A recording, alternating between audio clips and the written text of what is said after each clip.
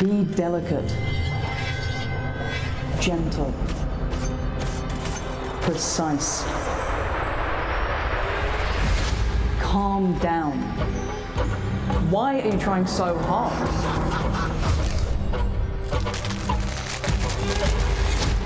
Isn't this too much for you? Aren't you scared? Don't play, don't compete, stop complaining.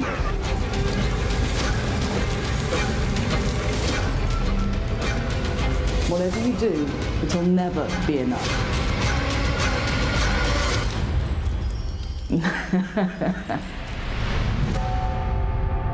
Greatness comes from within. Just wait and see.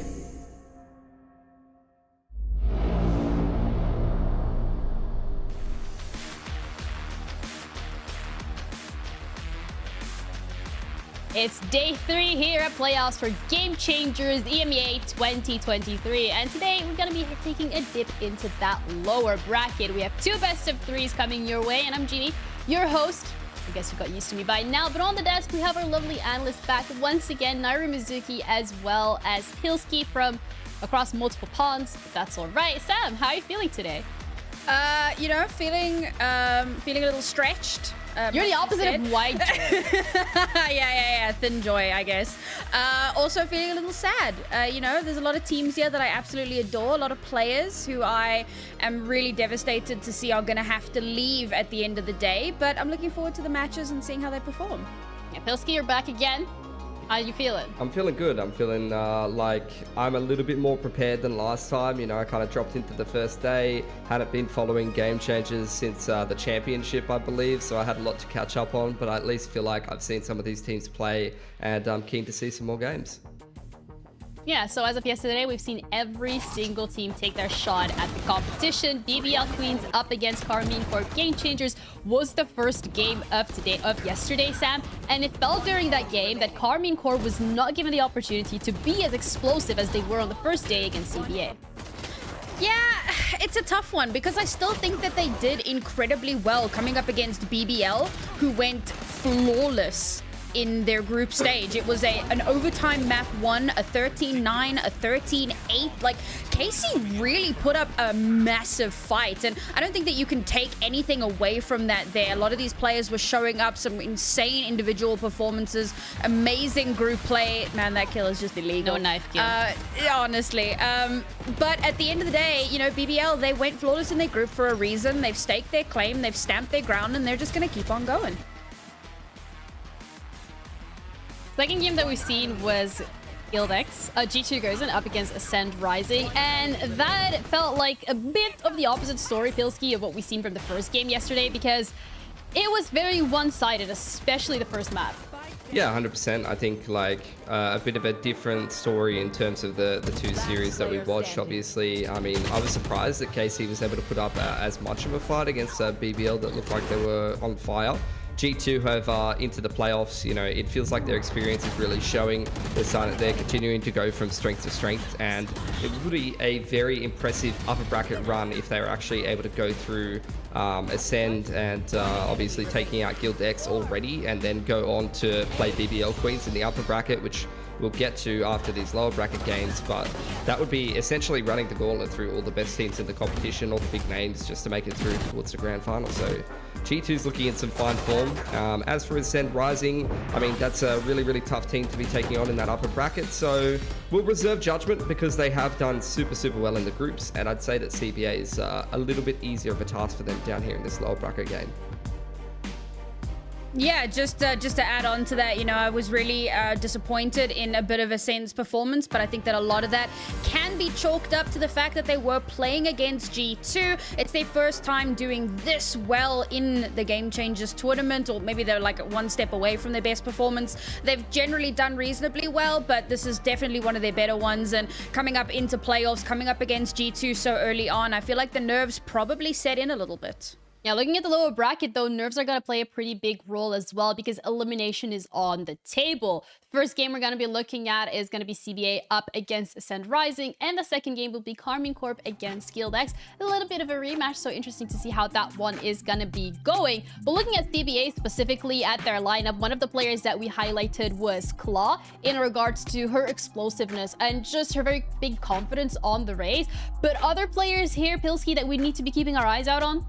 Yeah, for sure. I think, you know, as you mentioned, Clara, she's had a pretty good run in playoffs so far. She's got better stats than she did in the group stage, and that's what you want from your main duelist player.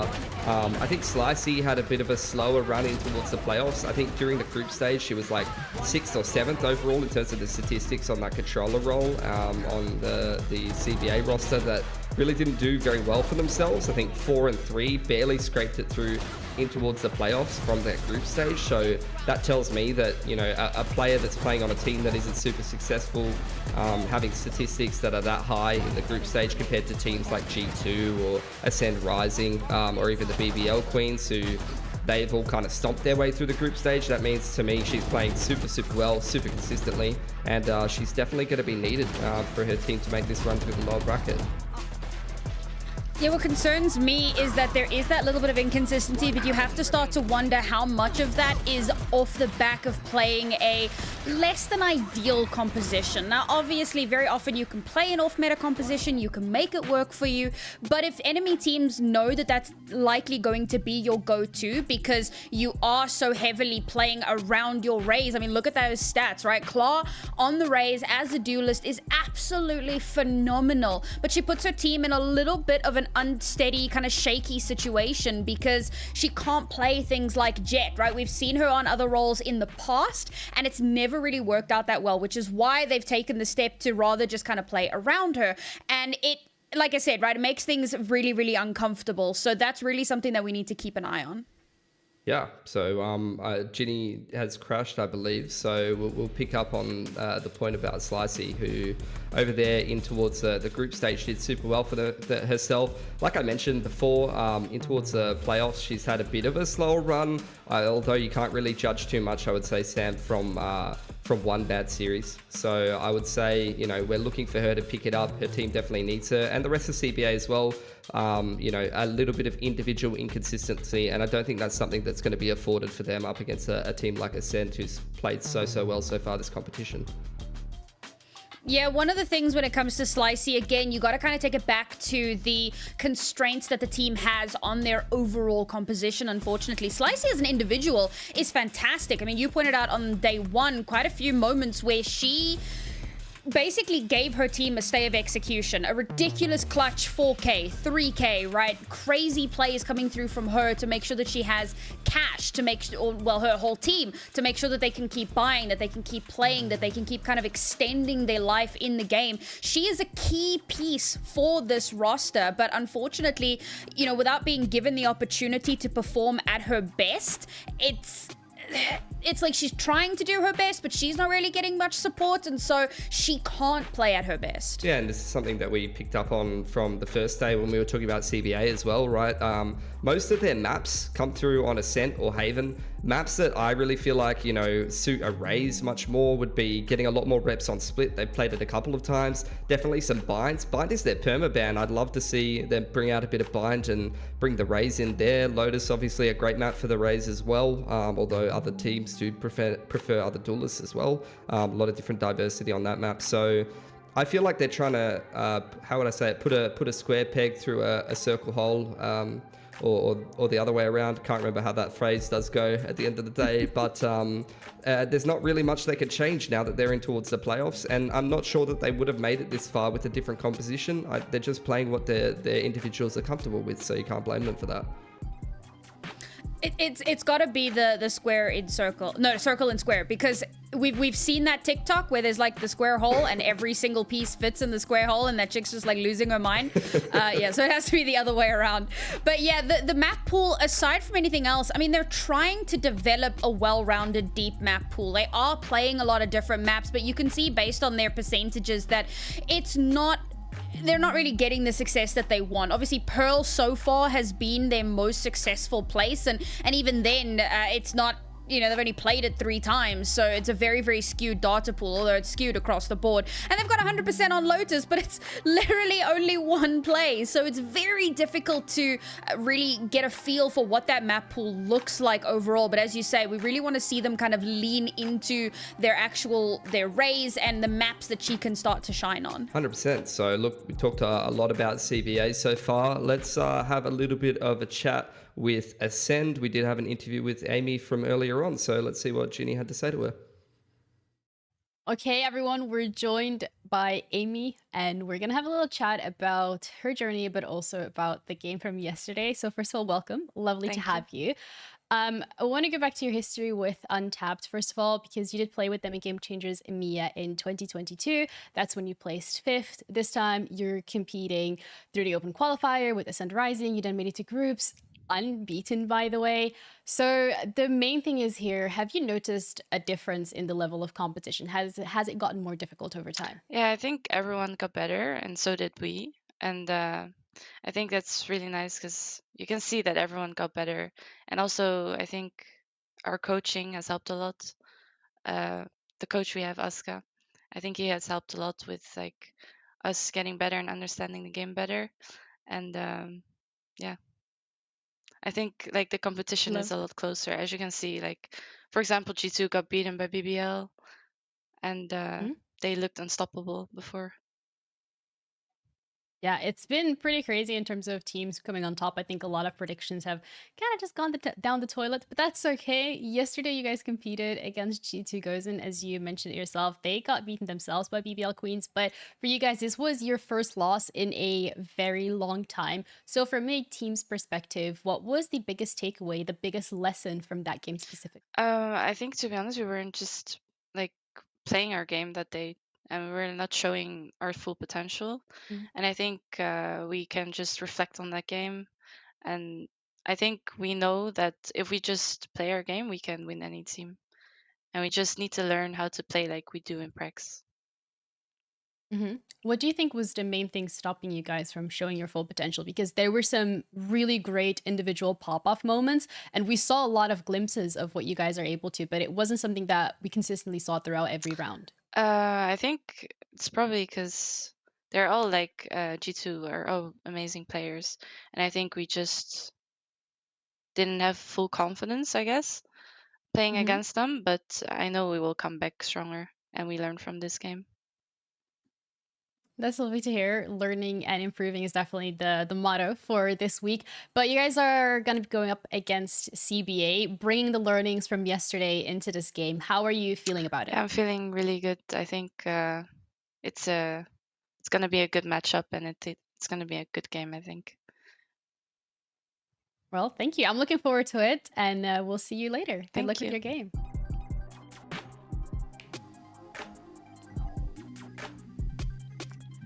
Well, that was a great interview with Amy, and it feels like what they mentioned, Pilski, in terms of confidence, not having it on the server yesterday and not feeling like they could be living up to their true potential was a hurdle in their way. But still, Amy, when we're looking at her stats, she made it her absolute best and gave it her best to try and pull this as closely as possible. Yeah, I think it's difficult when you play a team like G2. Sorry to interrupt you, Sam. They're obviously big names in the Game Changers scene, and they frag really hard, so you can kind of get blown out by them. But as you mentioned, Amy is right up there with everybody in terms of the statistics. She's, I think, statistically the best Sentinel player in the competition right now, and she's obviously a massive boon to a team like Ascent, who have done so well for themselves so far this tournament outside of just that upper bracket game. Yeah, Sam, you've been following her as well for quite a while, and she was on Untapped. They placed 5th. Now she's coming in with Ascent Rising, and it feels like the longer she's in the competition, the more scarier she's getting. Well, I mean, that's kind of the goal, I guess, right? Give women the opportunity to absolutely flourish, to quote our own social media, to slay. And that's exactly what she's been doing. And I think, you know, given that interview, she talks a little bit about how they didn't show their full potential. And I think that's definitely true, because while she was performing incredibly well, there were those inconsistencies that we spoke about a little bit earlier on. And I think, again, you know, the pressure from coming up against a team as strong as G2 can kind of set in a little bit. But now they're going for the lower bracket hero run, and I think that they can definitely make it happen, particularly if the rest of the players start showing up, start matching Amy's energy the way that we know that that they can. And if their history is any indication to how well this team is performing, I mean, Pilski, we're looking at them through the open qualifier. They go undefeated. You're then going in groups. You're undefeated. Their track record to get here, their run, has been immaculate, to say the least. Yeah, they have a really big streak of wins going on at the moment, so they're going to be riding that momentum in towards the playoffs. Now they've kind of been knocked down a peg by the G2 Gozen girls, so I think really it's a question of how well they're going to recover from that. But at the end of the day, in towards this lower bracket game now, up against CBA, I think that's probably the easiest opponent you can draw if going looking at the group stages, anything to go by, and just the fact that they got 2-0'd by a Carmine Corp earlier. This is going to be a good game for them to kind of regain their confidence. However, the only issue I really see is the fact that they just haven't played CBA before. So are they going to be used to this kind of comp? You know, playing against the Rays, going back to that old meta kind of style. How are they going to play against that? So on that point, no, they haven't played against CBA as CBA, but they have played against Claw, Slicey, Kim when they were on their previous team. So there is that little bit of familiarity. Everyone in the scene knows Claw. She's one of the most well-known duelists. And when I say in the scene, I mean obviously specifically the players, the teams, because unfortunately it's been a while since she's been able to say she's the champion. But she is incredibly well-known, and of course her inflexibility is also very, very well known. So I think that teams are at the very least cognizant of it. But yes, not having scrimmed, or rather not having played an official, because I'm sure they've scrimmed, but not playing an official against this particular iteration might maybe have its challenges. And looking at the roster as well from Ascent Rising, something that comes into play here, Pilski, is the fact that regardless of their loss, it's a mentality that they have developed that it's okay to lose.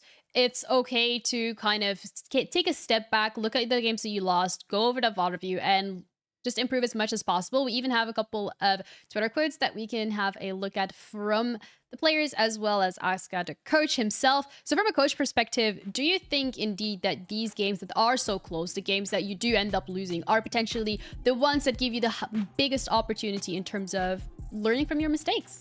Yeah, I mean, I think they've been winning for a while, so they're going to have to kind of take all the little bits of learning that they can out of those games that they've been winning or maps that they lose. Getting knocked down a peg by G2 goes, and I think, you know, maybe there are some things to be learned from that, but at the same time, sometimes if you get 13-2, you get outshot, particularly a fragging heavy team like G2. There's some limited learnings that you can get from that. I feel like it'd be a combination of, okay, pick up a few different things, but for the most part, outside of playing one of the best teams in Game Changers history, or the core of the best team in Game Changers history, who are world champions, let's just stick to what we know is working. We've been on a very, very nice streak. Implement one or two different things and make sure that we don't get caught like that, and we are ourselves, because like Amy said in the interview, they just clearly weren't confident in that series. Yeah, confidence seems to not be an issue coming into this match. Sam, specifically Leto, saying that everything will be different today, so just watch. But also from Aska himself saying that they have had the opportunity to play on their level and with that confidence, which seems to be the theme that keeps reoccurring here. Yeah, it's literally what I touched on a few minutes ago, saying that they came up against G2 and having that confidence against the world champion. Of course your knees are going to shake a little bit. Like, no one is looking at them and thinking any less of them for balking a little bit. But the fact that they have this mentality of, we are going to come back stronger. It's exactly what we had in the interview with Mary the other day, where we were like, yo, lost to BBL, you're G2, what the hell? And she was like, yeah, we're G2, we can lose, we can make mistakes. What matters is that we come back stronger and that we keep playing our game and that we don't let it get to us. So for Ascent to have come off the back of that loss and been, you know what? That was a fluke. Maybe not a fluke. That's a bit of an exaggeration. Yeah, you know, it was an oopsie. We made some mistakes and we're going to come back stronger. We're going to fix it. And this is not the last of us.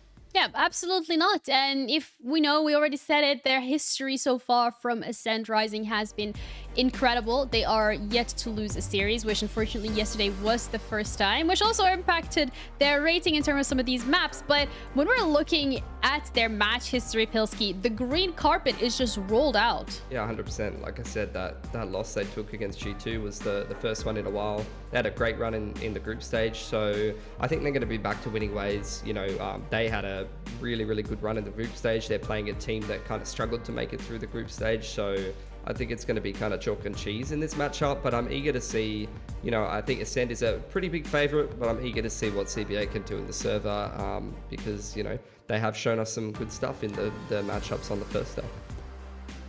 Yeah, one of the things that we highlighted earlier, Sam, and we've kind of also highlighted on day one, was the very one-sided approach that CBA had to their comps, to some of the maps that they were playing. And even though we're looking at the maps that they're comfortable on, it doesn't feel like they're going for the maps that are setting them up in the best way possible. They like to play the Rays, but for some reason, Bind and Fracture aren't something that they seem to be comfortable on. So is this something we're expecting Ascent Rising to be able to exploit, just considering how well they have been doing all their map picks? So one of the things that come to mind is the old thing about quote unquote hiding strats. And I think, honestly, if they picked into Bind today and absolutely slapped on it, I'd be like, yeah, that makes sense. Lower bracket, last chance saloon, 100%. But I don't know if that is going to be the case. Again, you know, we spoke about this a little bit on day one, but with Bind having all of its changes recently and being new back into the map pool, teams don't necessarily have all the practice that they necessarily could have on it. So I think that for Ascent, right, we spoke about it a little bit before, they have familiarity with some of these players. Even Xaline, right, when she was playing on Alliance, they would have played against her. It's really only one player that is a complete unknown quantity. So there is that little bit of familiarity. They can read into that, and of course, 2 days or 1 day of tape that they can go back and do a little bit of extra research on. That should help immensely. So for CBA to stay alive, they have to pull something out of the bag. Yeah, it has to be something different. It has to be something explosive because, as I said, right, last chance saloon. Well, it's interesting here that you bring up Bind, because Pilski, when we're looking at Ascent Rising yesterday, that was their map pick, which maybe didn't go the way that they wanted to against G2, but it does bring into question, is this something they're happy to float and to bring across, because of the fact that if you're comfortable playing it against G2 Gosen, you might also be confident playing it against CBA, considering how they always want to stay away from it. Never mind. They first ban Bind every time. I mean, these are the pretty standard bans for both of these teams, Pearl and Bind. I think Ascend, I'm feeling very confident seeing Ascent and Haven in this map veto, despite the fact that CBA's got a lot of reps on both of those maps. Ascend is looking pretty good in terms of their statistics and had a great run in groups. I was actually thinking that this would go down to split, and CBA were left with that last choice there, Sam, but they didn't choose to go split. They chose to go Lotus. I'm actually intrigued by that. I'm actually looking forward to seeing how that's going to pan out, because we spoke about it. It's the one map that they have 100% win rate on it, but they've only played it once, and it was against Focus, who were the team that, if I remember correctly, came bottom of their group, so they had a very rough run. So if you want to be harsh about it, you can say, right, it was kind of an easier matchup. They're now coming up against an incredibly strong team, and to allow that to float, maybe there's some surprises on it. Maybe they've got something up their sleeve. We saw Mary on Lotus yesterday, right? And she, on the Rays, and she was freaking phenomenal. So this could be a map where Clark could start to get some of that value that we've been hoping for. But again, we got to get there first. I mean, it is Ascent and Haven to get through first. And, well, after day one, I'm concerned. If I remember correctly, these were the same maps that we saw? Yeah, there you go. And it just did not go very well. Yeah, that brings me on to my final question here, Pilsky, because when we were looking at both Haven and Ascent, Haven was also CBA's map pick against Karmine Corp, but it did feel like they were a little lost in terms of how to approach the executes, how to approach the retakes, and Karmine Corp just kind of ran circles around them. So for these two maps to be picked again, from a CBA perspective, what are we looking at? I mean, you know, I guess it's just kind of going straight down the middle of the map pool at this point, but you're looking at a team that struggled in groups versus a team that did very well. It's 2 and 3 on both Haven and Ascent, 40% win rate from 5 for CBA, whereas you look at the Ascent girls, they played 9 games of Ascent, 7 games of Haven, and they're doing very well on both of those maps, but they beat everyone in the group stage, so maybe it's going to be a different story in playoffs. I don't know. I don't think I'm too confident for CBA, but we'll see how they play in the server. Okay. We're gonna see so indeed, as we're gonna be heading to our first map of the series, Ascent's Rising map pick, going on to Ascent, and we have our great casters, Ash from across the pond, and Mitch. Thank you so much, guys. A pleasure to be here with you. And wow, already getting off to a bit of a surprise here with how the veto went down. I know we were seeing, I guess, the standard bans coming out, but we had questions about whether Bind would be left through or not after the, I guess, disaster that happened just a few days ago. But Ash, they've gotten rid of it. And I think, you know, there's definitely a way to look at that it's the right call. No, that's for sure. We were talking about it a little bit in the green room, right, Mitch? Trying to speculate on why that might have happened. But even though Ascend were not looking too great on Bind, their history still tells a different kind of story. Meanwhile, CBA don't have any of that experience on that map. And with a team like Ascend Rising, you're going to expect that they're going to go back and fix a lot of those core mistakes that they made up against G2. Yeah, absolutely. That kind of turnaround, 1 day, 1.5, it's enough to plug some of the holes. Like we noticed in that game, so many aces, so many frag heavy rounds for G2. That's the kind of thing you can fix with spacing potentially, and it's not worth the risk if you're not comfortable there. Now, we've got our agent select, CBA and Ascend. The map is Ascent. Both of these teams, as you can see, take different approaches. Clout on the Rays, always going to be a highlight for me and something I'm super excited to see. The other key difference for me, aside from initiators, where you'll often see the Sova over on the Ascend side, is the fact that you've got an Omen in play for Ascend, but an Astra for Slicey on CBA. Very different interpretations of how to approach this map. Well, you got to think about the duelists, right? You're talking about Claw, about how she likes to go in. She gets that support. And also with the composition on the side of CBA, you've got the Fade and the Astra that do really well for those paint shells. But that is not going to be too much of a question, because we are going to be heading into the game just now. It's going to be CBA up against Ascend here for lower brackets round 1.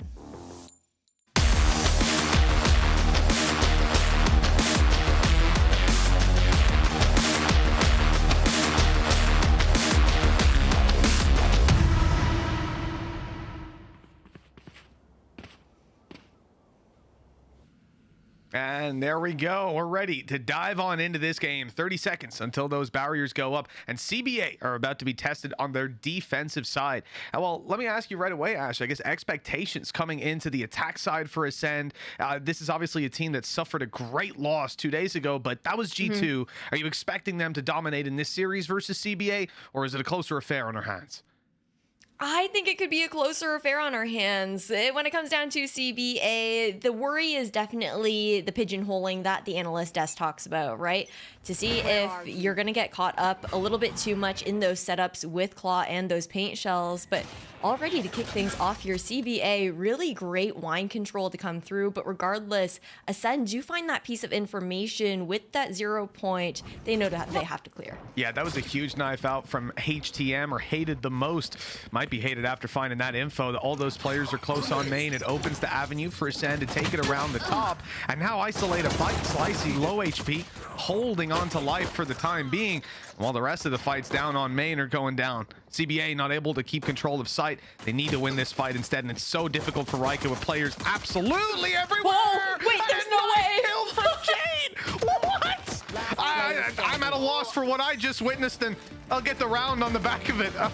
All right. Hey, it's time to make a statement here. It's first round in this matchup right here, Mitch, and what a way to do it. I just can't. The right click, sometimes that hurts so bad. You know, I remember a time where the right click was just better than anything else in the game. It felt like you were losing if you were buying a rifle, but wow, how times have changed. 2 right clicks, no hits, and a knife will do the job. I guess you tasted steel one way or another. That's Ascend 1-0. Attacking side round picked up. The investment here, 1 rifle, 1 bulldog, 2 specters, and a pistol. So really, we've got the wheelhouse of weapons out on this one. It's going to allow them to lose some players. And also, that knife certainly taken away any opportunity. Had there have been a stack up a Killjoy utility, they were going to get nothing with it. And this is the difference maker with that Omen pick here for Lateo as well, right? It really helps to help set up Schnell with those entries for sight. The paranoia is so huge, and you know, you got to get those eco picks here. It's the ace to come in from Schnell. Second round on the board from Ascend. Yeah, that is so clean. An ace on your jet this early on, when you've got this kind of buy as well, where, you know, sometimes we'll see teams pick up 3 rifles, sometimes an even heavier investment. This time, you know, they've only really got the 2 rifles, if you want to take the Bulldog and the Phantom and disrespect your Spectres, despite what we've just seen them do. But different game when you're up against full shields, or half shields as it is often now, and a rifle. The thing for me is, yeah, 1 orb, Blade Storm's online, huge upgrade for Schnell, and indeed great potential then for Ascend in this round. What's happening here? A blast pack off the rip and dash in. All right, Kla, that's certainly not something you'll see in every game, but when Kla's around, the odds go up.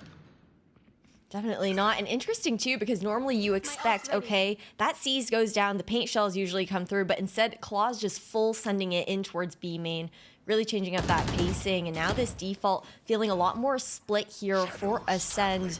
All players very split up at the moment, not really able to find that space together. Instead, Lateo is going to be moving on towards this A site completely alone, and ooh, that's got to hurt. Yeah, that stings. You know, losing the player to the Nano as they make their way through the turret wasn't making it any easier. That is a rough start. Ascend really getting the brakes pumped on them, and I love everything I saw from CBA here. The double peaks, even the firing squad they had on short. They conceded some angles to double up on others, and the reward was there. The door, unfortunately, not closable. I don't know, but it's going to be the early point of contact that we're going for, but Slicely's just going to clean up regardless. I like the idea coming out from Ascend there, but CBA played that perfectly, very much so falling off of that site, playing for the retake together, playing those numbers, not looking to isolate themselves into 1BX situations. Yeah, I think the only fight you could even take issue with is the final one there where the 2K was found. That's an interesting cam. My God, Kla is everywhere.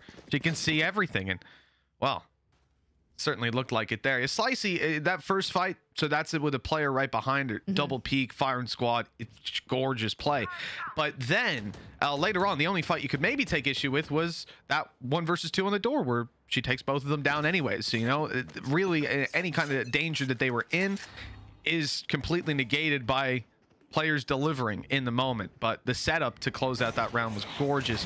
We'll see how much more they've got of that up their sleeves. Staying a lot further away from main now with that knife coming in. And it looks like we're getting quite a quick push. I kind of thought they were feeling out the space, taking wine, but we're seeing Schnell already on the side, running around with a Vandal straight into Kla. But now they know where she is. This is dangerous, and the nade to finish her off.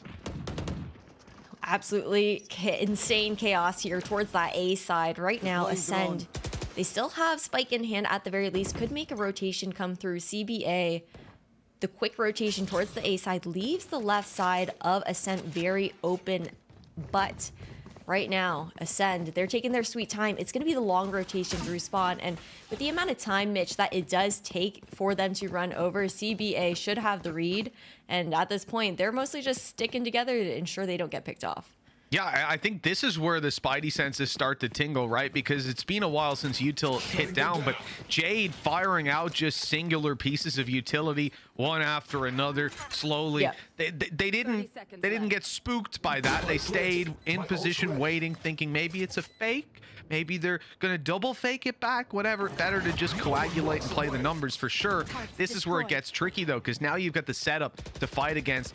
The most already popped the ultimate as well, so absolutely no chance of fighting back in for the next couple seconds with any utility. Instead, they try to do a dry, and, wow, you see how that one goes. Nice and easy in the first two fights, and then the trade is there from Jade to close out. Ascend definitely back on the saddle. That calling was really, really nice as well. Not a crossfire setup, but it's just the 1-2-3 swing to come through. A little bit of assistance coming out from Jade there in towards B main, but that was great stuff coming out from Ascend. The null command being a huge difference maker, just avoiding any potential of CBA having some utility to help them get back onto that site. Now, though, going into this next round, CBA pushed onto an eco round. They do have a Cosmic Divide available. Very unlikely to see that come through, so they're actually going to lean towards mid for the first time. And actually, great read coming out from HTM. A swap up with that knife to go out towards that catwalk position instead of wine this time. Yeah, you like to see that lack of predictability, really. If you're keeping it the same every single round, like we saw in the previous, players are just going to start adapting. They're going to start repositioning and playing off your utility as opposed to you getting to play off your own. I do like the ideas here from CBA. Again, if you just take a look at the map, on short, they're ready for a two-player peak. In B main, they're about to make the two-player peak, swinging into the angle. The timing was perfect, and then got down scot-free. This is huge, especially with a third player close by, still with some utility left to play with, and that nade is doing all the work. Ascend really backed up against the wall here, and it seems like they still want to fight in the main. That flash didn't do quite enough. Oh!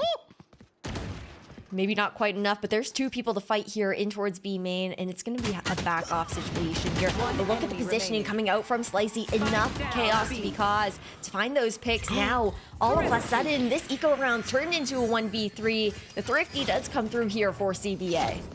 Like I said, great setup, but it's not just the setup that gets them the win. It's the initiative, the timing on this peak inside of main, the fact that they semi-stick around, right? They fall back to secondary positions. Nade is there, that isolates the Jet. Nano Swarm goes in. The Jet's already isolated. Ain't anywhere she can go. Schnell was just dead to rights there. And then these other players, they make the decision to stick around. And this is the problem. In a round like this, maybe you clean up the kills, but often the rotations have come in, the backup is there, and you are now committing to a fight against multiple pistols. They wanted the face-off, but it didn't work out in their favor this time around. No, it's tough to around that particular corner, but now a bit of a change of pace to come in. Blade Storm activated here for Schnell, and the alarm bot goes down early. Enough to call over a mid-spawn rotation here for the side of CBA, knowing that they do have to watch in towards CT. But it's not an overcommitment quite yet. I like seeing the spike back off because it's always a scary spot there into mid-market to see that spike fall. Well, yeah. You don't want it to go down that far into enemy territory, and the problem is how many routes they have to circle back behind you. Once that goes down, you're surrounded 360. Yep. Instead, we're moving back over towards A main. One player on short, drone going through. This should draw their attention. Get those eyes focused on short. There's a fantastic paranoia. I believe went through. No, it was a smoke. It kept the paranoia even into sight. Used it up as they dashed their way in. Kla and Slicey both falling. CBA, first line of defense, not going to work. And we've seen them fight their way back into these rounds. We've seen them do a ton of damage in attempts But the ultimates that they're up against here is the real concern, especially with Jade still having a Hunter's Fury. Not even just that, but for the side of Ascent, just keeping control of Tree here. Great positioning coming out from Jade. It's a question of if she does continue to push back in, she will find that pick. Now it's Kim left alone. Yeah, it's a tough one. Good attempt. First shot was the headshot, and that was the low HP player. So Jade's able to clean on up afterwards and keep that Hunter's Fury in the back pocket. That post plant not needed at all. And so Ascend, they go up 4-2. The key thing looking at CBA's economy is that the buy is very difficult to manage here. They have got 3 ultimates, and especially the showstopper on Clan. You know, if this is a Blade Storm, that probably does get the buy out of them, but with it being a showstopper, you've got to be more selective of where you use these up, and I have a feeling we'll just see 1 or 2 rifles and a much weaker attempt at this defense. I like the call for this timeout, though, coming through here for the side of CBA, because for Ascend, sure, they've only got a 2-point lead so far, but you don't want to let that roll into anything more, especially when you're expecting to lose this round to come through next. But you're talking about these ultimates, it's gonna they're all either gonna come out here, or it's gonna lead to a really potent rifling round coming out into the next one. I do think that there is potential to see Claw go for a bit of an eco weapon, try to get aggressive in towards a retake, or even try to catch Ascend off guard by maybe getting more aggressive in towards A main. That seems to be the control that Ascend or CBA are struggling with, but you can also see there's a chip on the shoulder of Ascend. They do still double, triple check in towards Wine, clear out that area because of the early pressure that CBA put on previously. Well, that's exactly it, and I think, like we said, those adaptations, they're key as we see this game progress into round 7. It's where you really start to get an idea of how your opponents are running things and where you might try to make a play of your own. Claw's got that idea, but the reveal might have ruined her chances. Even getting out of here is going to be pretty tough at this point. Nade, though. I thought the nade was going to be used to cover the cross back, but Claw's actually crazy. She's sticking around. She's looking to fight, and eventually falling back. No punish there. It's the fact that you just see her hopping across the map, though, like on the mini-map, just like, yeah, okay, it's chill. I know my team's got my back if I can't make it. But look at the respect that Ascend were putting in towards B main. That was a very early smoke to go out for themselves just to deny that space any early peek to come through. And it's reclaim here on the side of CBA. They close that mid-market door, allows them to very comfortably just focus on the extremity. The last time we saw a buy like this, a much worse one, in fact, with majority pistols, CBA won it in B main. The setup that, I mean, not too dissimilar from what they're running right now. A little bit switched up, but you've still got Cloud there, and when you've got Cloud, you've got enough. The thing is, it's not going to be the B main play, and already the showstopper's going to be baited out. C's attempted, good damage at least. They can't follow up on it onto Amy. She's healed right back up, good to take the fight now. Paranoia that they're fighting on the back of him. Hated even has another angle to cover, to clear, and will make it out. Full HP. The Classic on the other side, not capable of dealing the damage. 10 seconds though. They need to get to the site. Knife out running. They thought it was clear. A big mistake as Ascend end up falling here.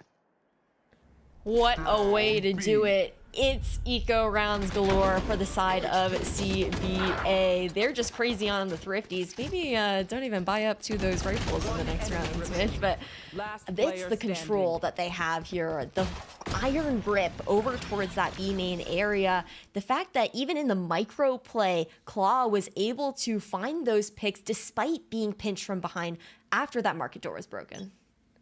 So unfortunate as well, the assumption that there's an extra player, and I don't know if that comes on the back of, remember, Amy did begin the round on A, so I don't know if they saw utility, heard something, realized that, okay, the last one was A, you know, 10 seconds, just run in and plant, and that ends up actually costing you. You know, if the rifle was out there, it goes the other way. Instead, we end up with a neck-and-neck fight, and Lotus, the first to go. Ascend down a player, just a matter of seconds into round 8.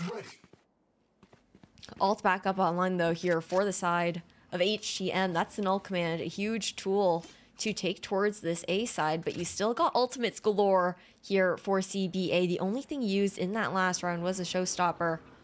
Every other one available, so CBA playing the more non-committal positioning here, more for that retake because of those tools.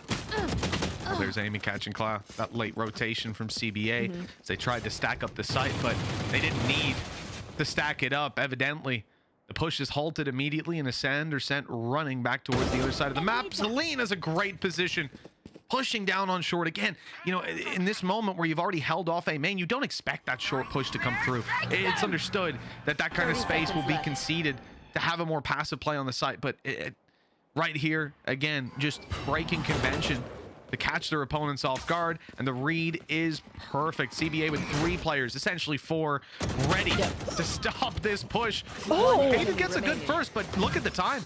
A matter of seconds when they attempt to make their way down that laneway, and Zelene had the off angle yet again. 3rd player caught off guard in the round to equalize things.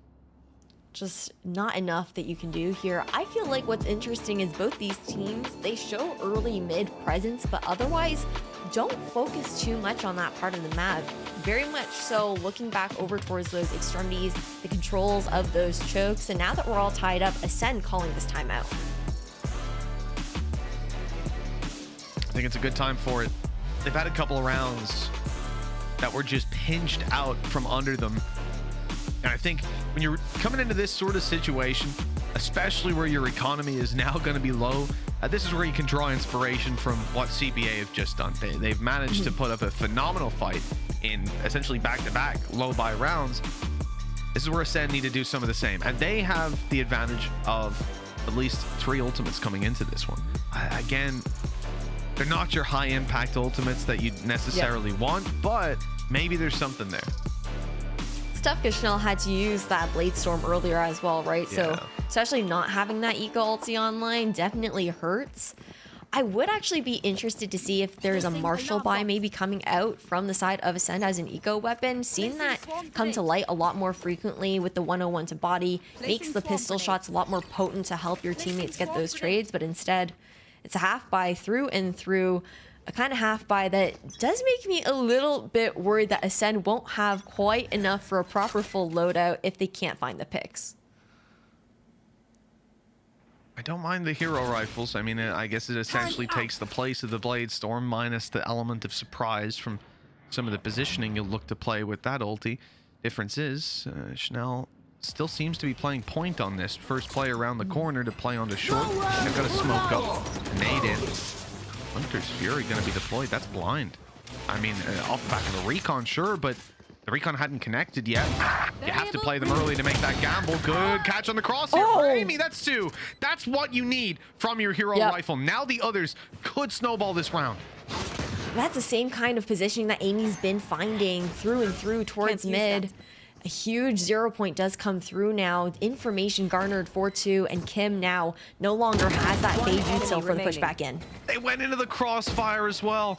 Everybody on Ascent playing on short, bar Jade, who's much further back. What? That was through the smoke. It hadn't faded then, right? I guess you get the read from the fact that the player is on site, your teammate sees them, they come up on the mini-map, and then Jade just runs an algorithm in her head to find that. That's unreal. Just calculates the angles. Okay, yeah, this looks precise to me, but these teams right now are just going so insane on their eco rounds. I feel like we almost see a little bit more coordination coming through from them. Almost not being afraid to put their lives on the line in that kind of sense is helping them garner that success. Yeah, we talk a lot about Cla, and no doubt, you know, by the end of this game, we're going to talk a lot more about her. But in this game, you know, Zelene's positioning has been unreal. I think her understanding of how this map is being pushed and pulled by Ascent is fantastic. Being able to catch them off guard in positions they deem safe. But on the other hand, Jade, I mean, look, a known quantity coming into things. I'm not trying to say it's a surprise performance, but it still surprises me every time I see stuff like that. I mean, just the familiarity with the game is unbelievable. Great flash. That is, Slicey was playing anti-flash on it, ready. And they've got a nade up behind it, which Slicey goes into. Maybe a little over-aggressive, but as Zelene says, you know what, I'll do it too. If all your friends jumped off a cliff, would you? Well, Zelene would. Landed on her feet. She's swimming away out of that one. 2v4. 2v4, and Latu is all found out as well. The barrel with the reposition. Zelene has got this round, and it's all hers. A getaway pick coming out there from Latu, but we're all tied up now. 5-5, and I don't know. I'm not saying overheating, Mitch, but these players are not afraid to commit to those swings. Oh, they are not. I mean, you get an advantage like that, and you have the spike behind a nade as well, so you know, it's good. Everything's good. And Slicey's like, no, I want more. I want another one, which, you know, it works out. And the funniest thing about it being that Zalene ends up catching them off completely again from the corner on short. It's just even the initial peek on short kind of caught them off because they're like, wait, 2 people are crazy enough to swing into that nano? Okay. But it works out right here, neck and neck, and some big moments I think that have defined how this game has gone so far. Clack caught by the second player of Jade, who doubles up. That is huge. Jade has just been popping off so far this matchup, but you got Op in hands here for Slicey. Unconventional to see it on the Astra pick, at the very least. Makes the retake a little bit more difficult in that kind of sense, and now you've got the null command to come through. Cosmic Divide available here as well. Oh, here we go. Already, CBA off to a fantastic start. Zalene with 3. It's the story of this game. Back-to-back triple kills from the Killjoy that now puts CBA not just on the map, but in the lead. Also just, you know, unlucky, Rika. You're not getting rezzed. You're not getting brought back. The AWP saved in the end as well, and there is only the 1 round left, so they've got the cash to spread around. Oh, no, they don't. No, not really. That was, the eco res there would have been actually a little bit nice really to put a weapon. Rifle, yeah. Yeah, it'll be a light shield sacrificed instead there for Zalene, maybe even hopping over towards an eco weapon. But look, going into this round, things are about to get chaotic. You got 3 ultimates on the side of Ascent, and a potent combination with that Cosmic Divide and Lockdown here for CBA on a retake. Get out of my way. And there it is, light shields for Rika in the end. They shuffled around. The economy is straight away a push out. That was a headshot? Wow. Schnell catching the back of Kim's skull. B site though, not giving up just yet. Latu backs out, clearing it completely. And now they know. This side is theirs, the plant is theirs, the setup can go wherever they want it. Even getting some Killjoy utility down not on the site, but on the way in. This is going to be such an annoyance with the lockdown as well. Yeah, just trying to buy that time too to come through. But look at the positioning coming out from the 2 as well. Going for a potential late mid flank afterwards. The Hunter's Fury coming out from Jade is spot on. So much value and damage to come out. Yeah, this is the last round of a half, and they came into it with ultis, and they did not want to exit with ultis. Jade even finishing it off with an Odin. You love to see it. 6-6 at the halftime, and it has to be said, Ascend were in a fantastic position in a lot of these rounds. In fact, I would say that they did the hard work, and then they actually fell down on the easy bits, or what should have been easy bits. But CBA made those eco rounds, those thrifty rounds, so difficult to fight for. I mean, both sides did. I think both won out all of their thrifties, if my record is being straight with me right now, which is absolutely maddening to see. But neither of these teams, Claw or Schnell, have really slowed their roll on that kind of aggression, not afraid to go in and try to get out with the help of their util, whether it's a satchel or a tailwind. But now with Ascend on the defensive side first, you see potential recall smoke going up there in towards Catwalk. Schnell does find the information, and it's early mid control here for CBA. Alarmbot taken down early, but again, worried about this overcommitment with the spike into mid-market. And with 120 on the clock, it is just feeling it out. Moving to break the door, cause some extra concern for this team, but they brought the spike back. Now look to move to the A site. 3 players here, 2 effectively good for the fights. Hated in the corner. That's 3 found. Huge information to play with.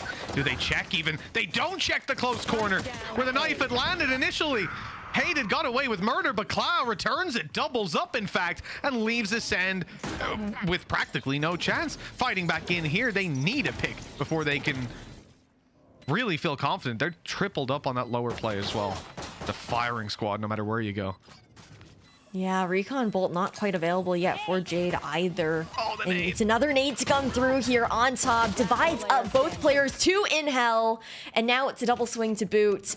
Jade now stuck in a 1v3. Yeah, I mean, this should be impossible. They have the time to play with. Those 2 players under obviously pose a risk to the game plan if they go down, but there's 2 players there and they've got a crossfire. It's pretty tough. Obviously they do provide the duels, but they're not able to capitalize.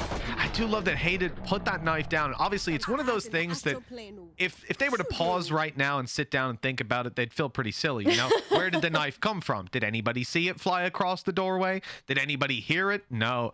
Obviously she was in the corner, but you're not going to make that connection sometimes on the fly. There's so many things they're worried about. They're checking, they're running through their sight take step by step, and well, they got tripped up, but in the end, CBA 7-6. 7-6, and look at this read here. Ascend stacked over towards this A side. It's a quiet contact play for CBA, looking to creep up. Look, Dog probably going to be expended. Prowler just to ensure no one has snuck in towards Wine. With that 0 point having been used earlier on, likely to expect some sort of pop flash out. 1 satchel left here for Claw for the entry. I mean, this is the very danger that CBA set up in their own low buy rounds. That Seize nade goes deep. It's not going to catch them. Amy spotted, but that's 1 player. 1 player sat on a side. That's enough for CBA to walk away. Hey, they know this game. They play it, and they are not going to be on the receiving end of that thrifty. Not on the A side, at least. They're moving around to B, but I'm seeing Ascend move, and I'm thinking they're not going to be there on time. They're not going to be there on time, but I like the early reclear coming out from A main, because despite that, they still have the read. Dark cover goes out to slow the roll of CBA with their entry on site, but a lot of initiator utility already invested, and that Nano Swarm lineup actually earns the first blood. That's crazy. I mean, I believe we just saw her throw that through the window, and there you go. Lands down. They're in the smoke. They don't even see it coming. Can't react in time. Good damage. Again, this is Ascend on those pistols, and you're thinning out the herd that can definitely do some damage to you if they're able to get the numbers advantage in these duels. I like that we're doubled up in main. I like that Celine is pretty much the point of this spear, wanting to take that first fight. And at this point, you know, obviously you'd be thinking time is low, they've got to make a move, but if they can drop 2 players here, if they can contain them that they die to the spike, that's already a win.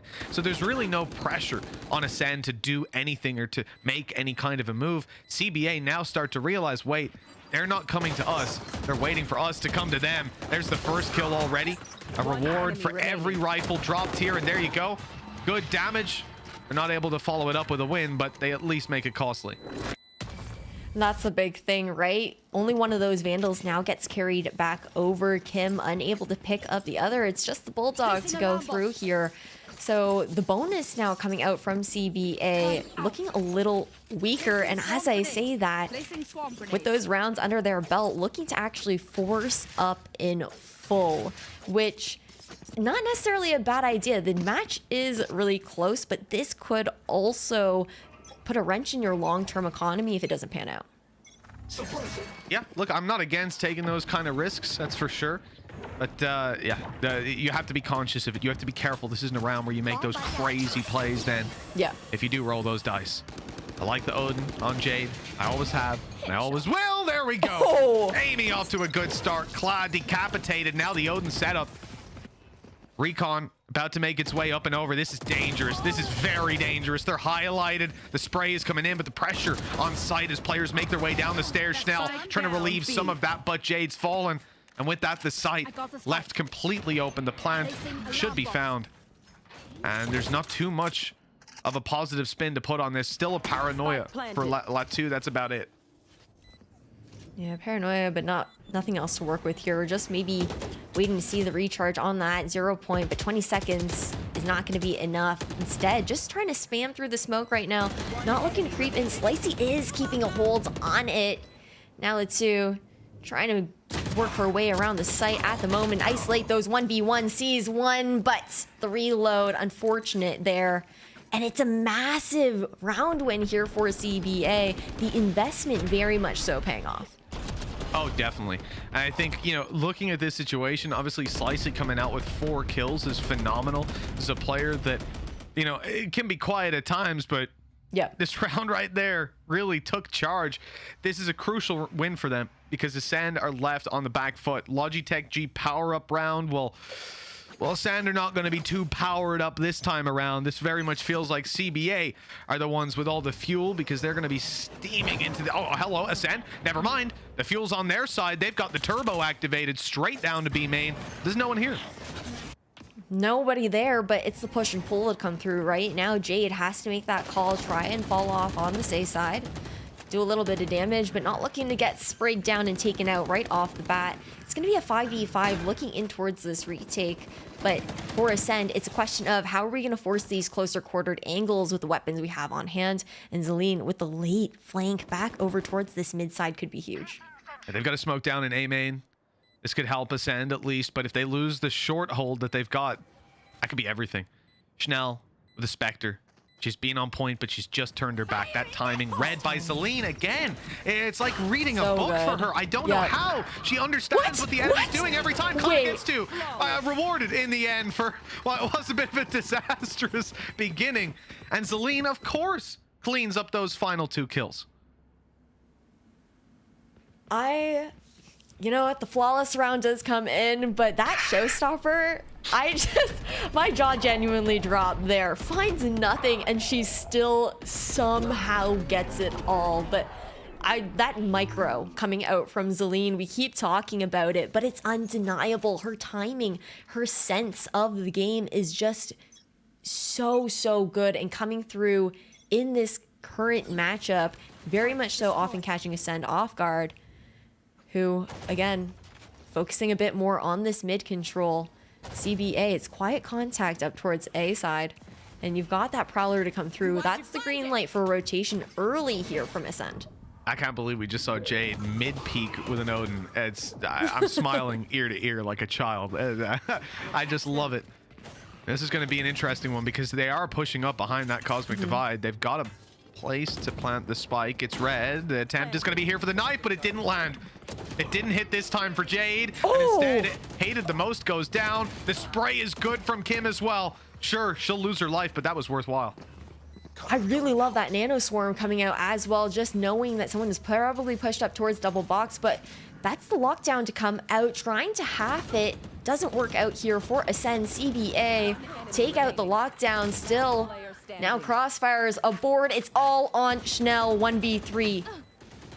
Has to rely on luck. I mean, even to stay alive, 11 HP, the repeat needs to come through. The headshot had to follow, but it will not. Slicey instead, closing out another round for CBA. And to be honest, even at halftime, if you ask me whose game is this, who is winning the game right now, even though it was tied up, oh, that's unfortunate. Even though it was tied up, it very much felt like this was a game that was in the control of Ascent. They had 6 rounds. They lost 2 that they almost, 9 times out of 10 you would win those versus those pistols, but they happened to run into a stack. They happened to be hit by utility when they were taking a lot of the fights, and they happened to lose the duels. It was a lot of what you could put down to, unrepeatable success or luck on CBA in those low buy rounds. But again, they had their setup. They got their reward for it. And now they're sitting 11-6. The reins completely swapping hands from what we saw in that first half. And a lot of it has to do with those late mid reads coming out from CBA, right? Now, during this time out here for Ascend, what I'm really looking for the team to be discussing is how are we going to counter that? How are we going to cut off that timing? And I genuinely think that the answer could be for a late rotation to come through outside of those arches into mid-market, trying to catch the player that's usually lurking into B-Link, finding that space later on, especially in that previous round where you knew that with the lockdown coming out with the Cosmic Divide positioning, that CBA had to have some sort of strong mid presence to reclear. Just a true jaw dropper of a performance when you look at Zelene. 22 kills, 9 deaths so far. Yeah, it's crazy. 1 assist. Barely being involved in the assist game. She's just killing them herself. Don't want to help anybody out. And again, the context of it, probably half of those 22 kills were people that were looking the other way. Just unreal. I haven't seen that kind of play style. I mean, it's very reminiscent of, like, especially success rate wise, Nats at his prime time. This is good setup for them being this far ahead. Economy, perfect. Ultis on their side, and they're against pistols. Very, very likely we're looking at 12-6 here. Very, very likely, but the Thrifty rounds have been some of the craziest ones that we've still seen. To keep the expectations good, Schnell, all this cat control is huge, denying what I was talking about from CBA, that late mid presence to come out. Knowing that B-Link is clear, has to keep an eye on towards top mid, and great reads coming out from Ascent, falling completely off that site, negating that Nightfall. Slicey, it's the timing, and it does not go her way. Busy setting up all those stars, and in the end, the stars align for Ascent to take the first kill, the second as well, but it's quickly answered back on as CBA retake control here. Door down, but Latu not able to get the kill. The angle was a little too difficult. Ult's coming in. I mean, that is a very ambitious play. Celine just wants to bait them into a fight here, and she's done exactly that. Busy spraying away. They'll end up with another kill. Schnell making it out barely, but those steps were heard. They know exactly where she is, and they know exactly where she's coming from. At the very least, has a bit of cover available with that cloud burst to try and isolate these angles, but all three players here on the side of CBA will be holding, knowing exactly where she's coming from. Match point, like you were talking about here, Mitch, and today's our first day here on VCT Game Changers EMEA Series 1. I almost feel kind of bad because, you know, we're going in really intense. We're into the lower bracket. We're sending somebody home today. That's it. You know, elimination is on the line, and we heard earlier on, I believe, from one of the Ascent players, it might have been Amy, that said, you know, after today, everything's going to be different. Just wait till you see. And, well, so far, it's not. You know, CBA are coming in with some G2 goes and energy right now. They're winning a lot of the low buy rounds, and if you're winning thrifty rounds more often than you're not, the thing for me is you're a better team. Individually, you are on the day, right? It's not a sweeping statement, but right now, right here, this is CBA's game, and Ascend need a miracle to get their way back into this. I mean, they were making the first couple rounds they're losing look close, but at this point, close goes out the window. You have to be dominant, you have to be consistent. One crack, and it all falls apart. And something I gotta ask you about, CBA calling this time out, right? That means CBA, they're talking about how do we close this map out right here, right now. But if Ascend somehow start to make some sort of comeback, you can't fall back on another one, because that's both already used out here for CBA. Yeah, we saw it indeed for Ascend as well. Both teams have burned up their timeouts, and at this point, that does put you down. Look, it's a 6-round stretch. You've got economy on your side. I think there's probably not a ton of input that needs to happen past the point of like, hey guys, you know, here's our plan. Let's just close it out the way we planned, you know, and then whatever 6 ideas at most you've got up your sleeve. But I do wonder, yeah, if maybe that's the sort of thing you want to keep for your 12-8, 12-9, when those mistakes are happening and you need a fresh set of eyes. But maybe that's another statement of confidence from CBA and where they're at right now. Maybe they shouldn't be so confident. Schnell not gonna make it out. Of course Celine catches her. My mistake to assume Celine wouldn't be there to catch them off guard. With their back turned again, I might add. That's such a huge punish to come out. Operator now out here for Ascend, right? And now it's the execution looking here towards that A side. We got to worry about the KJ utility. Somehow the frags are still coming through, lit up by that recon. It's all Amy. Door closed. Claw has to recover that spike, find the picks too. Oh, and caught with the nade out as well. Gorgeous round from Amy. And I mean, Ash, you hit the nail on the head there. You got to watch out for the KJ util. Those nanos absolutely decimated their plans. Those players were jumping around with their knife out, just desperately trying to escape the radius. And oh, they didn't know that the kill shot was on its way. Gorgeous play. Like, look at this. Like, they're just running around. They're vulnerable as well. Just like, get me out of it. And then you're shot. You're dead. Look, it's a round that goes Ascend's way. Like we said, it needs to be consistent. And right there, it does come down to trades on the site, but a big play from Amy. We need big plays in every round if that's going to continue. Definitely do. Early contact already here in towards B main. Green light for Jade to just get the spam down, and CBA going back towards this market play that they favored beforehand. But B main completely cleared out now, looking to actually almost switch sides, flip the script here as Jade is alone on here on B. Oh, it's not a pretty fight. You know, good damage done with the Odin with the shock dart from before as well. That really lit them up. Zaleen, guess who she's caught off guard? Full sprint as well. I mean, she can make noise at this point. I think she's just a phantom. Although in the end, Hayden is going to ghost bust that theory. As we go back to a 3 versus 3 on the side itself. Everybody from CBA is just locking it down, but Clan not having a pretty start to that. The wall bangs were dangerous. Kim has to clutch it all. Not sure where Hayden has made it to. And a sneaky reposition behind the boxes has netted an 8th round for Ascent. I mean, look, they are holding on, clutching on, and this is probably where you'd want a timeout. It definitely would have been, but it's not going to happen, unfortunately. And now Ascent has finally got their money rolling, right? Very much stifled with 6 rounds in a row into the pockets of CBA once we swap sides. Now actually have the money to play with a little bit more now, going for even that light shield buy, just trying to stretch the economy as much as possible, knowing that rounds have been close, but going into this next one, that lockdown is available. But I'm looking over at the showstopper here from Claw. We've found so much value from this Raze's utility. Oh my, right away, Schnell still delivering. Doesn't matter mid-air or not, headshot delivered, but trade is quick. It's efficient. CBA don't lose anything else for it.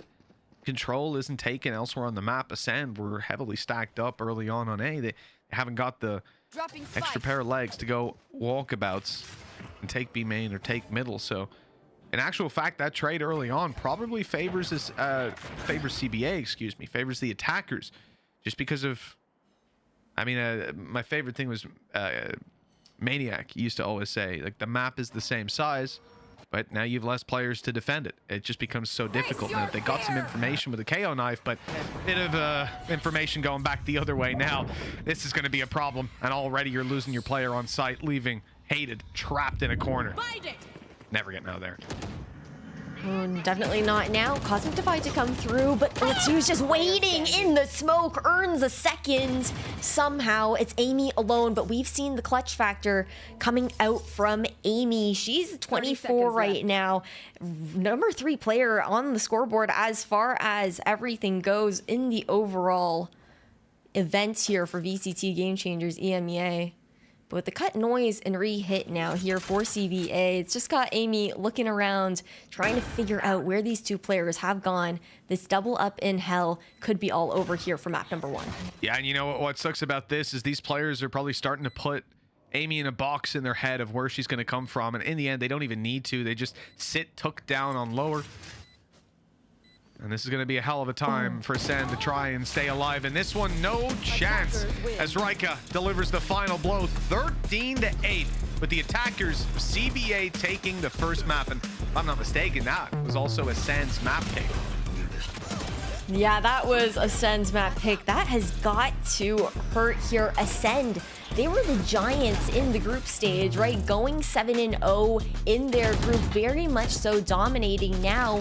Getting into the playoff bracket, looking a bit lackluster compared to what we've seen before. And, you know, it's their map pick. Yeah, if you're going to make that statement, make that stand and turn everything around, this is where you want to do it. Now the reverse sweep relies on going to comfort ground of their opponents where CBA want to take those fights. And I have to say, this was definitely a map that I could see CBA having picked. With the way they played it, start to finish, they had their ideas, they had them polished. Sure, there were some crazier moments there, but I think you need that. You need that flair of just insanity to your playstyle sometimes.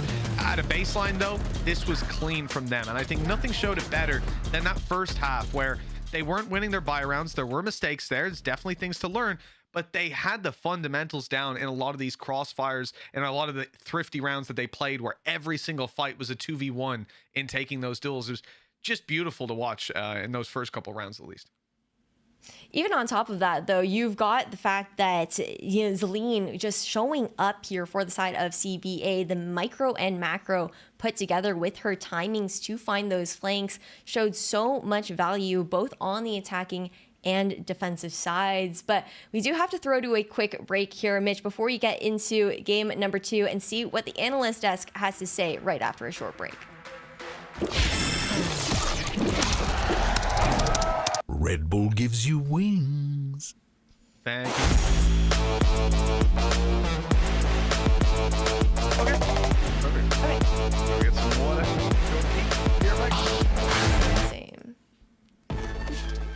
distraction.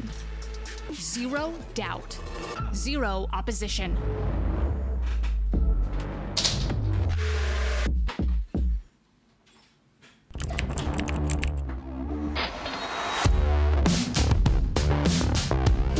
What is this from EA?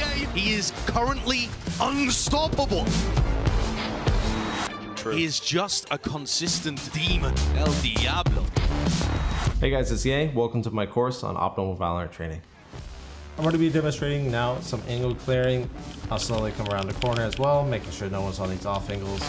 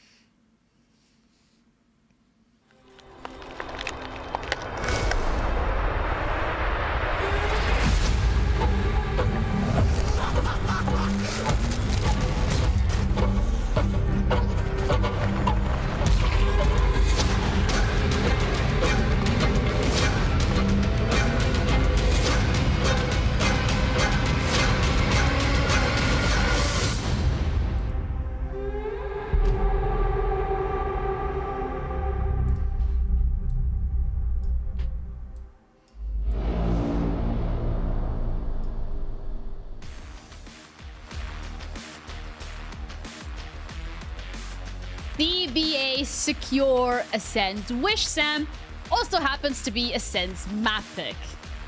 Ascent picked Ascent. There's something poetic about that. And there's also some... Exactly, right? The poetry continues. It's a little bit of a Shakespearean tragedy at this point, because it's CBA who woke up this morning and said, guys, I really CBA. And they absolutely knocked it out of the park. Can we just talk about Celine for a moment here? Because 309 combat score, 26 and 11. Like, when she was still at like 24 and 9, I was like, what is happening right now? She has knocked it out of the park. Yeah, when we're looking at today's game, specifically CBA Pilski, we were like, we're a little worried about how we've seen them play on Saturday. They looked a little lost in their own map picks. It felt like they weren't playing to the full potential that we saw from Claw. But this time around, it was completely different. Yeah, I mean, Celine had a very, very good game. And as we mentioned, but before that CBA and KC game, it is a domestic derby. It's a bunch of players who have played with each other. Familiarity is definitely there. Ascent, at least this iteration of the lineup, haven't played against CBA before. And look, I'll be honest, I felt like CBA looked like a completely different team compared to 2 days ago. They played a phenomenal game of VALORANT here today. Yeah, and the first knife kill of playoffs give here at Game Changers EMEA is going to be going to Jade. So we have a little replay as well, just in case you missed it, because we were really hoping for a knife kill yesterday. That didn't happen. So have a little look at how that played out, because we do all appreciate some knife kills, don't we, Sam? Honestly, the best part about this is that this BM is going on, and I know for a fact Jade's mom is in the Twitch chat. It's absolutely fantastic. Mom on TV, look at me now. I just stabbed someone in the back. Hee big memes. It's fantastic. I'm glad we finally got it. It took 3 days, but we got there. Also, shout out Esports mums. We love Esports mums. Aw, cute. Hee XD indeed from the side of Jade. She got that knife kill. But one thing, as Pilski already mentioned it yourself, was the fact that it felt like CBA was a completely different team. Sam, I want to bring us back to round number 5, where we were actually saying, oh, Ascent Rising are playing really good anti-eco. But then when we're looking at how round 5 plays out, it's a completely different story. Yeah, it was really funny because it starts out with Pilski actually saying, oh, wow, they're playing this so well, right? Like, they're playing really passive. They're waiting to see, is it going to be a pistol rush? Is there going to be a ton of utility coming out? Like, what's going to happen? So they slow it down. They wait. They default. And then they start to execute, and CBA rather, they once again go, nah, we CBA, guys. And it starts off with this awesome flash that's going to come through from Rika in just a moment. But the utility usage between these players of this heavy stack here to be able to like throw out so much of that, to slow them down, to keep that pace from getting out of control. And of course, Claw with that initial pick, this was when things started to fall apart. And then the paint shells come out doing all of this extra damage.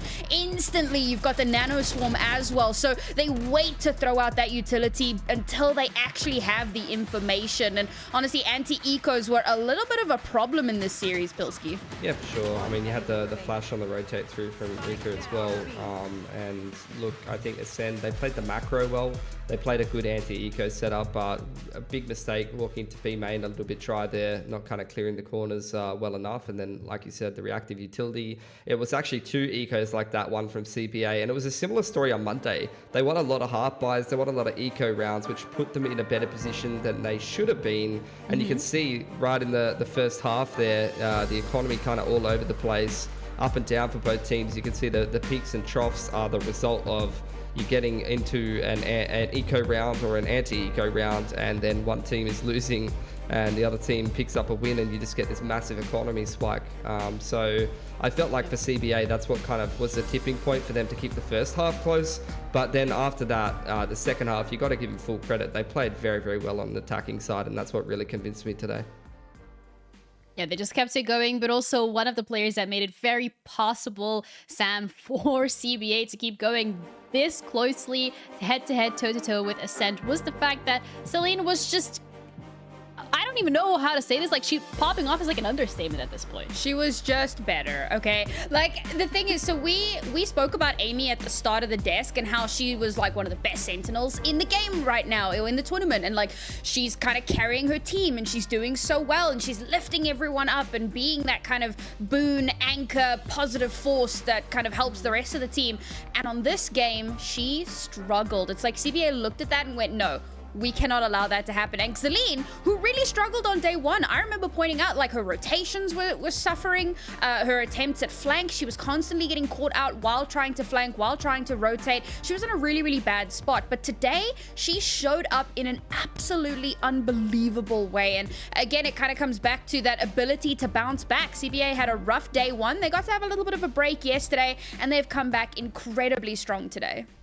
Well, we're going to be heading on to the second map because at this point, it is literally do or die for Ascent Rising after they have lost their own map pick. We're going to be going on to Haven. It seems to be CBA's playground. They picked it. So let's over to our great casters, Mission as, to walk us through the action. Thank you so much. Listen, at the end of the day, I think our analyst desk has done a good job setting this one up. But the reality is, you know, it is crunch time. Like they said, do or die. Moving on to a map like Haven with so much more space to explore, I have to imagine this is somewhere that we can see CBA now on their comfort ground as well close out the series. I mean, Ash, are you expecting a third map? I'm hoping for a third map just because it's been really interesting to see especially Claw and Chanel go head to head on the aggression, whether they're on the attacking side or the defense. But we were talking a lot about Celine, right? The impact that she had in that last matchup. ACS of 309, 2.5 KD, absolutely massive numbers to be putting out there with her impeccable internal clock. But while Haven is a larger map with more space to work with, being on that KJ, you're also a little bit more limited because you are stuck to sticking around to your utility. Yeah, I mean, both of these teams have gone for the same agents, right? Nothing terribly surprising here for people at home. Obviously, we're having changes from one map to another, but that's very much down to how the map operates. But those same things ring true. You know, Slicey playing an Astra versus Latu on the Omen. You have a very duelist, a very different concept of duelist play as well from Schnell, who's taking it down the more conventional route. But then you obviously notice that the Fade versus the Sova, and the Fade and Ray's synergy absolutely unbelievable on this map. And I think so many of these choke points, if not all, you can end up way behind in a round just off those two pieces of utility coming your way. Yep.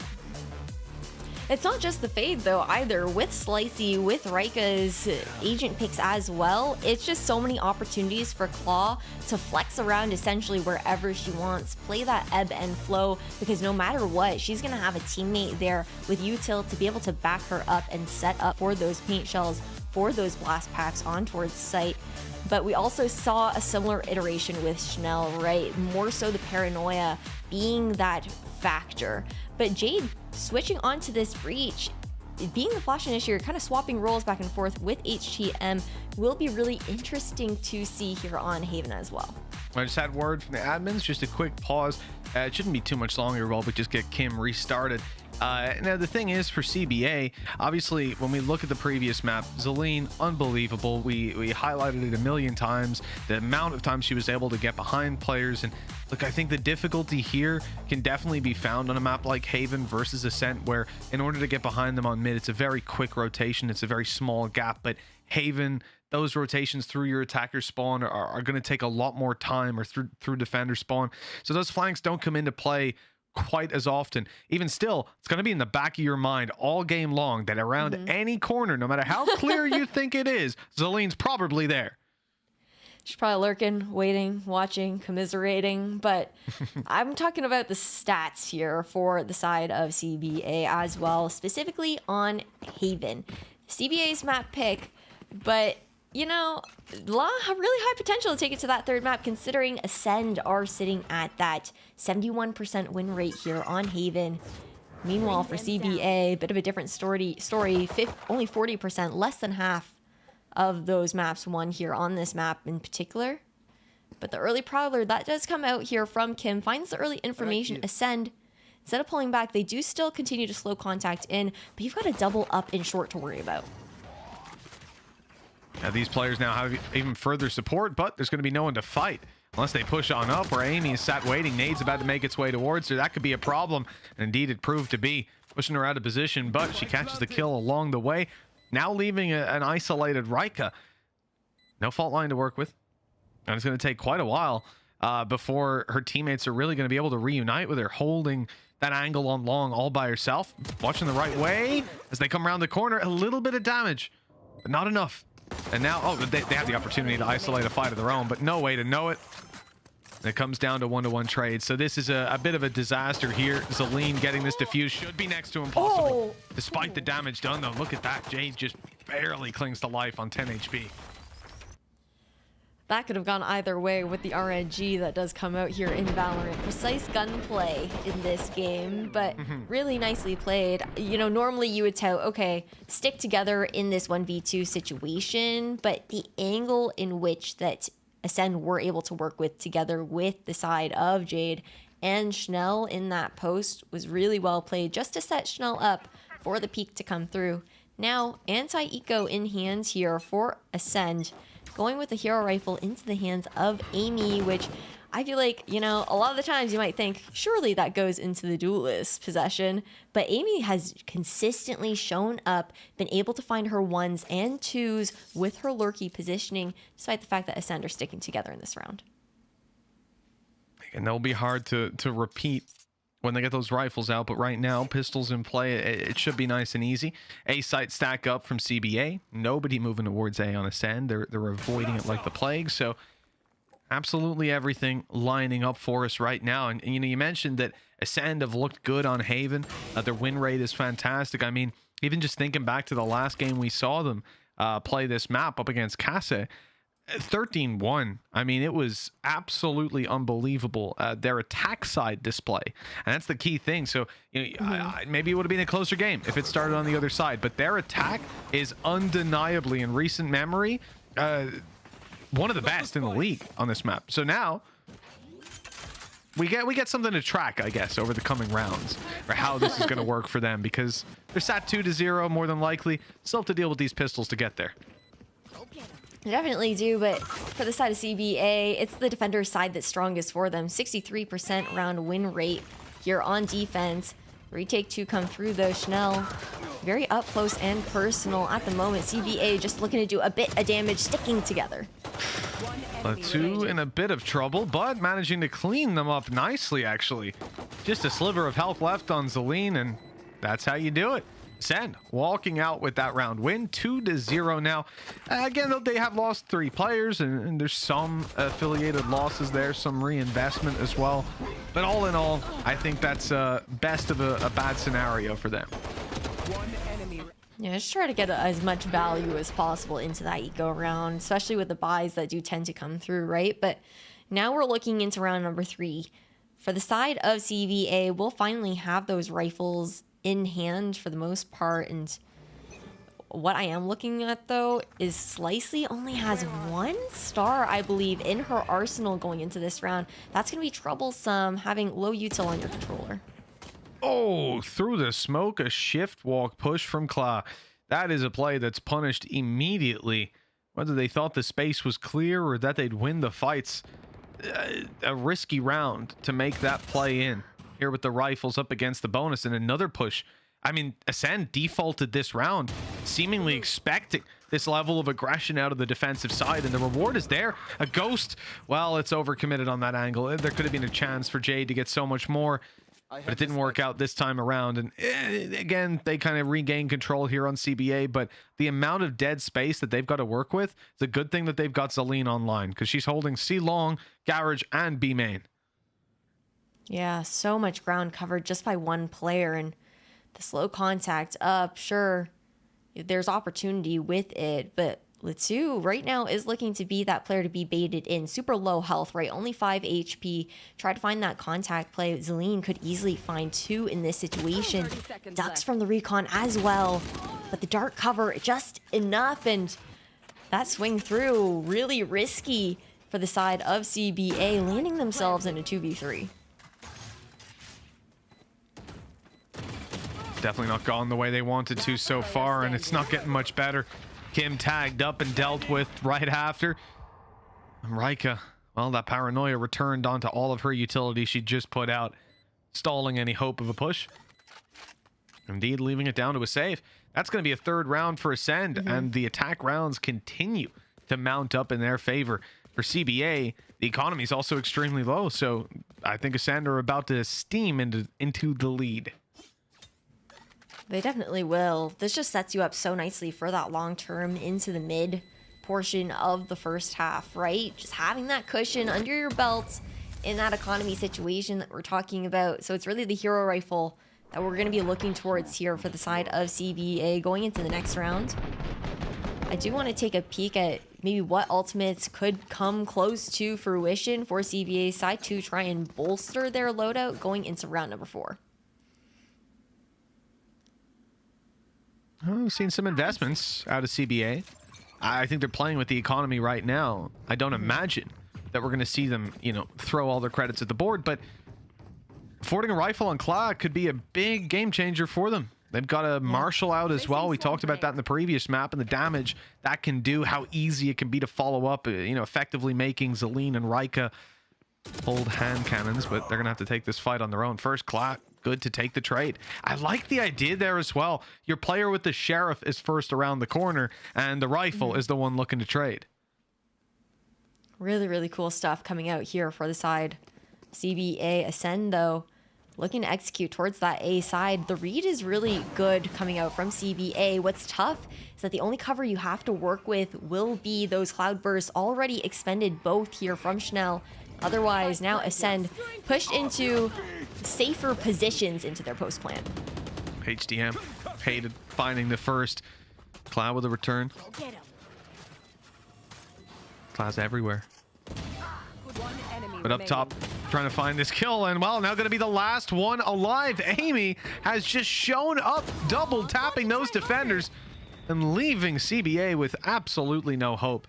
The rifle on Claw had the effect that was expected, but they weren't able to follow through. Again, Ascend with some really good control over that late round. And that's with your controller offline, right, into the post as well. You don't have the cover to rely on, and it forces an early timeout call from CBA. I like the timing on it at the very least. You don't want to allow Ascend to get to a comfortable 6 rounds where they can go, you know, okay, we're going into the half at the very least even. Try to slow that roll early on. What's cool coming out from Ascend, Mitch, is the fact that they were down 6 rounds in a row in that first map, and that doesn't seem to have affected their mental at all. Well, that's true, yeah. Being able to keep it together, for sure, a staple of any strong Tier 1 team, but certainly of these. I think for CBA, you know, I agree with you completely. Good time to call this timeout. Get yourself, you know, all aligned coming into a bye round that you won't have the opportunity to repeat. The most important thing is that you also have ultimates coming to crest. Schnell over on the attacking side might want to play for an early orb to grab that blade storm. Probably not, because they're comfortably bought up and they've got their rifles, but it's something to keep an eye on. Assessing where some of the other players are as well. If they're that close, and over on CBA, you're taking a look at Claw. The duelist on their side might have a showstopper, might want to compete for some early orb control. A lot to consider there. And Ascend, well, their solution to all these problems is straight down C. 5 players at that barrier as it goes up. Yeah, they really said, we're not even going to bother contesting Claw and her trying to get that showstopper online. Instead, it's just immediate commitment coming out from the side of Ascend. And for CBA, they just got to fall off, you know. It's the protocol. If you have that blitz coming on towards your site, play that full retake, especially when you've got that Nightfall online. Showstopper to follow up here could be huge for a CBA to get that first round on the board. Oh, wow. We're going to have ults committed for this site hold. That's 2 players on back site that should be caught. Actually, only see 1. I think the corner might have been left open. Either way, kill's going to be found. There's that showstopper from earlier. A second for Claw, and the nade back online, looking to make its way into the cubby. That's going to force Amy into an uncomfortable position, having to back out. Without that angle to hold the spike from there, forced to spray down through this smoke. They cannot get it done in time, and the defuse comes in right under their nose. Much needed round for CBA to stop that bleeding, right? Stuck in that ping pong economy, finally breaking the toxic cycle and putting a first on the board. A very valuable timeout to have gone through, and interesting that we saw Ascend just deciding not to contest both orbs, period, which was very much so exactly what CBA needed to make that break into the retake. Keeping the blade storm online, but not investing it, I think, Schnell. playing with the rifle, and they've got plenty of credits, so this is the time you're going to be putting them on the line, try to bounce back, put CBA on the back foot now that they have just found their round success. Look, it was on the back of gamble play out of Ascent. Faster one this time. They send a little bit of a deviation. Amy moving towards Garage. Everybody else pretty much running it the same as last round. Dash in, pass the util, wait for it to fade, take the site together. They've got flashes to play back in. The important thing here is CBA just do not want anything to do with this. They're almost playing like they have the lockdown, but they don't. So it's going to be a full retake. I mean, there is potential to get that online, right? But I really like the mid positioning coming out from the side of Amy, having that potential to cause a thorn in the side of CBA. And Chanel is constantly pushing out into that defender spawn. Here comes the lockdown that you finally talked about here, Mitch. Yeah, they got the kill, you know, and that's the thing. The Garage pinch that they attempted gave Celine one of those frags, brought the ult online, got them to space now, and the defuse, well, here we go. Deja vu of a previous round, but this time everybody stopped the defuse just to spray down. The firing squad worked for the long players, and Slicey divvies up that final map control to find Lotus and put another on the board for CBA. Up to 2 themselves now.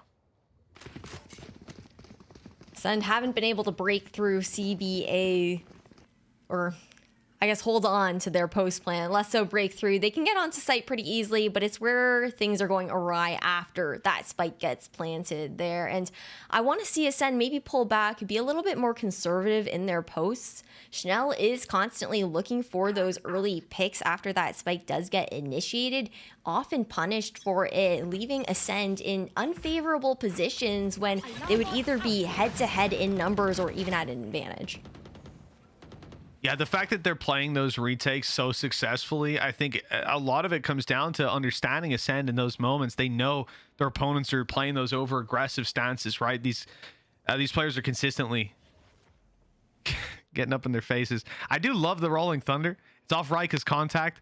If Rika goes down in that initial fight, you're in a lot of trouble, but they have an alarm bot up front. I mean, this is a truly disgusting setup that is in play, and Ascent have no way to know. It is literally a pitfall trap in the jungle.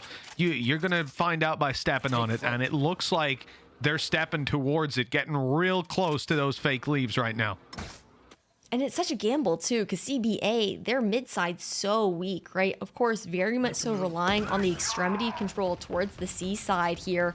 But the Rolling Thunder does come through. The timing is perfect. Claw looking to scale up forward. The nade comes through. Updraft out, finds one, and Jade gets the trade.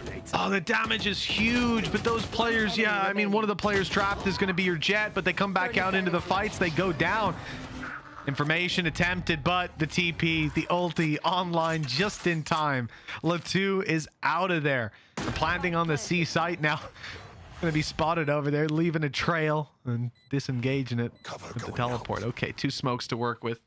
Paranoia is still online as well. But at this point, 2 kills. As long as they stick together, they're both full HP. And I'm even noticing Kim has both Prowlers. So, like, this has got to be a near impossible clutch for Lotus. Incredibly quick shots needed. 1 Prowler to clear the back. Less worry in their mind. Another clears forward. They haven't spotted Lotus just yet. And she's right up close. No. Target selection was everything there. If that was Slicey that went down, the round was won. But in the end, it's a 3rd for CBA. What a way to play it as well. I like the idea coming out from Lotus. Sure. One might argue, you know, one and done angle there in towards back plat, a bit harder to isolate those 1v1s, but with the mid-site smoke, if you will, that did go out with that dark cover, was supposed to be that factor that makes CBA question if Lotus may be working around default instead. But man, just the reads coming through were crazy now. CBA 1 round away from tying things up.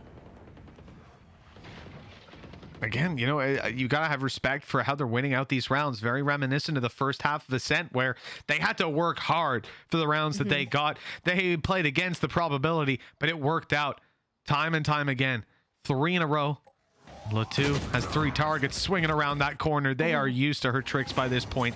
A position that was seen earlier and not forgotten. Definitely not. But it's just a quick plant here towards that B side. Dangerous though, B being essentially the easiest to retake here for the defenders, right? So many avenues to choose from. Lockdown from Amy, looking to buy some sort of time, but a lot of danger here for Schnell. She somehow does find one. Amy frags across the board. That lockdown is out. And all of a sudden, Slice is alone.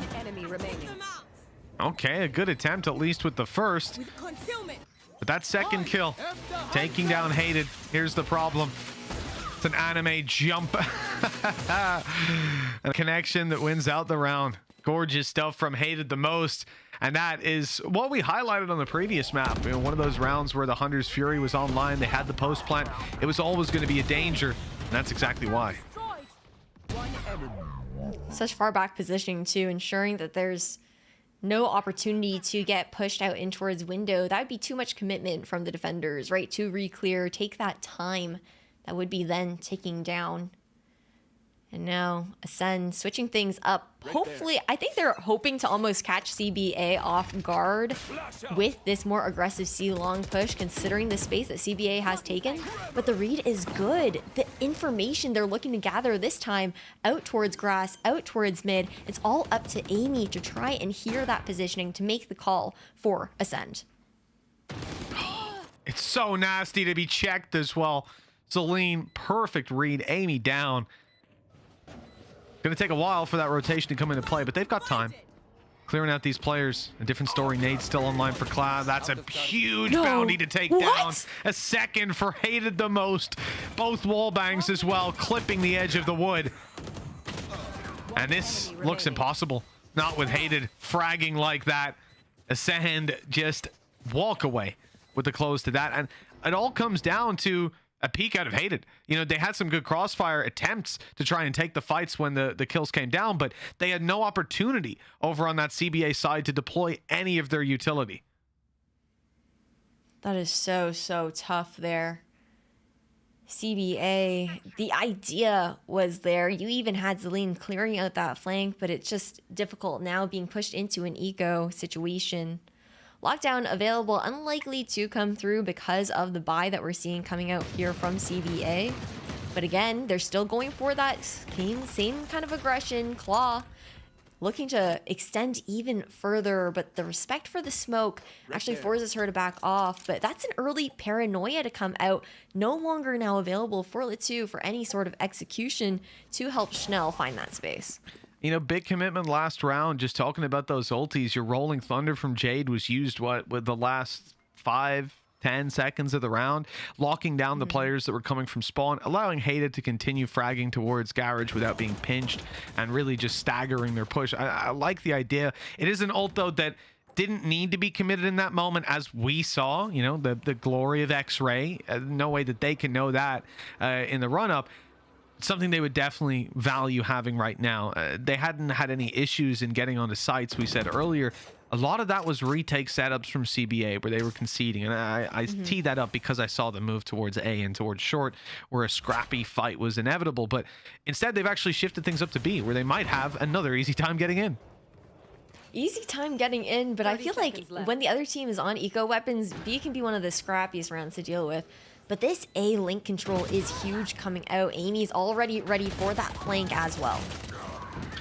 Well, not quite cleaning it up, though. I thought that was what was about to happen. Hated, instead, takes matters into her own hands, finds a double. One bullet left there, Rika. Pop the reload, and it's time to go. See if the Wild West comes through. And Will Smith's vision, not a reality this time around. Jade closing that out, putting 7-3 on the board. And again, we came in highlighting CBA's defense and Ascend's attack. It definitely highlights or sets up a very competitive first half that we haven't really seen so far. You know, some good rounds from CBA. This is one that I expect them to show up in, though. Rifles come back out, and look at those ultis. Yeah, I think that is something else to take into consideration. CBA, they haven't really slowed their roll as far as here, other than like rounds here and there, as far as any of that defender-sided aggression. Meanwhile, Ascent aren't necessarily hitting it as straight and head-on as they did over on Ascent. Instead, taking their time, the contact plays over towards that dark cover. Sure, the orb was secured, but Schnell might just have a timing to peek through right after this smoke drops. And for CBA, looking to fall off that 8 site after believing that short is completely clear. Good kill. Kim had to get a little curious to check if they were there. Now look, immediately the response from Kla is just to run away, move up to heaven. It's because they've got the Rolling Thunder online for Rika. Want to use that to punish the A push. The rotations have come through. Look at those rotations. 4 players. I mean, Zelene would be on the A side, only she has to stay in range of her utility. And it's faked out by Schnell. I mean, this is a fantastic fake. It really just laying down the breadcrumbs that CBA are eating right up. I mean, these players, 4 of them, trapped in a radius around Schnell while the C side is seized. They can use the paranoia just for good measure. Oh! It's not a great loss. And they realize immediately that this is not an A side take. Fair play to CBA, but they're a little late to the party. Unlucky too, because Schnell nearly a pick, right? Rika just ducked straight underneath, but the lockdown does come out. Amy always keeping a control on Garage. Somehow finds Rika as well. Hungry for more, punished for it by Claw. But I'm worried about that pinch coming out from the 2, and you've also got a detained Jade here on site. They don't clear her. They don't clear her. By what they? That's the craziest play ever. You sat on the back of their site. Are you serious? That's a, well, it's not needed. It's funnily one of the best plays, the brainiest plays you'll see. And it's just a Hunter's Fury again from Hated the Most that cleans up the round. I can't believe that. Like, sitting... Would you ever think to check that corner? Like, how stupid would you have to be there? Which is why it was so smart to be there. On top of that, you had the Nebula coming out for cover, right? So you're not even like, if you're, diffusing the spike, you spin your head around, you don't even catch her because you're just completely cut off from the remainder of those sight lines. But insane coming out here from Ascent. Now, again, very much so patient into their spawn, always expecting the aggression coming out from CBA, who are walking straight into it. With open arms, they're waiting on Ascend. Yeah, look at this. I mean, player with the back turn. Okay, we got there in the end. Everything's okay. Nobody saw it. A standard trade. This is fine. But Ascend, look, they've got good space off the back of it. Amy seizing the control, moving up behind the B players. Rolling Thunder goes out. So does the Nightfall. And the kills are going their way anyways. I'm... All right, Robin Hood. Oh! No! What was that shot? Clean as can be, and in the end, Amy's like, guys, I got a really good flank. It's too late. You're too late. The half's over.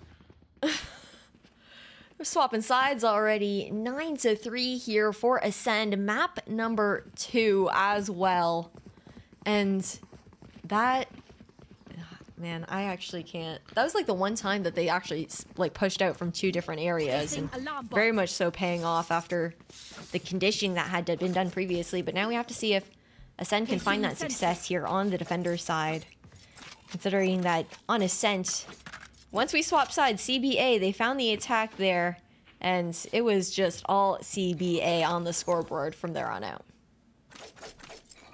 Well, that's the thing. Swapping over sides, the game can change completely. Like I said, last time we saw Ascend here, 13-1, but it was attack side start. Their defense could wane. It's been days since it was tested. But the reality is, CBA are so far behind now that even a mistake here in the pistol could cost them the map and push us all the way to Lotus. A map we're all happy to see. Hello! 1-2 for Slicey. Ooh. Very well handled. Spikes down behind. Got to pick that up and regroup, but that's splitting the push.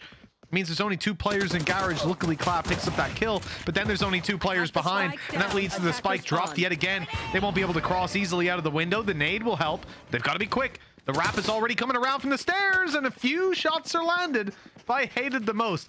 A scrappy beginning here. You're not going to plan for long. Okay, good. No. They are going to plan for long. What are we doing? Why are we not flipping sight in this situation? You know that the flank is impending here from Ascend, and Claw has that defender spawn control now. Spike, it's just a 2-person hold. There's no way Claw gets this unless she can hit some nasty shots. They're tagged up at least, but yeah, it's got to be 2 bullets. Look at the way they're holding this. It's so tough. They're whizzing past her. Some damage done. 31 and 32 HP. Oh, that's a nasty smoke going out as well. And Hated gets her 3rd of the round. That is so tragic. Obviously, the players were last spotted in window, but they had ran down the stairs. They had shot. It's just a split-second decision. And they left out a key detail. Hated the most was that detail. There's a brilliant one-way going out as well, just denying, forcing a different kind of situation, knowing that Claw is going to have to peek out from that right side regardless, whether closer or farther back. But now switching gears here, double digits early on for Ascent to find off the back of that pistol, like you said. With this scoreline and how this half is going, very little room for error, and first blood into the hands of Chanel. Yeah, nice stuff. Dashing out, avoiding most of the damage as well. And tagging up some of these, Slicey down to just 9. So we still have things like shock darts, a single one on Hated the Most floating around. Got Marshall, one hit on absolutely anybody that it comes up against, but you got to hit them. That's the problem. Okay, they've spotted one up close. There's no way they expect Jade. Triple stack with that player tucked in the corner. Never, ever going to be expected. Hated the Most. And that's 4. Gorgeous stuff. Really, really nicely played. Now only one away from that coveted match point, right? And CBA have to play perfect from here on out to try and take it the distance. Otherwise, headed to an early map number 3. You made the call back in the green room, said that we could probably expect it just with how close these rounds do get as well. You know, the scoreline's not telling the full story. That is absolutely true. And I think, again, coming back to half 1 on Ascent, if you were here for the first map, you know that could easily have been Ascent walking out with a much more dominant scoreline in half 1. 8-4, 9-3. I wouldn't have been surprised to see those numbers up there. Right here, I think you could say the same for CBA. They could be hitting, you know, 6 or 7 right now and running a much, much closer game. But the reality is, when it comes to brass tacks, when it comes to who the last player alive is, it's been Ascent time and time again.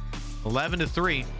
They only need to do it a couple more times. And, you know, this is a round where they've got the opportunity to come out swinging and force buy up and make it crazy. But I don't know if we'll even see that. If they play this slow and steady, CBA have got a really tough game ahead of them. Absolutely. Right now, if I were CBA, I think I'd be just trying to protocol some of those orbs right now. Slicey's only 2 away from that Cosmic Divide coming to fruition. Could be a big difference maker for a post plant or execution, provide that cover. But also on the Ascent side, HTM, early Hunter's Fury in pocket could be a tide changer here for Ascent going into this next round. Right there.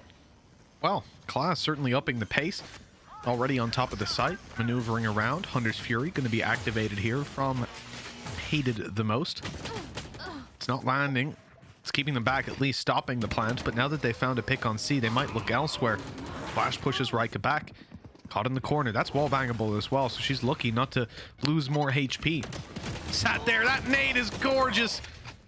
I mean, the fact that Lotus gets away with 1 is a miracle in and of itself, and Jade even finds more. This is now very winnable, with Celine being the last alive. Everybody check your backs. But this time, she's in front. Ah, and in a perfect position. Catching off the first, but not finishing the kill. Had Jade have gone down on that first peak, a different result sits in front of us. But instead, who is alive when it comes down to the last player? It's Ascent. Already match point here as well, and map number 2 of the first series of today here for stage 1 of VCT EMEA, down in the lower bracket, and it's a scuffed by force up to come out here. A Logitech G power up, if you will, for the side of CBA. Not too much money in the bank, still able to scrape something together. But right now, Ascend, they are looking like an iron wall. Yeah, there's no room here. There's no budging. Ascend even might let you in, but they'll certainly fight for that space back and punish you for taking it. Stun used and a jump around. It wasn't Jade that found the kill. That's why it looked a little funky. It was Hated the Most. But even still, you know, these players are kept back. The Cosmic Divide about to fade, and here is where the real battle begins. Shot missed. The operator not connecting this time, allowing Celine to continue. A close range fight, they're blinded up. But Jade is still able to get it done. And closing this out, now impossible, with Slicey found on an off angle, attempting to get her stars down, but Jade was just too far ahead of her. An absolutely fantastic game from Ascent here on Haven. And you would be forgiven for thinking the map picks are backwards. 13-3 on CBA's pick. What a way to do it there. Prime Gaming highlights from this last map to come on through here on Haven. It was all Ascent. CBA looking a bit more disjointed compared to what we saw over on Ascent, but I think a lot of it comes down to what we were talking about, Zelene not necessarily having the same kind of freedom, the same kind of positioning that we saw her taking over in map number 1. Haven being a lot less forgiving to that, and for that reason, it seemed like she played a lot more conservative comparatively.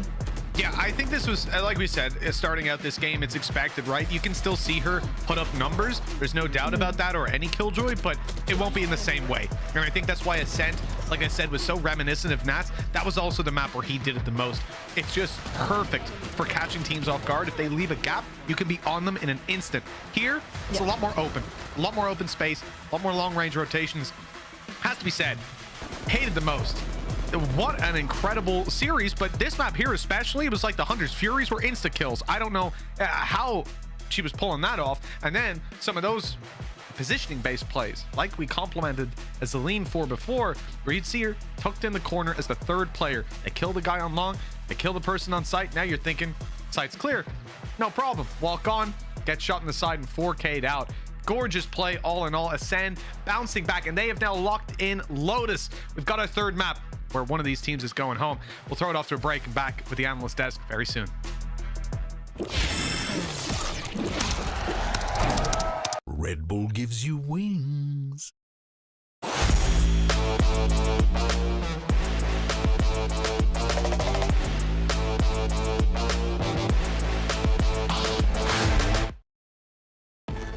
Zero distraction.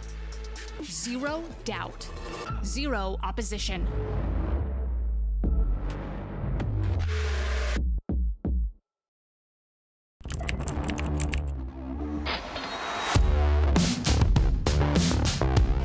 What is this from EA? He is currently unstoppable.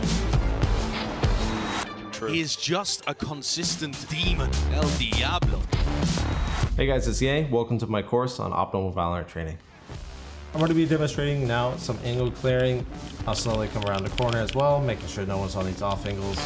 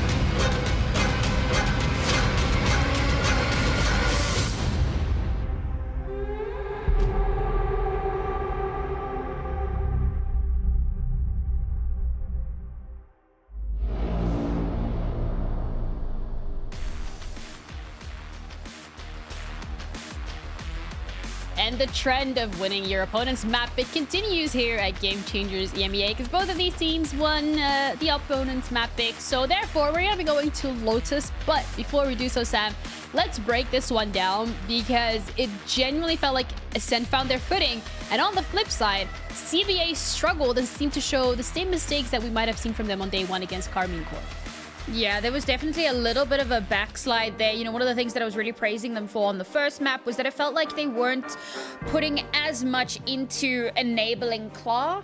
They're still trying to enable her, obviously, but they were all kind of playing more evenly, more on an even keel. Whereas we get back onto Haven, onto Haven, and suddenly it feels more like we're back to the same old shenanigans. And on the flip side, like you said, Ascend really showed up, really started to play a lot more passively, but a lot more controlled, baits out a lot of that utility, baits out those early rotations, baits out the aggression, and then when they have that control, it's so easy to just stamp down. Yeah, Pilski, I mean, we're looking ahead too much. 20-8 on the Sova. Yeah, she had a great game, but all of Ascent played really well across the board, to be honest. I felt like on that first map, they weren't really present. They didn't really play super well as a team, and particularly they got ecoed a couple of times. They were messing up the micro rather than the macro, and I felt like the good approach that they had on their Ascent attack side really carried through into their Haven attack side. Yeah, honestly, I think hated the most was such a huge boon for the team. We're going to talk about her in a little bit, but you know, Jade, very, very consistent as well. She came through really strong on this map. Shanna had a little bit of a slower performance this time around, but again, like super involved in those opening duels, and she still went positive in opening duels. So still doing, you know, what the duelist needs to do, creating that space, and again, a huge boon for the team. After the timeout as well from round 5, CBA managed to get a couple of rounds on the board, Pilski. So it seems that they were aware of the issues that they were making, and they were aware of what need to be fixed, but they weren't able to consistently bring those improvements to the map. I mean, they just, on an individual level, a couple of the players played super well on Ascent. Like, Zaylin had a massive map. You had most of them playing pretty well across the board. It wasn't just like a one-man show from class. So I think seeing the absence and some of the inconsistency creeping through yet again on Haven is a bit worrisome. And I felt like Ascent was a way more convincing team. That's kind of what I expected out of this matchup than what we got in that first map. So now heading through onto Lotus, I'm interested to see who's going to take it out. Well, if you guys have been paying attention to yesterday, great, because you're going to understand the next part. If you haven't, it's fine. We're going to explain it again, because we have heat maps to be showing you. Specifically, the first heat map is going to be going back to Haven when CBA played Karmine Corp. Now, if you're looking at the heat map, like I said yesterday, dot equals good, because contact happened there. There was a little bit of action. And they're very much clustered, Sam, towards two sides, C and A, which didn't really feel like that translated into today. Yeah, it felt like there was a lot more emphasis towards one of the sites. I see this is a Ascent, which is Mug W. But yeah, there was a lot more presence over towards that C site. B, I always like to say, it's an extended mid. I don't really like when teams execute onto B unless you are in like an anti-eco or you've like created a huge opportunity. I could go on for that for days. But the point being, B was relatively left to the wayside. A was also relatively left to the wayside. Yeah, looking at today's heat map, hopefully of Haven, if that is available, we can have a little bit more of a look at how the teams played the map today, Pilski, because... Oh, there we go. There we go. We saw a little glimpse of the map of the first day, and it was very similar to Ascent, okay? Just maps, just dots on A and C, but this time, B had a lot more focus, and even the aggressive push-outs from both of these teams, Pilski, we're seeing early contact. Yeah, I think you could see, obviously, that C had a lot of action, as previously mentioned, not only on attack, you can see, you know, some of those entries and the post plant in particular, but, sorry, CBA had to attempt a lot of C site retakes because Ascent was hitting it a lot on their attacking side. So I think, you know, some of those retakes went okay, but for the most part, kind of falling by the wayside, and that's why you see a lot of action over there. I really like the way that Ascend start right back in spawn, took a slow attacking side, and you can see a lot of the contact made throughout the map. You got contact on grass, you got contact on window, even back in towards a lobby, because they're able to just sit back and hold for the aggression a lot of the time, and they're able to punish it. Yeah, punishment came through a lot from the side of Ascent Rising, and we're looking back to what we've seen on the first map, Sam. Just felt like a completely different team came online. Something flipped, and they were able to close it out in a very convincing fashion. Yeah, I think one of the things that flipped was HTM, and I think we've got a graphic of her as well. Yeah. And she performed incredibly well on this map in so many different areas. And the big one that I need to point out, because I love this stat, her cast was unbelievably high, 87.5%. I mean, that is massive. And what that means is she had an impact in almost 88% of the rounds that were played over the course of this map. That is crazy. And of course, with her being a Sova, you kind of expect that, but it's not just like assists, right? It's kills, it's assists, it's trading, it's surviving. It's a really, really big part of the game. So she had a huge impact just in this map on her own.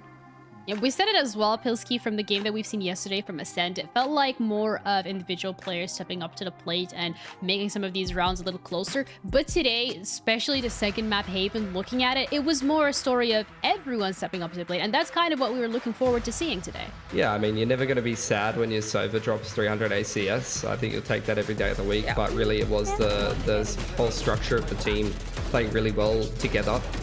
Similar to, like I said, the approach they had on Ascent, they were playing quite a slow attacking side, and then they brought that through in towards Haven. I really like the way that they work the map. They just take their time, never in a rush to do too much of anything, and the defense looked pretty solid as well. So I think, you know, there's really not too much to talk about because there's not too much Ascent really did wrong in that game of Haven. So I'm sure they'll be bringing that momentum through on towards Lotus. Well, Lotus is the second map, Sam. Do we have similar expectations from Ascent, or do you think CBA is going to be able to get back in the swing of things, get that momentum going again, and close it out in their favor? I really hope that Clark can start to shine on that raise, in particular on Lotus. I feel like if there's a map where you can make it happen, it's gonna be this one. But of course, the mental might be a little damaged after a pretty crushing defeat on map 2. So do I think it's possible? Absolutely. Do I think it's likely? All right, well, we're going to be heading into our final map of the series. This is literally the do or die moment for both of these teams because no longer is either one of them in the lead. It's equal footing. It's an equal playground. We're going to be heading over to Lotus with Mitch and Ash. Thank you so much, folks. Yes, it's time to dive on in to this third map, Lotus. And already, I mean, I'm excited to kick this one off for sure because just looking at what our analyst desk broke down, Ash, the last map that we saw on Haven was unbelievable in terms of the heat maps, right? Where these fights were taking place. They were so aggressive. They were in each other's spawns. Lotus is a map where that comes as standard. Yeah, I mean, with Lotus, you know, we just saw a 3-site map there with Haven, but Lotus, a different story because you have the opportunity to have those faster rotations coming through, right? So that's the opportunity to break through those doors, the A-link one towards B or into tree with the rotating doors as well, just to try and catch each other off guard in that kind of sense. Opportunity for that faster gameplay and pivots away. And already Ascend going out with that double controller composition, CBA left alone with Slicely just on that Omen. Yeah, I mean, when we talk about Lotus for these teams, this is something that we've seen, right, hated the most, playing your Viper, Jade on your Sky. Like, this is all stuff that we're very much expecting. And I think that when we look at both of these teams, the same sort of narratives are there from the previous games of they have very different approaches. But at the same time, the way that they're going to use Schnell and Kla might be similar at times. I'm keeping my eye on hated the most. Unbelievable previous map, and now coming in here on a Viper, my favorite agent, and on a map like Lotus, there's just so much that you can do with her. I think the greatest thing about HTM as well is her flexibility in her agent pool, right? For the side of Ascend. Yeah. Very much so, being able to flex into that controller with the Viper we're seeing, being on that flash initiator, the Sova, you know that means that she is an incredible caller for her team as far as the comms that are going out, being able to synergize with what Jade's vision is here for Ascend on their executions. And to start things off, it's a very early owl drone that comes out from Kim outside of B main, finds the turret, takes it down early, but otherwise nothing spotted. If anything, just freeing Amy to play that little bit more aggressive on A, now that her turret radius isn't a concern. They're going to push up and take some space. They've been spotted, and I think at this point, you know, it does become quite difficult on the defensive side to do anything but over-rotate. They've seen the information around B. They've spotted 2, maybe 3 on A site. They've made the correct call. 4 players now rotating into position, 2 on site already, and that's a free kill. Nade perfectly repositioning Jade, forcing her into the open, and look at that flank that's coming through. Kim should have perfect timing, and that she does. Hated the most goes down, but not too much else. Ascent still standing strong, still trying to cleave control out from under Celine. She holds strong with 3, but CBA on the board. Really nice lull of false sense of security that CBA lured Ascend into, and then from there it's just swarming around, right? So quiet in the backside of A, not even throwing out any utility to reveal the presence of those players, and it's just immediate pressure on towards the side of Ascend now. Gonna be hovered around towards that B side, knowing that there is a disadvantage for those weapons, right? And C and A, they're all long angles right off the back of those barriers. Viper wall up towards C. Yeah, we're going to be blocking off some control, but Slicey still able to hold on this corner comfortably. Oh, the timing not great. Probably would have been the kill. You know, again, body shot all that's needed, but it comes through eventually. Latu not having any shields. Of course, nobody on Ascent does, so... Marshall, essentially an operator now. Deep nade. Schnell going to take some damage. A lot of damage, in fact. That's her gone. Another connection. And these numbers are thinning out very quickly indeed. Yeah, now it's just all about re-clearing here towards that C side, right? HTM still up. Meanwhile, the Vipers toxic screen, that's already committed. So no other decision to make other than to go over towards C, but you got the alarm bot to wait. There's a molly on top of default as well. This flash through though is huge to try to find some space here. Still got Zillion to worry about. Here. Wouldn't be surprised to see her catch them off guard here. Tucked up in the corner. And instead it's just a sprint straight to site, this time announcing her presence. As the second round is found, CBA walk away with that one pretty clean as well. Just a 1-player lost. I mean, it doesn't get much better than that over on your defensive side. And seeing the Marshall deliver a couple of times, yeah, that's certainly going to be a danger for Ascend even in this round. Like that shot there, that's going to work whether you've got shields or not. Yep. Something to definitely keep in mind here for Ascend once they do head into this third round, rifles in hand. Lotus 2, you've also got 1 extra alt orb to work with compared to most of the other maps in the pool, right? 3, 1 per site, giving more opportunity to try and bolster that utility. But look at how poised Rika is already. Fault line just waiting for a scale up in case that contact is made. McKim is going to be the one watching rubble control in favor, but it's just a Marshall that she has to work with. Oh! Like I said, okay. Shot's going to work. Shields or not, you're going down. And there you go. A headshot delivered. You see, this is damage is what I'm going to amount that to for now, because still winning this round looks like a big, big task. Hated the most.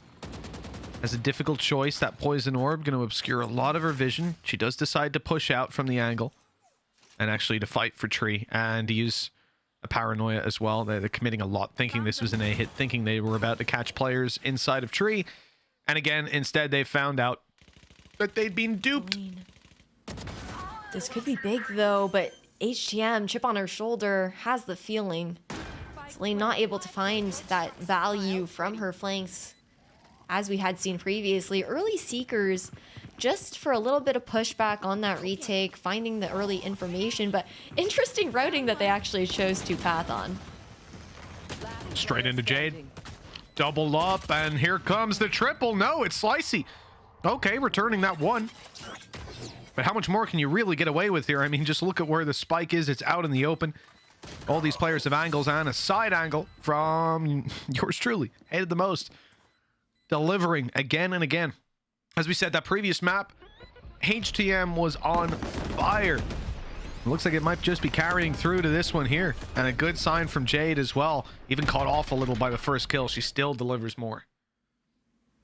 That's the crazy thing about Jade too, is such a skilled player, able to balance her ability to frag throughout that utility while also calling for the team, being the IGL there for Ascent, which is, you know, big shoes to fill as well after Medica had been benched. So very much so a debut almost for this IGL going into stage 1. Not an easy thing to do, picking up the IGL role, and I think there's a fair few players out there who could tell you that. Some take longer than others to realize it, but get there in the end. It's a big task, but one that she certainly seems to be adapting to quite well. Now, there's an info play on both sides of the map, your Sky and your Sova, respectively, for attackers and defenders. Putting it out on A and C. Realizing that the defenders have pushed up on A. And the defenders realizing the attackers have pushed up on A.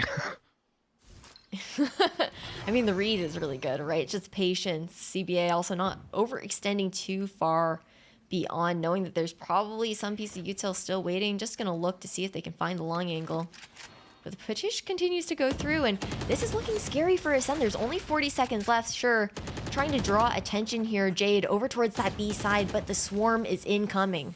Yeah, missed piece of info there. They destroyed the turret, but whether it wasn't taken back. I'm pretty sure it was, in fact, destroyed by bullets, but Jade just didn't add one and one together in time. Again, too focused on the fight that was already being taken. These things happen. The chaos of the game. And it's left CBA in a good position to fight back through. They have both smokes back online, so playing off-site will be difficult, relying on a lot of spams, and the plant position isn't good for it. Latu goes down. Now all the pressure really... well, okay, I was unhated the most, but, well, she didn't last very long. This is done. Unless Amy is about to go nuclear on this. 1v5, an ace clutch needed. It's already being diffused, and as expected, falls into the hands of CBA. I think what's a little bit difficult there for Ascent as well is, sure, Toxic Screen is great for that creep up into the bend side of C, but otherwise, you're finding it's a little bit difficult to find that backside space, and if the Toxic Screen goes up as well, that's an opportunity for CBA to start to flood in themselves. Makes it a lot more difficult to set up those crossfires while maintaining cover using the Viper util there for HGM. And CBA out with a revenge streak, 3 rounds now under their belts. And Ascend, this is the last buy that they've got before they're pushed on to... Actually, no. They can half buy it into the next. Yeah, they might be able to play that low money. Look, and they might need to. Jade gone down right away. That was an all pick on C, and they have left C completely. It's going to be a retake. Ritzaline playing a little off-site. Just letting her util cover. You notice as well the positioning of that nano. It's nasty up on top of the wall. One further back. It's going to catch him whether you're on site or whether you're down below. Another op pick. Again, the benefit of repositioning. You know, you take that fight on C, you don't want to be in the same spot for the next peak because they're going to be holding it. Instead, catching them off guard. Nade primed and ready. That's going to stop anybody capitalizing. They've just isolated Slicey. Oh! Maybe not. Spike down A. Speaking of isolations, though, Claw still looking for more. Stunned up there, HTM and Claw just cleaning up. Now it's Schnell all alone in a 1v4 situation. Of course, you've got Zelene looking to backstab as well. Paint shells so well, and protocols for CBA still playing it safe, ensuring they're using all their utility to get these frags through, not even given an opportunity to Schnell to try and isolate those ones. 4th round on the board here for CBA, and I think what is really interesting that we're seeing is Kim is finding a lot of value with that operator, Mitch. We're seeing her position herself very similarly to the way Jets tend to, floating around site per site, keeping the side of Ascend guessing on their executes. Things have been really tough when dealing with Zelene in the entirety of this game, but like she's 6-1 right now. And I'm noticing a lot of people with their backs turned dying, and it's too consistent. A map like this, it's not easy to do either. You know, getting behind them so frequently, you'll see those flanks rotation times for attackers aren't massive. The doors throw in so much ambiguity to what part of the map is actually safe to be in or not. But It seems like that control is definitely in CBA's hand for now. It's been a very good start to the defensive side. They've built up the rounds. They've shown their side holds are good. Their retakes are on fire. Their nades have been good thus far. The bounce off the wall might catch some of them off guard for damage. Not too much. Trailblazer does go out though. Clear is out into tree, so information given, but not the commitment in. Not going to take the space that was garnered by that piece of information. And right now, CBA very heavily invested towards this A side. However, the play to cut that noise is actually working. CBA now trying to spread back out. Might be this pivot over towards B, but again, you've got to worry about those KJ setups that Zelene always has. Going on towards default will be avoided. Yeah, they've got it down below. Even a pit coming through, an off angle for Schnell, and that's got to... This is a disaster. Ascent even threw in their Hunter's Fury to stop the A push that wasn't coming through.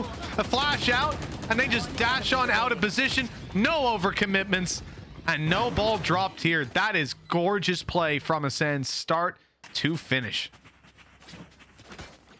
Really nicely done, and a much needed round there for Ascend as well. Just trying to close that gap before things get too out of hand. Seeing this replay that's come through, man. Just the fights playing inside this pit, and Schnell went so big across that kill feed as far as finding those opportunities. But looking over towards the side of CBA, looking more like a chance to maybe play that into that retake. Zelene has had that lockdown on hand for a while. Yeah, I'd say it's definitely been ready to go. I think, you know, the opportunity to use it, it's bound to present itself. You're playing C side. It's not a very common side to get hit. And perfect opportunity to use it when you're, especially on those B takes. Not coming through this time, though. At least not at the start. Look at the fight on mid, though. Oh, Amy with 2. That's a disaster. Yet again delivered to CBA. Can they recover? Almost returning it. Apples to apples. Direct comparison. We almost had the double, but no. It's not to be, as CBA end up fragmented. A player coming from spawn. And a player who is very much being watched right now, as you see Hated the most sitting on the other side of that poison orb. There's no chance they're going to call for the save, and in fact they're going to call for the crunch on Hated the most. They don't go for it because the time is too low, but this might give them the stranglehold on this part of the map to at least get this op through the next round. Yeah, just got to carry that over at this point. It's found that value previously, and the money situation is just not looking good on the side of CBA, with Ascend making rounds tight and finding the last few for themselves as well. And so looking into next round too, you've also got a lot of tools under your belt. I'm looking specifically at the Seekers here that Jade will have to carry over, and that's a pretty big piece of utility that we can see going into the next round. As the gap does start to close even further, only one round now separating these two teams.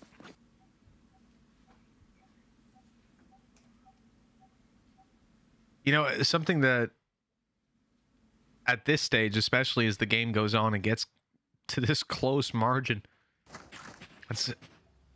you want to think that they can put it out of their minds, but it has to be creeping in. Elimination is on the line. One mistake here, and it could cost you everything. Your playoffs run is over here and now. And for Ascend, down by 1 round, 4 ultis to work with on each side. I mean, chaos almost certainly to ensue. And this looks to be the first domino. You're going to have the squids, the cabbages, whatever you want to call them. They're going to be seeking out these players.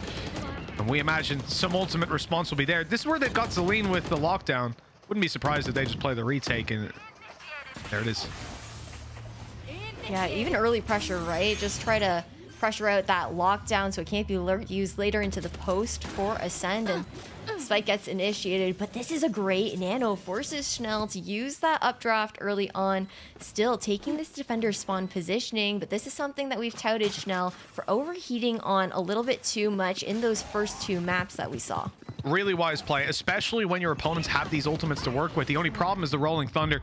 If that comes through on the site, well, that's another problem. I said only problem, I was lying. There was a big rocket, and it flew in, took Schnell out, and now leaves them without site control. That TP was heard. Kim is locked in, has your number, knows what's going on, and the Rolling Thunder catches one up close, one further back, leaving it to a near impossible situation. Amy has to deliver. So close. The Classic's coming out, but it's almost done. They've killed the diffuser. They got it at the last second. That's gotta be painful for CBA, seeing those pixels close, but the gap was still there when that last bullet landed. Wow, what a chaotic round. I mean, we promised it, and well, they delivered. As expected, right? So many ultimates available to secure the W on an important pivotal round for both of these teams. It was a swing round to see who was either going to take that lead going forward or if it was going to be maintained by the side of CBA. Now, tied up here, CBA using their first time out. I love that neither of these teams are shy about pulling them out at any point and often finding so much value. We've seen CBA do it before, where right afterwards, they've gotten 2 rounds in a row. Of course, into this next one, a bit of a different story with the buy that we see coming out, and surely there's no way we're really investing in the operator here, right? And never say never. I think that's a good motto to run by here when it comes to especially the sort of moves that can change the game in a player's mind, at least. At 4-4, pull out all the stops. I mean, Bladestorm for Schnell, we've seen it do crazy things. We've seen the pressure applied previously over on Ascent especially, but I don't think it's going to be popped here right away. And a much, much lighter buy than what could have been for CBA. They come in with one scope. It's a Marshall. And that's Amy revealed on early as well. Inside the one-way thrown by the side of CBA, outside of C side.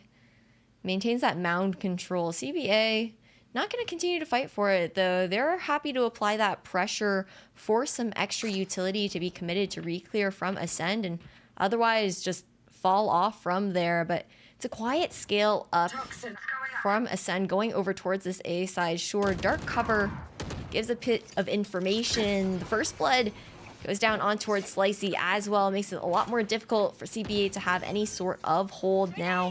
Just mostly playing to get some value, maybe some picks into this round. Well, there might even have been a tag onto the body, but delivering something else. Yeah, Schnell down to 49, 23 on the 2. Some opportunities for damage, no doubt, especially with the Bulldog still alive. But you've got the Bulldog still alive. It's a weapon that could be saved. And the Rika's going to want to commit more than the free utility to rush on in. I think they're just covering to see if there'll be a swing, if they can grab a pick. In the end, though, it will be Rika giving her life to try and make it more costly. While my assumption is Kim saves this weapon, but it's gone back out into the corner. And again, the money is fine. It's not like they needed it. I assumed that's what was happening, but I was wrong. 5-3, Ascend wiped the floor with every player on CBA in that round. But here's the buy, and here's the op. Yeah, the op coming back out. It's been a important factor there for Kim finding success in getting those first bloods or even just holding down a site. She's been floating around with it as well. Tends to start over towards C, then you usually see a rotation into Waterfall. Then she covers in towards B main. For Ascend, they're going into a C heavy default this time around. It's Guiding Light out actually doesn't catch. Just being, I believe, a pixel off, being covered by the smoke that does go out instead. But that means that, you know, further utility is going to be expended. Guiding Light finds nothing, but still a Trailblazer now committed. And for the side of Sen, you've only got one initiator online, right? The remainder of this map control is bodies being dedicated over towards this rubble side, where CBA, playing very passive on A, have switched things up a little bit in that sense. Previously, they'd be sending 1 to 2 people to find that early information. Instead, looking to deny just by playing quiet. Maybe it's going to work out in CBA's favor. Operator already managing to pick off Schnell. And that's the thing, you know, when you don't see any control being taken, you've got to go out and try to figure out what your opponent's doing. That information came at a pretty heavy cost. Great paranoia. That's both players on site. And they didn't land inside. If it did, different game altogether. Claws got 2. Holding on strong till Amy steps in. The number's fragmented, but not for long. Jade's in with another. And this time it's Zaleen getting a taste of her own medicine as the numbers crumble. CBA left down to just one. It's Rika sat on the A side, and there's no chance to deny this plant. It's got to be the 1v2 clutch. It's got to be a 1v2 clutch, or consider carrying this rifle into the next round. Even picking up that operator to switch it back over instead. She is going to look for those picks, but the read is good. The timing, though, is not. Jade catching her off guard. Rico is watching, but you turn your back at the wrong moment. Jade's going to be there now for Ascent at the very least. They can feel really comfortable. Sure, there's a few more rounds left into this half, but they know that they're guaranteed going in at least even. All those light shields, not very many weapons. Oh, it's a tough one for CBA. And, you know, backing up Schnell here with a Blade Storm. It's going to be used in one of the next 2 rounds. I imagine the next one. Look how passive they are actually here on Ascent. 3 players are sat back in the spawn. I mean, I don't know if it's a firing squad or a circus act. 2 players stood on top of each other. It's getting ridiculous. I mean, this is kind of what we saw on Haven too, right? Very much so trying to counter the aggressive plays that CBA were trying to go for, instead sitting back, waiting for CBA to walk into their own crosshairs. They're scaling up towards that B side though. However, despite the space found, Spike still sitting extremely non-committal, and Slicey somehow gets that drop on the 2 first. Yeah, it just timing really, I guess, is what it comes down to. This is tough for Jade, maybe not. 3 kills, and that puts them on the road to recovery, especially with Amy pulling off her best Celine cosplay. We've ended up in a 2v1, and it's Kim to clutch. Marshall in hand. Look, for the round that was in it, CBA can be extremely happy. But now, they want to close this one out. Those steps are heard. No? Okay, no, interesting. We're actually... I mean, the alarm bot was even... It went off over towards B main, so right now, I guess Ascend just looking to buy some time and some space as they look to flip towards site. CT is had, so at this point, the read is easy. You know that Kim's coming on that flank, especially with those shots. And they just back off as well. I love that, playing the double stack up in spawn. Ready to trade out. 1 player's even up top. Just make it that little bit more difficult for the crosshair to adapt and adjust. That's it. Another round found for the attacking side. A 7th on the board. Ascend got off to a shaky start here on their own map pick, but the recovery has been there every step of the way since. And that saved this round. I mean, remember, they only had pistols. If it wasn't for that 3K from Jade and a follow-up from Amy, we could very well be sat neck and neck at the halftime. Could have been a completely different story. And Ascend, they just continue forward. They have 1 more round left here in this half, right? We got Seekers, got the Blade Storm. Will be popped for Schnell just so she can get a little bit crazy with her movement, but it's still the same sort of sitting back here for Ascend. The adaptation that went through within the past 2 maps that we saw, anticipating CBA to find their success off those early picks who have to adapt and response. They've fallen completely far back, re-clearing over towards that A site. But other than A, very non-committal positioning, and for the side of Zaleen, at least she can just back off turret contact. I've got your trail. She can, but here come the Seekers, and it's going to get a lot more difficult once they realize she's alone on site. Here comes the Blade Storm around the corner, and good night to Schnell. That's going to be tough to deal with now, because you've still got Celine running around on the site. Classics come out. Ammo was low, no time or space to reload. Celine goes in. Now we're going 1 at a time, but Slicey's doubling up. It's winnable and 1 for the side of CBA. A scrappy fight. They just threw bodies at the site, and in the end, it worked out 5-7. Chaos across the board. Seen a little replay of that round, but man, Zaleen was trying to hold down the fort, buying so much time for her team to actually get the rotation through. But that was absolutely maddening. Now, we're seeing CBA on the attacking side. This is definitely side of the half that CBA look most comfortable on, just because you enable Claw to go frag, go kill, something she hasn't been able to find success over on the defense, because previously Ascend were a bit more in control of that pacing and just trying to counter the way that CBA had been pushing out.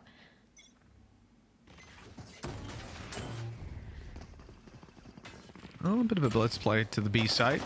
Still, there's some utility waiting for them there. It's going to slow it down here in this pistol and allow some of these players from Ascend to group up and get ready to blitz in together. Lots of angles that they can fight from, and here we go off the back of a blind that lands many players, and Lotus following through, grabbing that man advantage back to equal footing.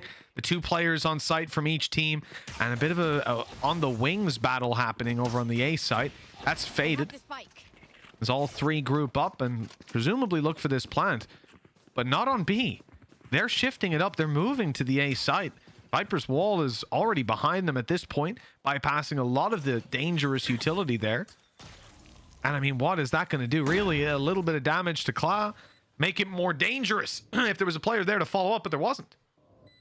No, there is a guiding light, though, available down towards drop now here for Jade, right? But you've also got Kim looking for a reflank to come through. Takes out the knife. Unfortunate. Lotus gets the drop. That was the difference maker. Now it's in a 1v3-2 situation, all up to Slicey, and Lotus with the timing, checking behind her. It's all the 2 in this round, realistically. It really was, and I think we started with that paranoia straight down B. That halted the push, sent players scattering, and let them carve their own bit of control back into that map. Honestly, if Lotus doesn't buy the paranoia, I think they lose the round. Any other kind of investment out of her, and it falls to pieces. So we go from there, and then she got 3 kills. So, you know, that's also pretty good. That'll win you rounds, they say. 8-5. A solid start to this half from Ascend, and CBA are force buying it. They don't want them to get off to a streak of rounds and build up a lead. CBA want to have that fight right here and now. Yeah, just trying to go head to head, but that's also a dangerous spot to be in if it doesn't turn out in your favor. Could lose out on that anti-eco into the next. But that's drone committed now. Marshall sought out, and Poison Orb is not something that you want to push through, but it was all 5 members committed here from CBA. Now trying to pivot over towards this B side, and mollies are waiting. Yeah, they've got utility. It still hasn't been activated as well. Very solid trigger finger on activating that. There's the flash, the initiation, and that's what will get it out in the end. But the push wasn't there. Instead, it's elsewhere, right on in. They hate it the most. Not able to get too much done, unfortunately. Low HP on all these players. This is so winnable for Jade in these fights. 2 and a delay on the spike plant that lets teammates get into position. That might just have changed the course of this round entirely. Great paranoia. Still able to see his Rika. And the cover fire was there to keep them back. Kla has to try to find space. She's located a player. But now the last one alive with a sliver of health. No. That could be a big mistake going for the teleport against the low HP player, faking it out instead. And that's actually got Lotus looking elsewhere, or Kla looking elsewhere, excuse me. Because Lotus shifts as well. Ring a Rosie, barely missing each other. And in the end, it's Kla on the same position where just moments ago, what? A shrouded step from Lotus attempted to fake her out. And now she strikes from that spot with success. What a trigger finger, too. Not even throwing out the paint shells in some sort of panic after hearing that spike tap. The ring around Rosie was crazy with the mind games both these players were trying to work around with. Now, CBA, I mean, they make that force up more than worthwhile, right? And for the side of Ascend, push onto half eco situation, mostly pistols across the board, essentially a full save overall. And if I'm CBA, honestly, sure, you know, you're likely to win out the round just statistically based on the weaponry alone. But do some shopping as well. You got a few players really close to trying to get those ultimates online. Could invest even in towards Zelene or into Rika to try and continue to bolster that for the next buy-up round of Ascend. Instead, actually, going for the From the Shadows just in case something does go wrong up against this eco.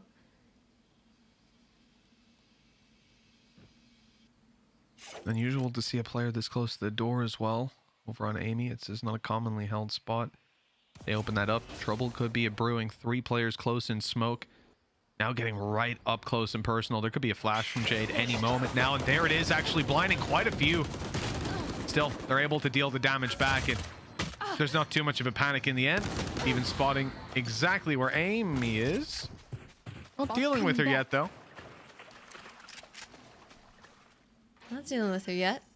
30 seconds left. Spike looking to get initiated here. And looking for the CT control. CBA, all 3 players actually walking on up. And Latu seems like she actually fell asleep on the angle for a millisecond. And Slicey across the board. 4K for CBA and 7th rounds for them as well. 1 away now from tying things up, where Ascent was originally looking very dominant here on Lotus. Yeah, no, they definitely were. I mean, they had a good streak of rounds to start with. We end up at what, 4-3 at one point, 4-4, and it's sort of been a game of ping pong since. Back and forth we've gone. But you know, the difference here now, the Logitech G power-up round coming into effect, and you can take a look at the weaponry. It's certainly looking good for Ascent. An operator in the hands of Schnell. An opportunity about to be presented to her as well, just waiting for the flash, the stun, the recon, everything else to go on by, and in the end, she will deliver the first blow. A kill onto Rika, a breach taken out of the equation, and that's a lot of initiation that this team now lacks. That is for sure. Having control of this A link. Broken door in towards B as well. Completely negating that KJ util set up into B main. But then you've also got to worry about Mound. Could easily have that door ripped on open, but it's going to be Claw with the showstopper. Looking for one, doesn't check the left corner, and Amy shuts her down. Good positioning. It's a risky play, but one that's certainly paid off here. Zaleen, though, with a risky position of her own. Might have ended up splitting the players up thanks to the door, but 10 HP, 11, all the difference. Keeping them alive. Getting this spot to at least plant the spike. Gathering themselves afterwards won't really be a possibility, though, with so many players close by. That reload was heard close in spawn as well. They're fully aware that these players are going to be looking to take a fight any moment now. And there's 3 of them here on this angle ready to fight back. Flash does nothing. Oh, wait! No way! They have absolutely stolen this round at this rate. Only hated the most left alive. A poison orb to play with. Maybe that can be of some assistance. Zaleen finally dealt with, and it's down to Kim. 11 HP from earlier, but she gets the job done. A 2v4 situation, and CBA cut all of Ascend down. There was even the regrowth coming out from Jade to bolster the health, but that initial guiding light was a big part of the fumble. You just have it pop not long enough for Zaleen to be full flashed. Instead, she just whips around the corner looking to catch Jade off guard, knowing that she just had util out in hand, couldn't have gotten that rifle back in time. Man, different story if Amy wasn't blinded there. Big stun. Schnell stopped from getting into the close corner. Tries it afterwards, spotted. Here comes the drone. 1, 2, 3. Now, this is where you decide to run the other direction as quickly as possible and get the hell away from these players. Their rotation's also pretty long, especially if they don't open the door, which they haven't. So at this point, you've got a good read that max 2A. And a lot of respect for this toxic scream too, right? Never knowing where the close quarters might be holding here, with Ascent being on that eco round. Not being 100% sure what weapons they do have picked up as well, but what a shot to come out. Amy gets one, HGM looks for another, but it's CBA all into the kill feed. Now you're alone. IGL, Jade, guiding light available, but it's a 1v4. Players low though on the side of CBA. Yeah, there's a few opportunities. 2 players that are one shot, but Slicey's position proves to be a little bit too much. Chaotic push on the side itself. It came down to a race against time, essentially. Like we said, the rotation time from C main all the way around, it's just a little too long. Especially with when they decided to start moving and not opening the door. So they ended up making it there actually close to the same time.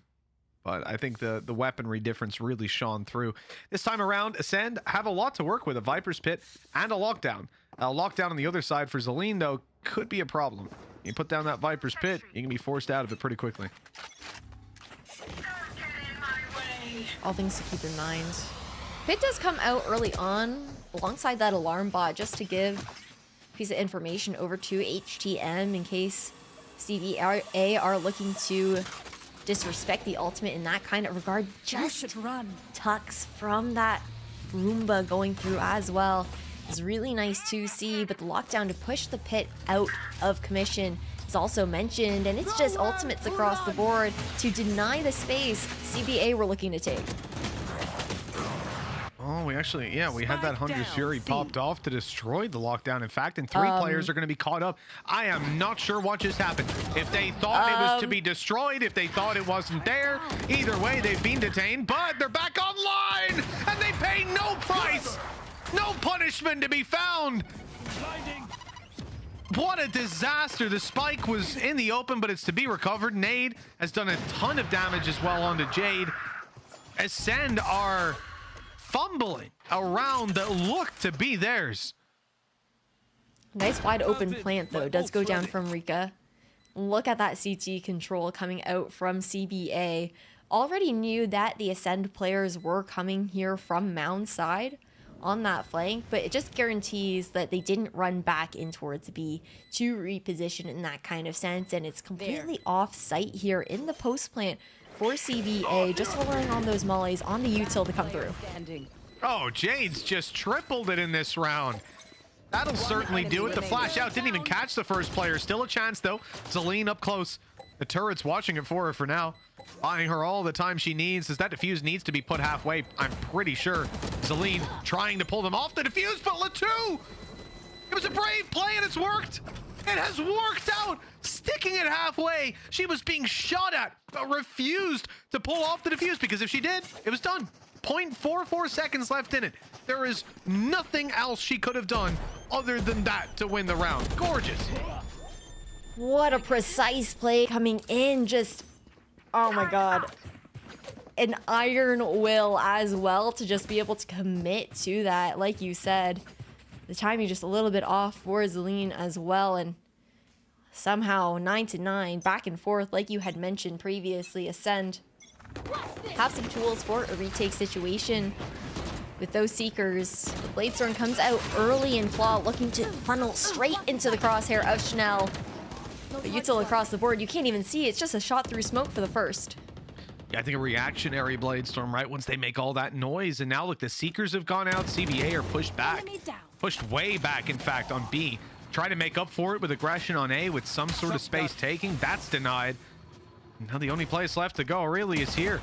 Might look silly, the shock dart on the floor, but just an attempt to destroy some utility. Celine, some high IQ plays here. The Odin on the back of the site, shutting down one angle, and if they try to go for the plant, you can wallbang practically the entire site. A very, very powerful piece of utility, a piece of hardware that we've seen even the best teams in the world struggle to deal with over on that C site.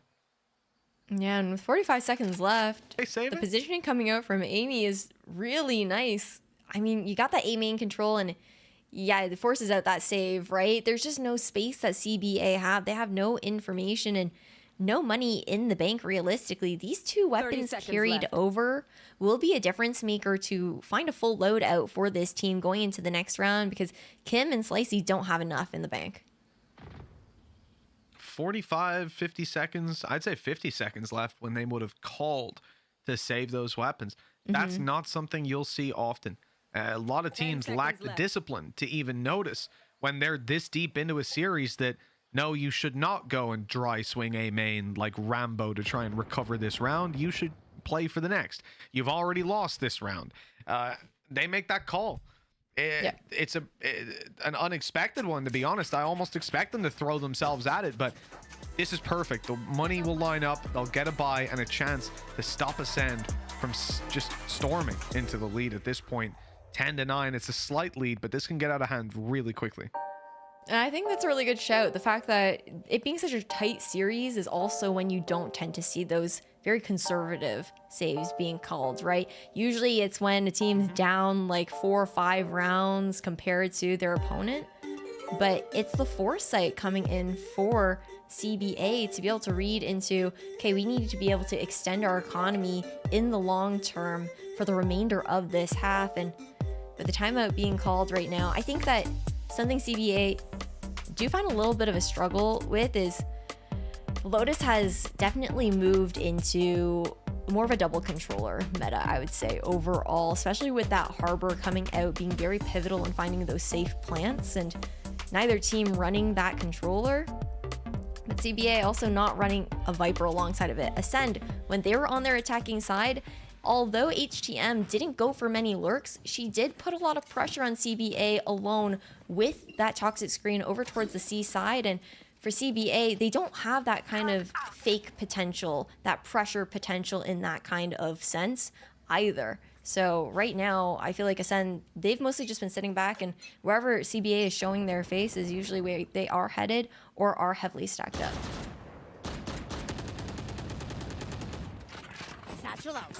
Well, they certainly wanted to get rid of that turret on A long. It's gone and out of here, at least. Some information taken out of their hands. Ascent are not stopping.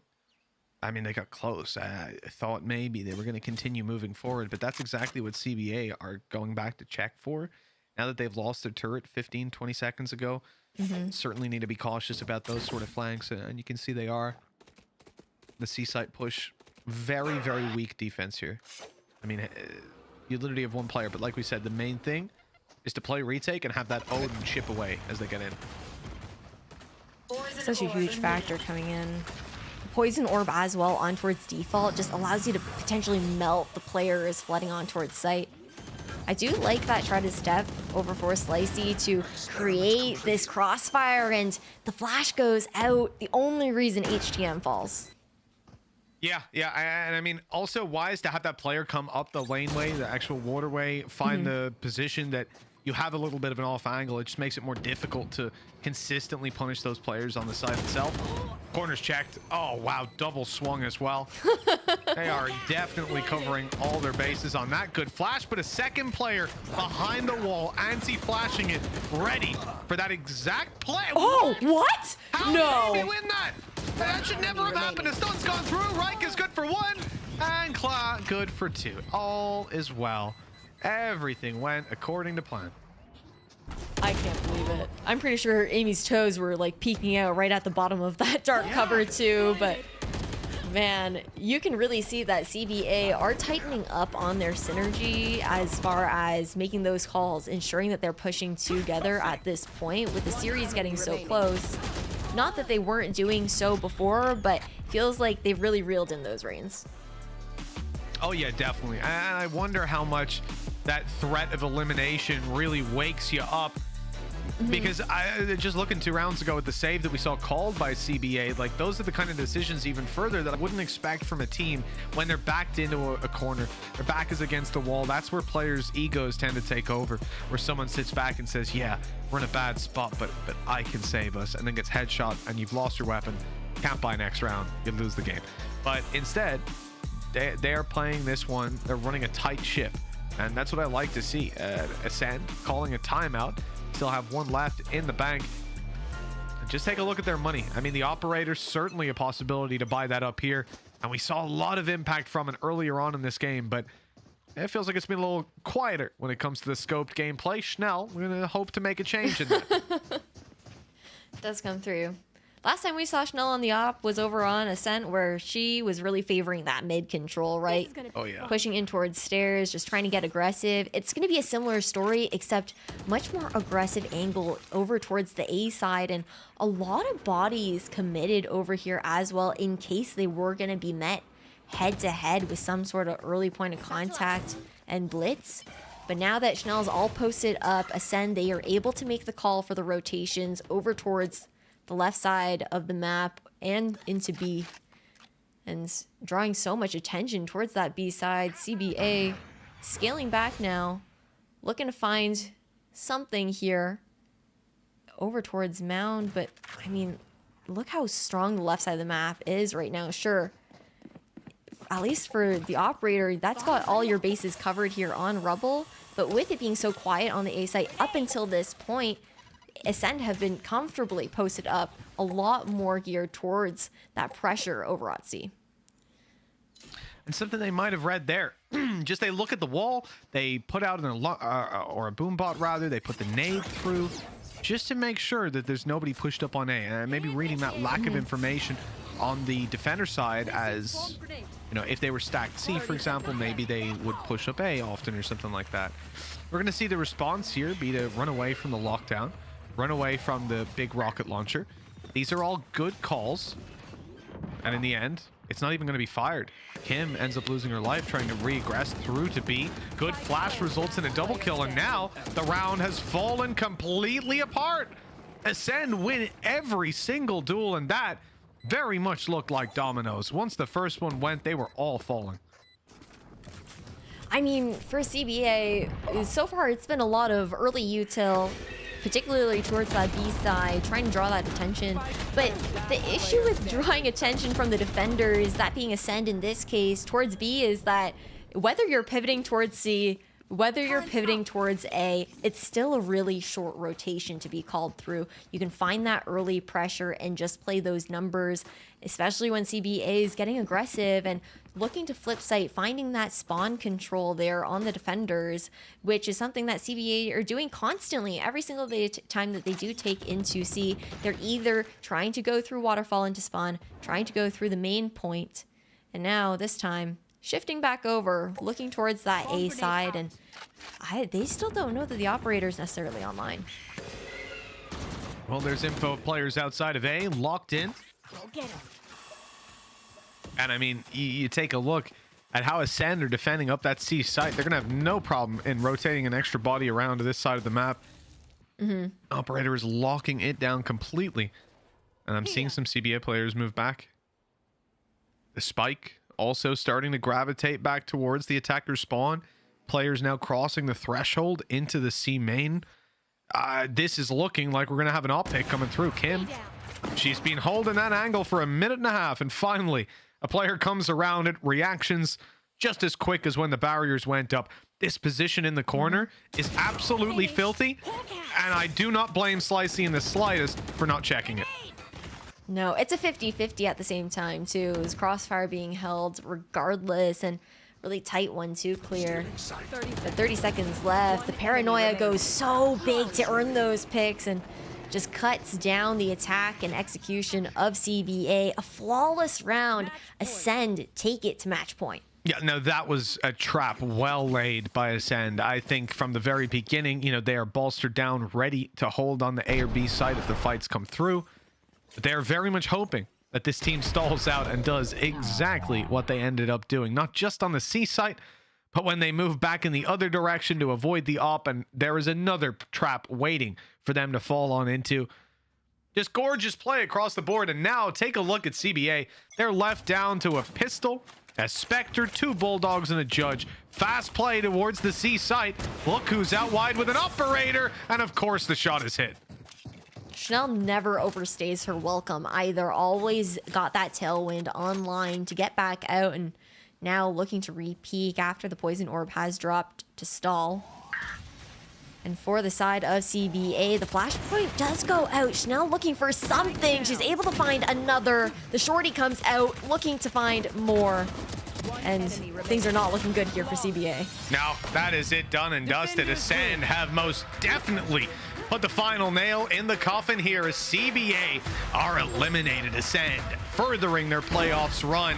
What a game it was, though. It took 3 maps to decide the victor here, and it took everything both of these teams had to offer. I mean, 13-10 on a 3rd map.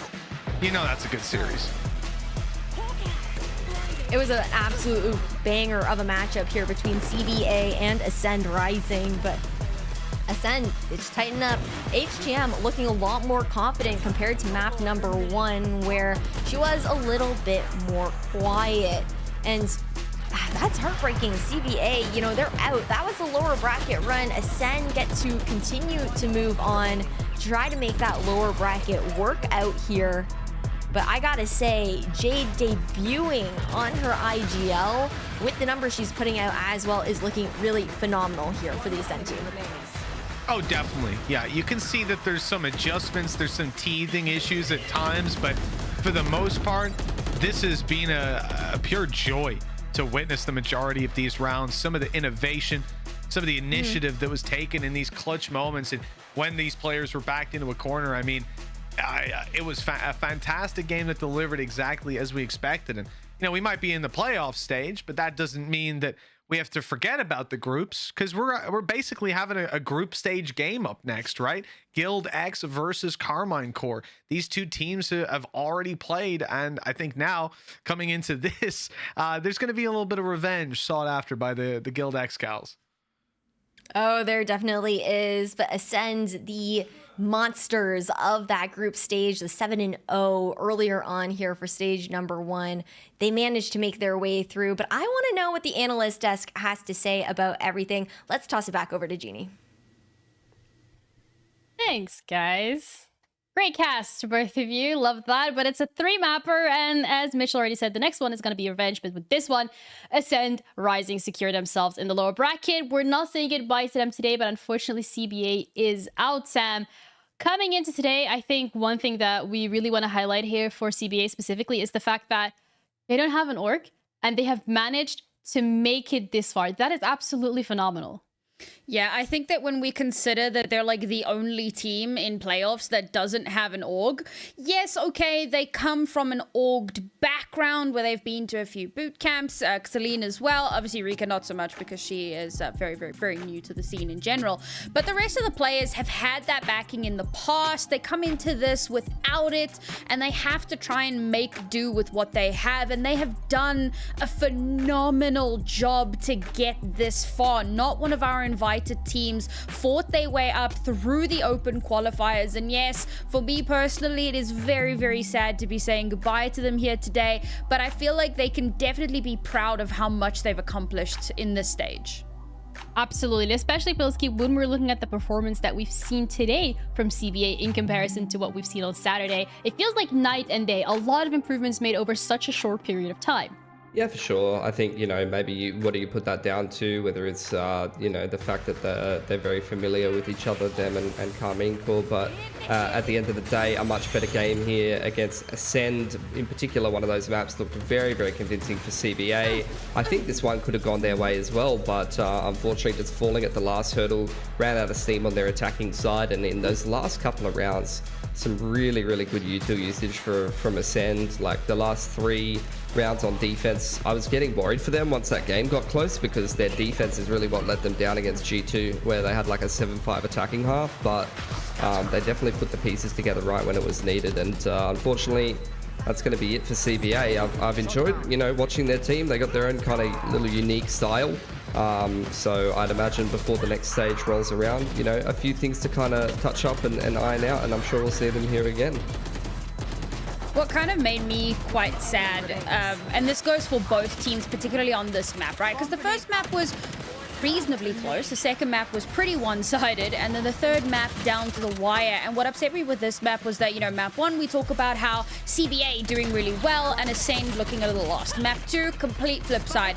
Map 3 was all over the place. There were a few rounds that we were thinking of highlighting with like recaps and replays and everything, but just to kind of give a little bit of a TLDR, it was chaos in a lot of them, and a lot of like big mistakes being made. A team flash that led to a Celine 3K is a perfect example of that, right? Small little things that both teams were doing, bumps in the road, and I feel like if one of these two teams, I suppose it was Ascend in the end that did it, they finally started to clean up a little bit on some of those smaller mistakes, and they were able to take themselves to the finish line. So well done to them for doing that. But this is definitely a map that both of these teams, I feel like, need to put a little bit more polish onto going forward. Also, when we're looking at the last 3 maps, Pilsky, players as well have, as Sam said herself, it's been a little bit of an up and down in terms of how these maps have gone, and Ascent throughout all 3 maps have had consistent factors, one of them being hated the most, especially on that second map, Haven.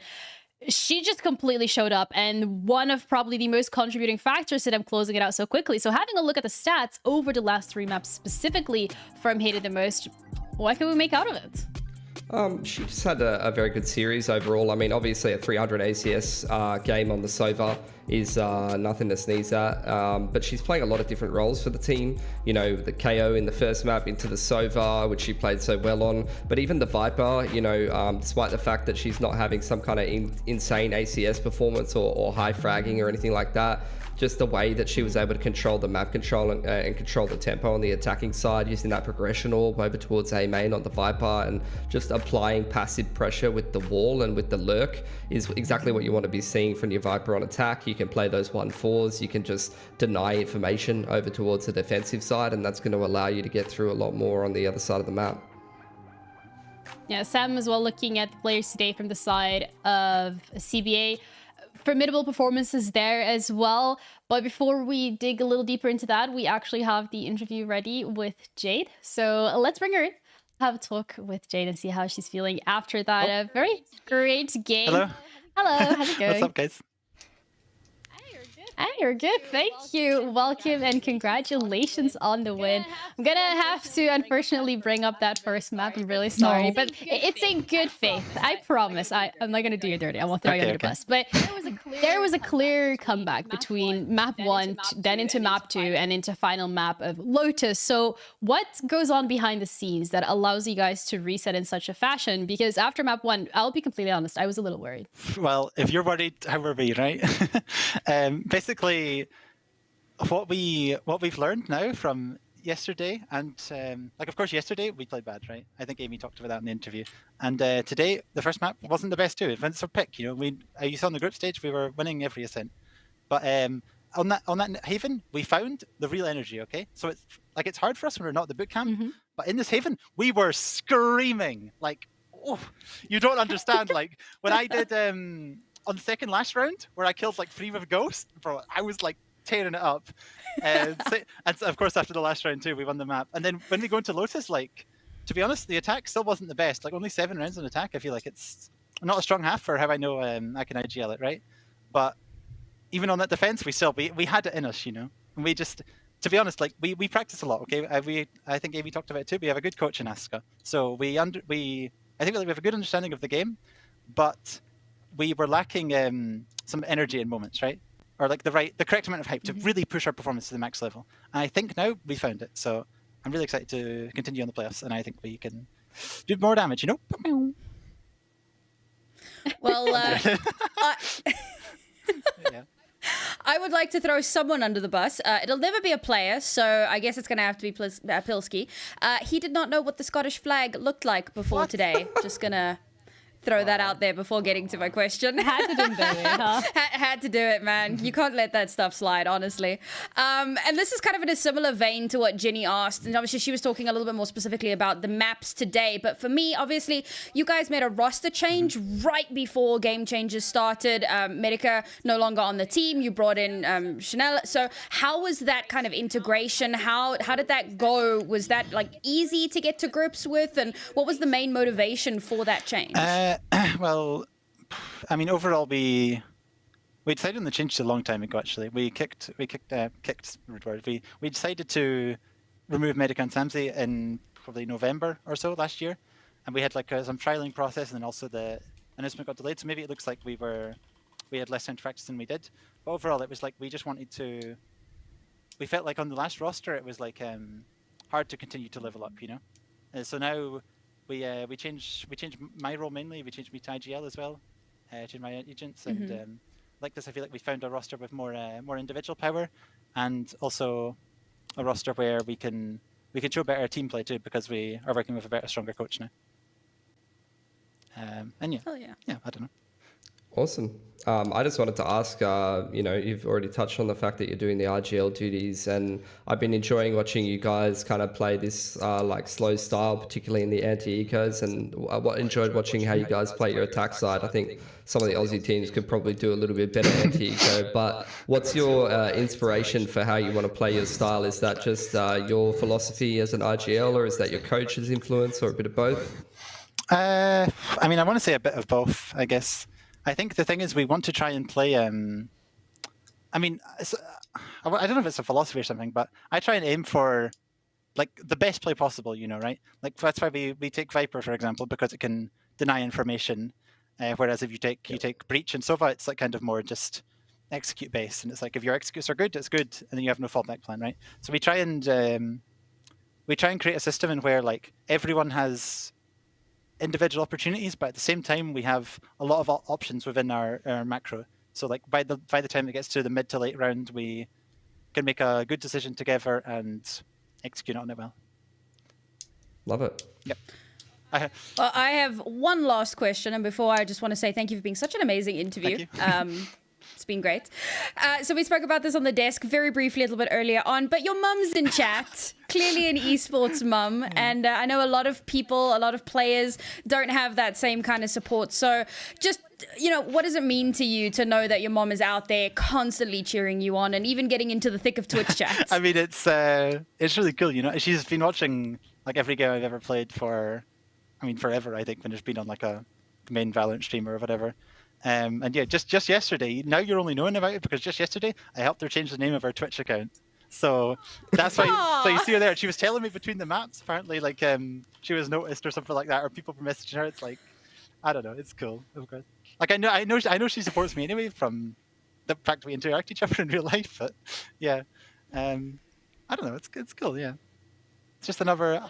It's lovely. It's very wholesome. Another person to win for, you know, not just myself. Hell yeah. I mean, that's like very, I don't know. Yeah.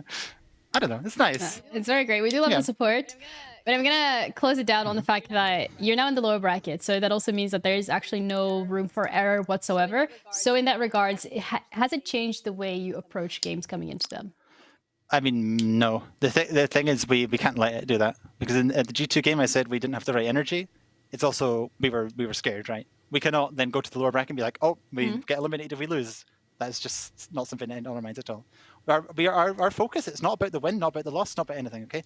Genuinely, the results don't matter. I know we're on the right path, so even if it's not now, at some point we will achieve very good results. So what we're focused on is just performing our best. And yeah. Well, you guys have had some incredible results so far, so I definitely think you guys are on the right path. I do agree with that. Thank you so much for being such an incredible interview. I have a great time, and if your energy is anything to go by, I know that you guys are having it secured in the bag. We'll see you around, and enjoy the rest of your evening. Thank you.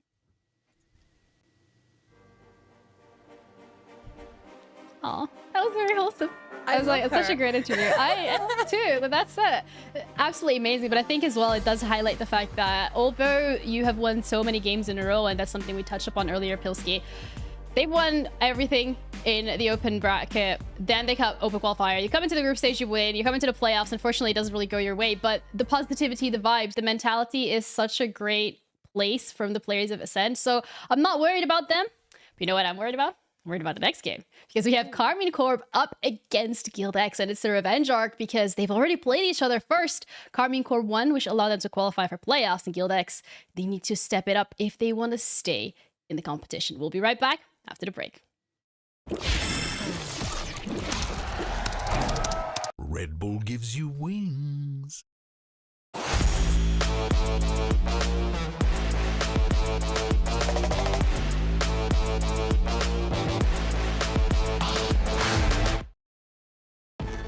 Zero distraction. Zero doubt. Zero opposition.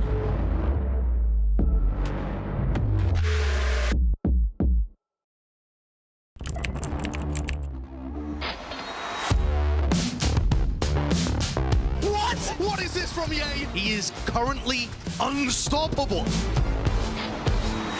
He is just a consistent demon, El Diablo. Hey guys, it's EA. Welcome to my course on optimal VALORANT training. I'm going to be demonstrating now some angle clearing. I'll slowly come around the corner as well, making sure no one's on these off angles.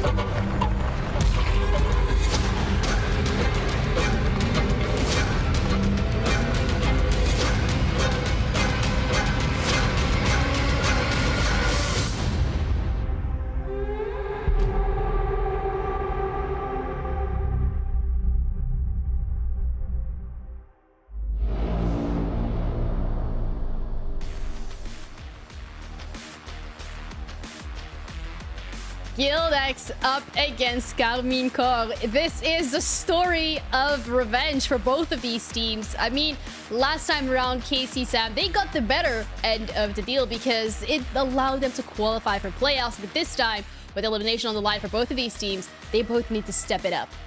Not only qualify for playoffs, but also to nab that second seed. Fantastic. But yes, there's a lot on the line here for this team. Again, much like what we said about CBA, you have a core of players who have won Game Changers in the past. Well, 2 of them, and then yeah, no, 3. It is 3. So they've won it in the past, and they've got quite a lot to prove, to be perfectly honest. And coming up against GLD here, right, this is like lower bracket. It's kind of that first step. It's that grudge match. So there's so much on the line here for them. And when you look at their last performance, it was so close. All 3 maps down to the wire. So today, they're really hoping to be able to close that gap, get themselves that little bit further, and of course, get a spot in the next round. Yeah, Pilski looking at Carmine Corps as well yesterday. When we've seen them perform, it felt like BBL Queens didn't really give them as much space as we've seen CBA give them. And that is something that they struggled with, and they weren't able to break free and just play the way that we've seen them play on Saturday. Yeah, I would agree with that. I think, though, BBL, a bit more of a quality team. They did very, very well for themselves. And I think statistically in the groups, they had some of the top players in the whole tournament. They were fragging pretty hard. So to see Carmine Corps, a team that did drop 2 games over the group stage, do so well against them is a pretty promising sign, if you ask me. Yeah, absolutely. And you know what's even more promising? When you go on Twitter.com and you check out the tweets that these players have been putting out, because the absolute hunger, the drive, the dedication, okay, that these players have, Sam, is incredible. I promise this was not me translating, but it's totally insane to see that you're coming off of the back of a loss, and the first thing you do is, we're going to do better, we're going to improve, it's fine. It happens. Honestly, there seems to be a theme today, right? It was a similar thing with Ascent. They had similar tweets after their loss, and again, we have that coming through here. And I love it. I love the mental fortitude and the tenacity that these ladies have coming into this game. They're not giving up. They're not ready to back down for anyone. They want that crown. They want to be top of the world. And of course, they want the opportunity to compete on the international stage. If GC Berlin champs told us anything, it is that there is a huge hunger for this tournament, not just for the players but for the viewers as well. Sold out venue for finals. It was insanely cool. So to see these ladies continuing to strive for that goal, you love to see it. Absolutely. And Blitzky, you already mentioned it yourself, some of these players here have had huge games themselves. Some incredible clutches that we've seen come out from the side of Carmine Corps that has allowed them to close out the gap yesterday against BBL Queens. So having a look at the statistics specifically, I mean, they are up there with Roxy and Petra. I mean, yeah, I think the main thing is if you look at the Carmine Corps players here, and you got Nello down the bottom there as well, they're attempting a lot of clutches, and they're actually winning a fair few of those clutches. Obviously, that you got an insane inflated clutch stat for some of the players that haven't attempted as many, but the Carmine Corps players, you can see winning a decent chunk of those clutches in the recent couple of games in the playoffs. So, you know, it is only a small sample size, but it does go to show you that of the clutches they're attempting so far in the playoffs, they're getting away with a fair few of them, and that's really making a difference in these games. Yeah, they're absolutely not scared to go for any of these clutches, and we've seen that as well highlight some of the stats, Sam, that we've seen from the side of Nello as well as Matrix. I mean, Matrix, she just goes in and plays straight into people's faces. She is not scared at all, and that confidence to see on some of these newer players as well is absolutely legendary. So here's the thing, right? The reason I wanted to bring this up, and everybody's gonna look at me and go, bias caster, because on day one I was like, Nello, and then we interviewed Nello, and we're like, oh, we love Nello. But look at her stats, okay? Bearing in mind, she is playing supportive backline agents, whereas Matrix is playing the duelist. Nello has a higher ACS, a higher KDA, higher average kills. She has a higher cast. Like, she is outperforming her duelist. And this is not me talking down on Matrix. I need to be specific about that because Matrix is exceptional in what she does. This is me saying Nello is nuts. Nello is like... Respect. on it, like she's just on something else, and I really hope, because like we kind of highlighted Amy in the previous game, similar backline player thing, and then she had like some wobbly moments and we were like, ugh. But so I'm really hoping that Nello continues to show up today the way that she did over the last couple of days, because she has been so impressive, honestly, being such a firm backbone for the team. Yeah, and Nello as well has really good assists per round stats over the whole tournament, and her stats are very consistent throughout the group stage into the playoffs. There's really no difference between her stats. Also worth mentioning, Matrix has an insane first kill, first death. The last time that she played Guild X, it was like plus 12 over 3 maps or something, like 18 and 6 in opening duels. So I'm really keeping an eye on her to see how she opens up some of these rounds. Yeah, well, you know, if you guys are like, oh, we've already seen the Nello stats, we've seen the clutch potential, that's probably it. No, you're wrong. There's more, because we actually had a chance to sit down with her, well, me, to have a little bit of an interview. So let's head over to Ginny and Nello. Welcome, guys. We're joined by Nello from Karmine Corp, and we're going to have a little bit of a dive into the past experience and the game that's coming up. So first of all, hi, how are you doing today? I'm doing great, and you? I'm good, thank you for asking. Your loss against BBL Queens knocked you guys into that lower bracket. So the question here remains, what have you learned from it as a team? What was the biggest lesson that you can take out of it? I think is that even if we improved a lot, we are still not unbeatable, and it made us look the game in a different way and how we need to approach next games. Well, speaking of your next game, it's going to be Guild X. A little bit of a rematch. Last time it did go in your favor, and that was a game that was also very high stakes, because if you win, you go playoffs. If you didn't, you wouldn't be here today. So now it's elimination on the line. How are the nerves? How are you feeling? We won last time, so of course we feel confident, but we still need to be like a bit of a stress, like a good one, to not go in the game too much confident and make too much mistake. Okay, not too much stress. But yesterday as well, from the tweets that we've seen, there is a lot of hunger and a lot of will to improve and to just be better at the game. We've seen it across all of your guys' Twitter, all of your guys' social media. So where does this hunger come from for you specifically? What is the source of your motivation to just get up and be like, okay, we lost, it's fine, I'm gonna do better? I think for me, it's from my past experience, from the beginning when I start without organization. We start winning, but we were also losing, and I was like, I don't want to lose anymore. I need to improve. I want to be the best. I want to be in the best team. I want to be the best player and everything. And to be that, you need to work. So each time we lose, we take it as an improvement and as a chance to improve more.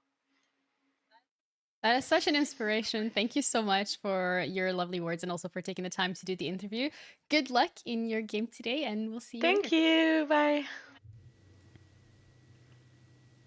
The hunger from the side of Karmine Corp is just showing in every single one of their players. We've already highlighted Nello, and we'll bring up the stats again. Let's just kind of move past these, Sam, and talk about the fact that this team has really glued well together, not just on the server, but it also feels like outside of it, when we're looking at the motivation, the hunger, it seems to all be on par and they all want the same thing.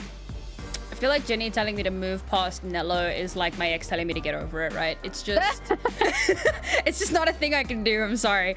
But no, you're absolutely right. I think that the newest iteration of this team with the new players has looked phenomenal. And then, of course, the backing of a really good organization that's put a lot of time and a lot of effort into this team and giving them the resources that they need to succeed. It's made the hugest difference in the world.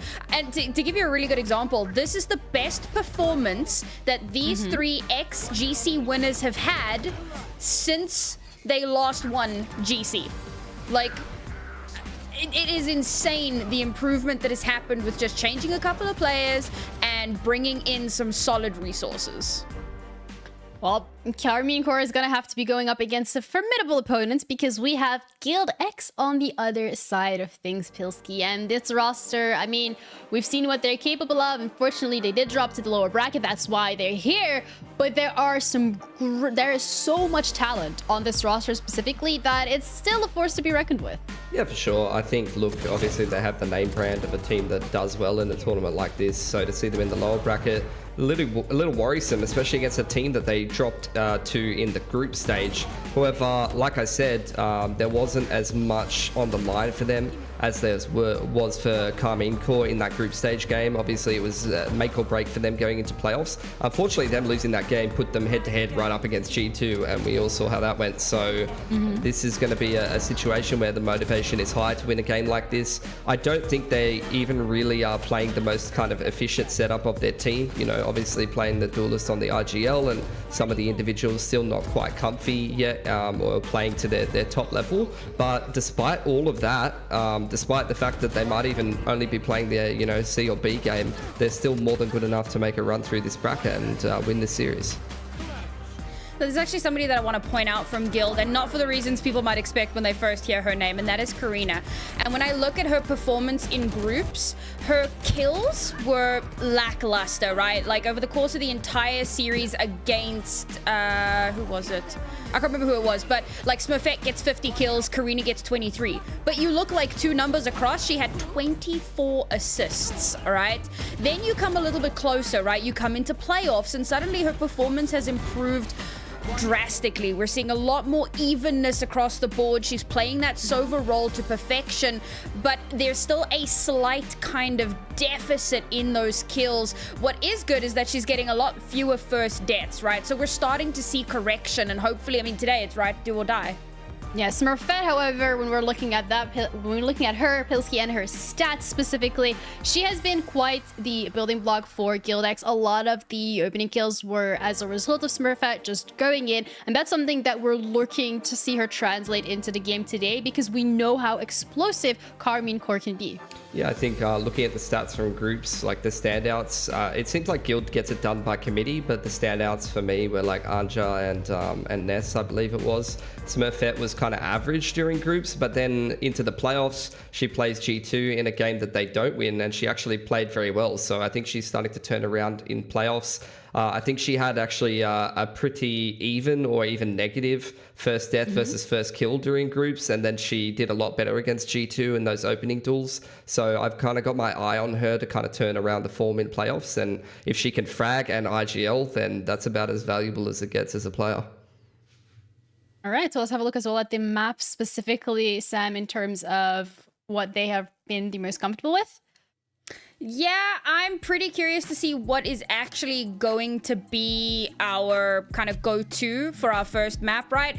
Oh, okay. We've got a little thing showing their history. Switcheroo here. It's fine. We're going to look at the history for GLDX instead, because when we're looking at how they have been performing in the last couple of series, top one last time around, Sam. You said something earlier as well, and it's always the bridesmaid, never the bride. Well, that's the thing. Like, so in GC1 in 2021, they got knocked out in the round of 16. Then GC2, 3, and then 1, 2, and 3. No, 1 and 2, they came second place every single time, always that bridesmaid. And finally, they got to head down the aisle in GC3. Hey. Unfortunately, it was a really messy divorce at Champs. We don't talk about that, right? Like, the kids don't talk to us anymore. It was really terrible. So now we're back. We got a new bae, and we're really hoping that we can get married. I've taken this metaphor way too far. Yeah, you want to talk about it? Point being, Guild, they're looking for that finish line here again. The finish line, indeed. And also, I think one other thing that we really need to highlight here, Pilsky, is the fact that GLDX is one of the teams that got invited to Game Changers EMEA 2023. And when we're looking at that, the only teams remaining in the competition right now that have been invited are GLDX and G2 Gozen. If GLDX drops out today, that means that G2 Gozen is the only team remaining. Could this be the end of an era? Yeah, I mean, you might be starting to see a bit of a recycling of old talent coming in with some new talent and really testing that. I think for GLDX, though, just to pick up on, you know, doing 5-2 in group stage, they already dropped a game to Karmine Corp. I mean, looking at the fact that over the last couple of years, they've been a name brand team in the Game Changers scene. They've been one of the best, if not the best team in Europe at times. They feasibly have just dropped a series in the group stage to Carmine Core. This might be one of their worst placements if that is repeated and they lose out in the lower bracket here. Yeah, a scary situation to be in, but the tensions are high. And in terms of maps that we could be expecting, we've seen how comfortable Carmine Core was on Ascent and Haven. Sam, is this what we're thinking we'll be seeing again today? So we spoke a few days ago about what is the holy trinity of maps, Haven and Ascent, very firmly in that holy trinity. It feels like a really, really safe bet for most teams at the moment. It seems like the map that many of them are going to want to gravitate towards. Now, for my money, I'd love a Lotus, maybe a Pearl, you know, something different. Throw out something interesting. That would be my hopes, but we'll take a look here and look at that. It's Haven. And Ascent, cool. 2 of the 3 of the Holy Trinity. That's actually kind of sad, to be honest. Yeah, I mean, at this point, well, we actually will get a Pearl. Pilski, how are you feeling about that? I mean, I like the, you know, switching it up a little bit, but Haven and Ascent seem to be the first 2 maps that we're going to be heading to. Yeah, I'm eager to see how that does kind of pan out for both of these teams. They've just gone for their insta-bans, who've gone straight down the middle of the map pool. Doesn't feel like either one of these teams want to be taking too many risks in a series like this, but Pearl is the decider. I don't know if we've seen any Pearl so far, at least for the games that I've watched in playoffs. I don't know if you got one on day 2 there, Ginny, so I'd love to see us go through to a 3rd map. No. Yeah, no. I wasn't bestowed upon the greatness of Pearl. Maybe today. Honestly, we'll see. I mean, first series went to a 3rd map, right? Worth mentioning, last time it was Ascent bind Lotus, so we've actually got a pretty different map pool this time around between these 2 teams, and they're going to play at least 2 out of 3 of the maps differently. Yeah, well, we've seen how much both of these teams are comfortable in Haven, so that's going to be the first map that we'll be heading to in this series of Revenge. We have Ash and Mitch covering the action as well. They're on the mic. Thank you so much, Ginny, and the analyst desk. Yes, another series for us and another start with Haven and Ascent. Are you thrilled to see these maps back in there? At least a Pearl, a little sprinkle of something new to finish it off. Hey, at the very least, you know, we're flip-flopping it over. We're not going to be seeing Ascent up first. It's going to be Haven to kick us off here right into this next matchup. But I'm really looking forward to this head-to-head. It's a grudge match, and Guild have something to prove. Oh, they absolutely do. Well, let's start things out by taking a look at their agent select and how they're going to be, or rather the tools they'll be bringing to the table. When you look at Guild, typically they've been running the Omen. You're going to see that locked in by Anya yet again. So pretty much all the same over on that side of things. And then taking a glance over to KC. Again, very similar setup. This is what they've been running before. No changes there. So both teams going to be playing this on comfortable ground, let's say. Yeah, it's a mirror matchup to boot as well between both of them. The Sova making his way back in a little bit more here of the meta, but we do have this matchup coming through. Mitch, it's the 2nd best of 3 series today here into the lower bracket. Carmine Core Game Changers versus Guild X over on Haven. Let's get into it.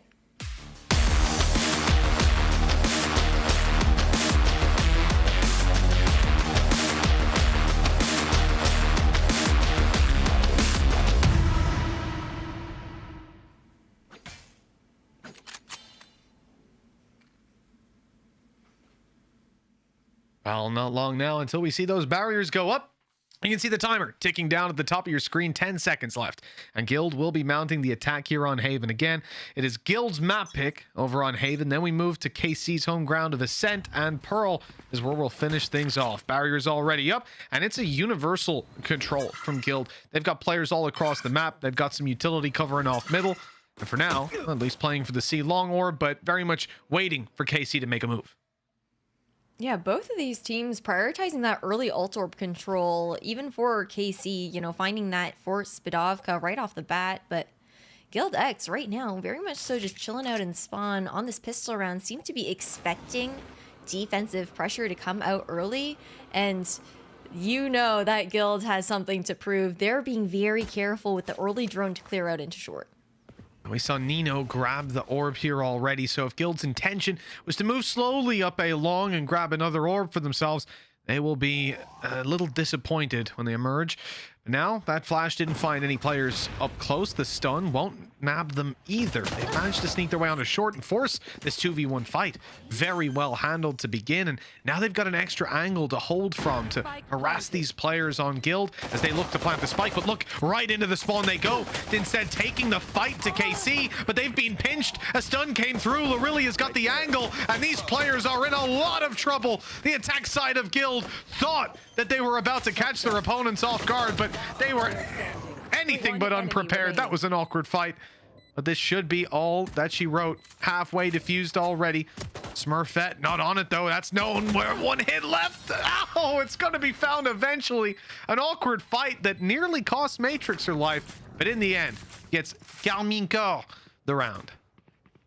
Yes, it does. And Jet v Jet, Smurfette, it's interesting to see, you know, she is slotting into this IGL role here on that duelist. It's a lot to juggle.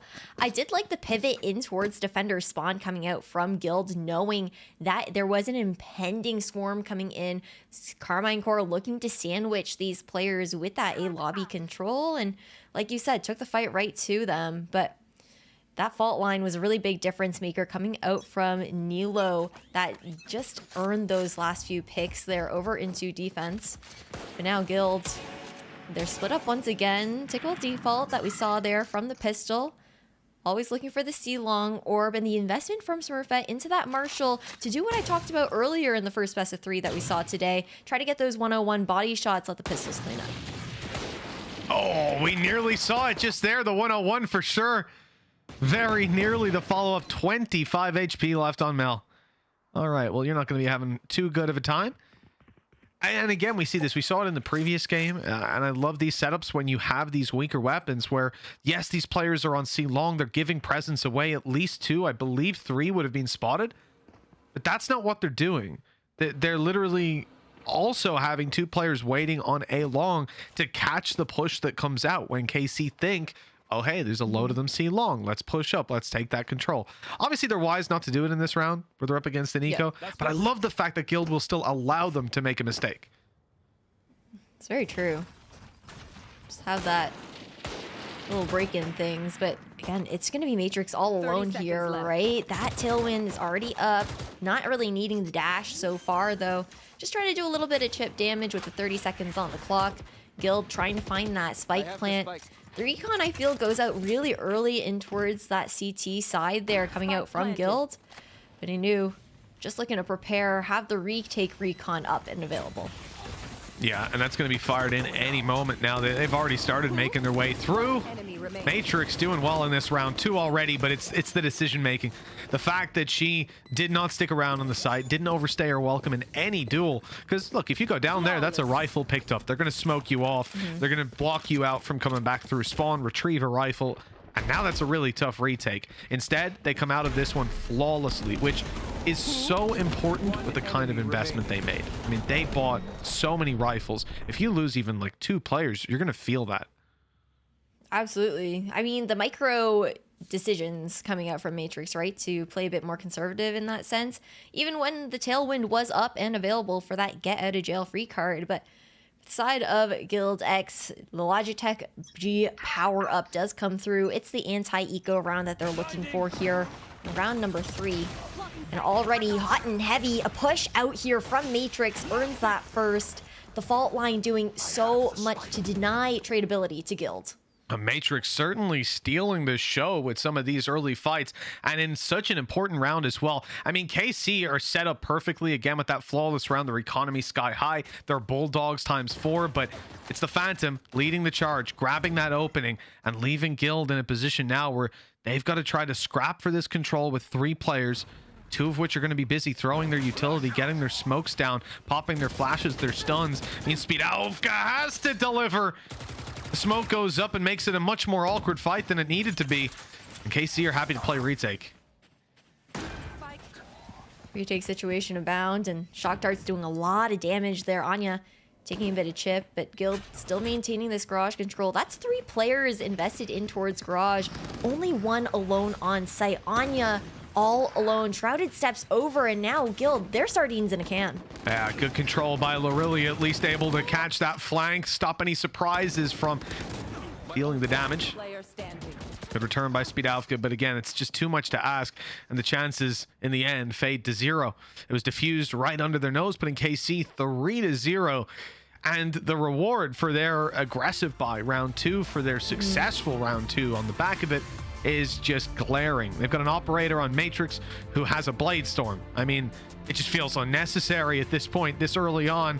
But look over at Guild. What have they got to work with? Is this op even necessary? Because I doubt they'd go for a full buy. Maybe light shields and rifles, they could try it, but it'll be tough. There's a chance. There's a chance that Smurfette, with the rifle in hand too, maybe tries to get that first pick off contact and put the Blade Storm online, swap over to somebody else, because you have the Rolling Thunder to work with too, right, for Guild. But not shy at all, calling this timeout very early on. And what I don't understand from that last round was why Guild decided to give up all of that site control. They only had Anya on there. The rest of the team funneled into Garage, where you are going to be more susceptible as well to those closer quarter angles. So kind of odd positioning that we saw come through there into the post plant. Not really keeping any of the space that they had originally garnered. Spike not even planted for them in that situation. So now it's the time for Guild to see what they can tighten up, what they can pivot onto early on in the series. Well, we had that timeout just moments ago as Guild look to really gather themselves. It's faded, and the barriers will too, as we see KC attempt some early recons. That's going to land, and no info got on the back of it other than the fact that it's broken. They might not be fully aware of just how many players are sitting on the other side of the A site. However, they've made the call for a full retake already, which is interesting considering Lorilia is pushed down C long. I don't even think it's that interesting. You know that Rolling Thunder's online, right? So you don't even want to be caught up in sight. You're going to completely funnel off, turtle back in, not get affected, and then that's when the opportunity comes through. Oh, that is true. So this is worrisome. Guild could very much so use this to delay any sort of push back in, especially with this health control. Yeah, I completely agree with you with how we started things out. It makes sense. I'm actually shocked they didn't use the Rolling Thunder, but maybe they just assumed that respect was going to be given to them, and now they've got it. This could be a big problem. Just going off the normal utility for now. Speedalfka, does she have an angle safe down below? I'm not sure. No, she doesn't. She's been dropped by the utility while KC come barreling into the site. Ness tries her best, but it's not good enough, and no surprise, entirety of KC was left to deal with. It was so fast, so clean. The retake coming in here for KC, 4-0 to start things off here in the first round, and always so much room to work with in those post-plant retakes as well. No less than, 10 seconds on the clock every single time, getting that defuse down. And for Guild, that's been the struggle so far, is figuring out how to post up in their post plans where they seem to be getting picked apart. Oh yeah, definitely. I mean, looking around like that, especially highlighting the Rolling Thunder, it's still being online.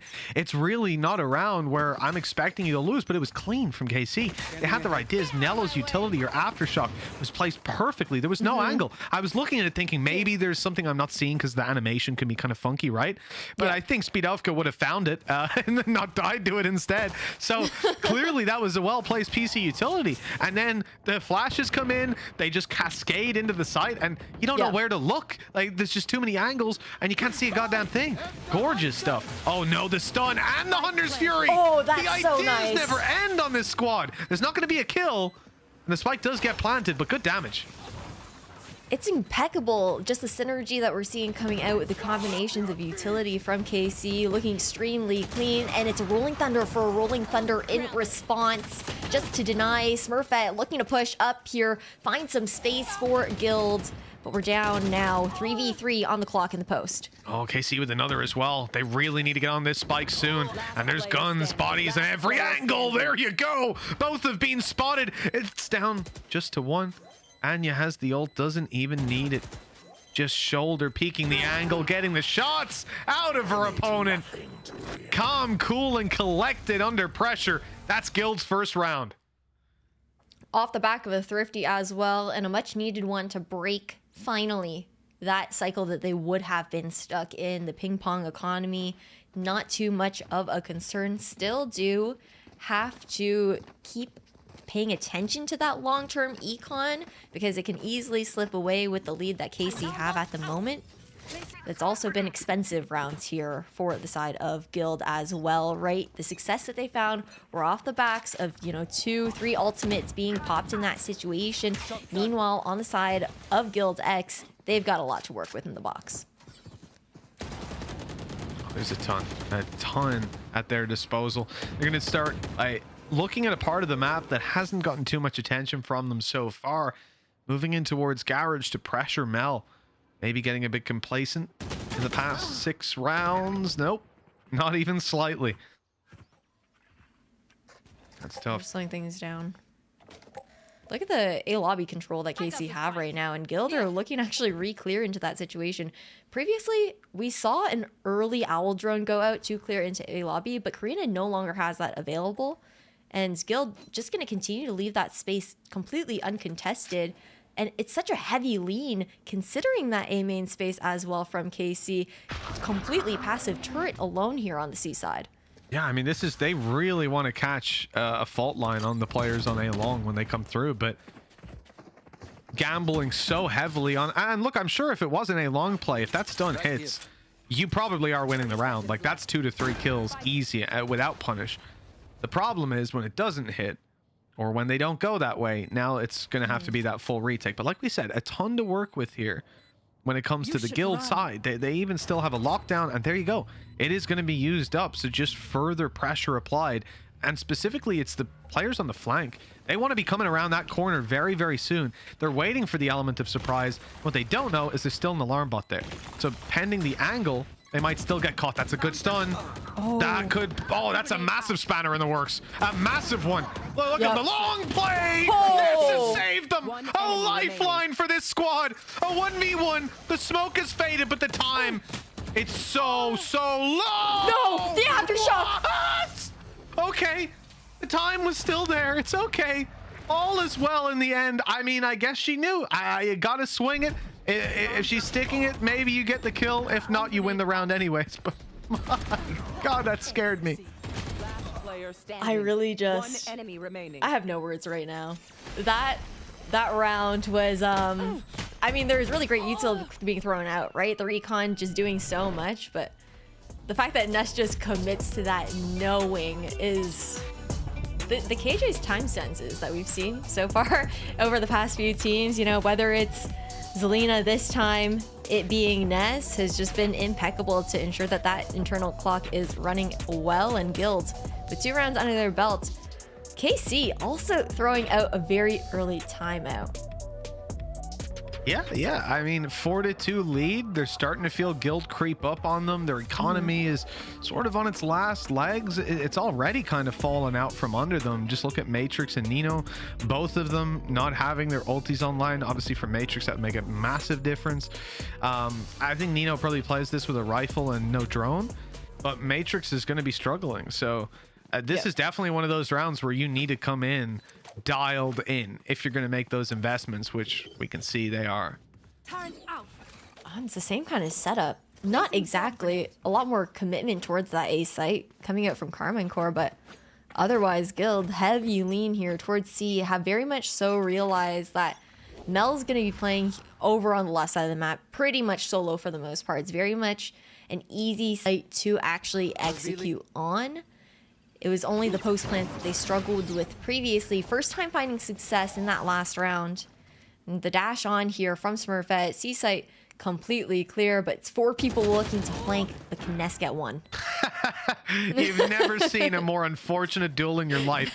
I'll just check that they're not flanking. 4 people staring at her. Like, good luck to you. A drone online for KC. It has cleared the correct corner, but the info doesn't get past the wall in time. The punish is still there, but thanks to a couple of good duels, it might not matter. 5 HP left on Spidavka, and it's a wallbang kill to take Karina down through the 5 HP player. That'll certainly do it. Good stuff for KC. Their A commitments have been huge. They really like the A site, and so far we haven't really seen Guild fight for it. I almost feel like if they do fight for A main, they will lose that battle, just with the conviction in which KC are consistently going for it.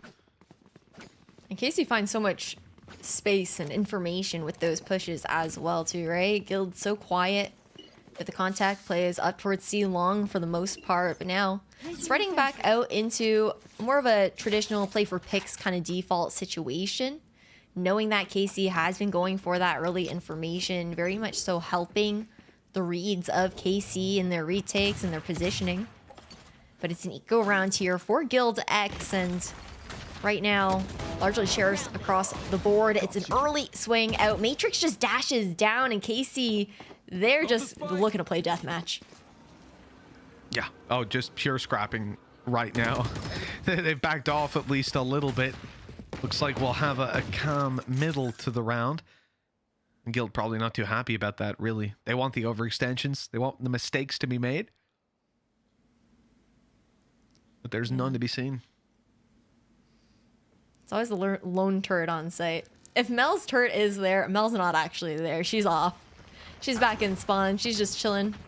But I like the play because, you know, eco weapons, Guild X would be playing in numbers. You don't want to get caught out alone and have that rifle go into their hands.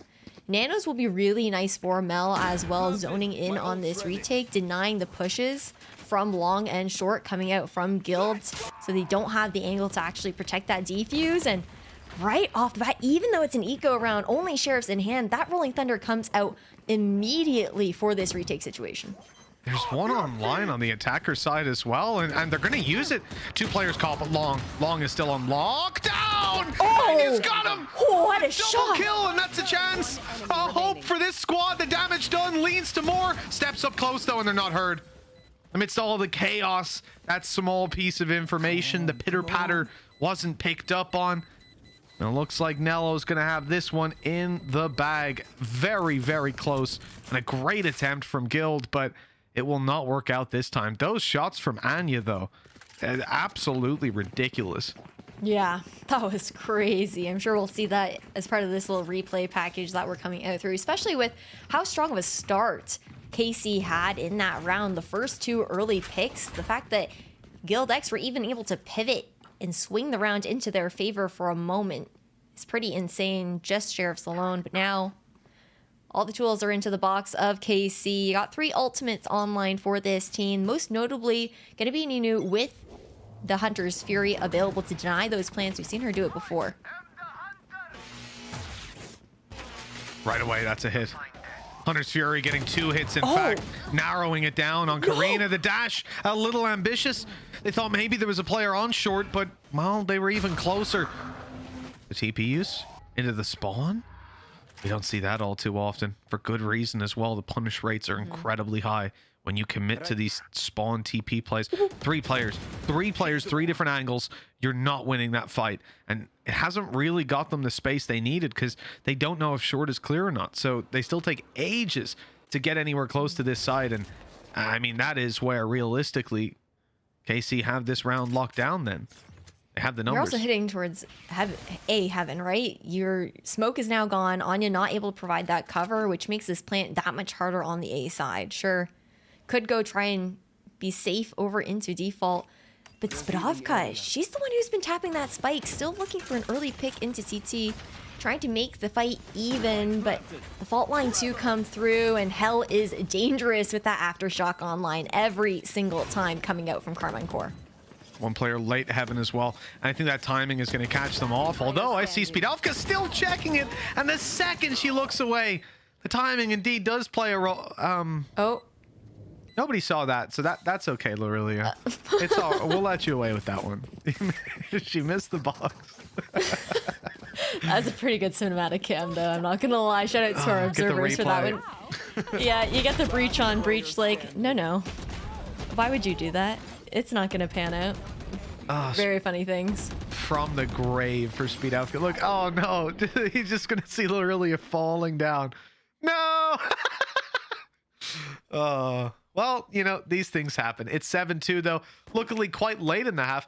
That weapon lost. I mean, let's be honest. Look at their econ. Like, it would help to have an extra rifle here. Or an extra, 2,900 credits. Plus armor or whatever. At the very least, one away from the Blade Storm right here for the side of Smurfette. She could toss that over later on, the Vandal being to Anya, but back over towards the Seaside Guild, where they found most of their success, at least getting on towards that site. KC swapped their setup back over for Mel to be that weaker anchor. But C has just been a point of retake contention for the side of KC. Almost every single round, honestly. They've played very passive, sure, played the ebb and flow on the defense really, really well, but ultimately, they always play to ensure numbers on the retake. What I'm curious about here, you know, for Guild, they've gone towards this site. There's no Rolling Thunder. There's no lockdown. I don't think we'd see them quite as quick to get in there if that wasn't the case. Mel needs a kill to get this online, and well, that's going to be easier said than done. Anya already off to a good start. KC, though, they've got a response. 2 quick kills, followed up on Speed Alpha around the back of the site. Again, just chipping down that timer. And just look, 1 player left, sat down on long, 3 players to work with, and time still a decent amount for that defensive side. They weren't really under too much pressure in that one. And I think a lot of that comes down to, actually, rather, it's most surprising because they're missing these key ultis and they're playing into a lockdown and stuff like that. But they just roll over them like water over stones. It's ridiculous.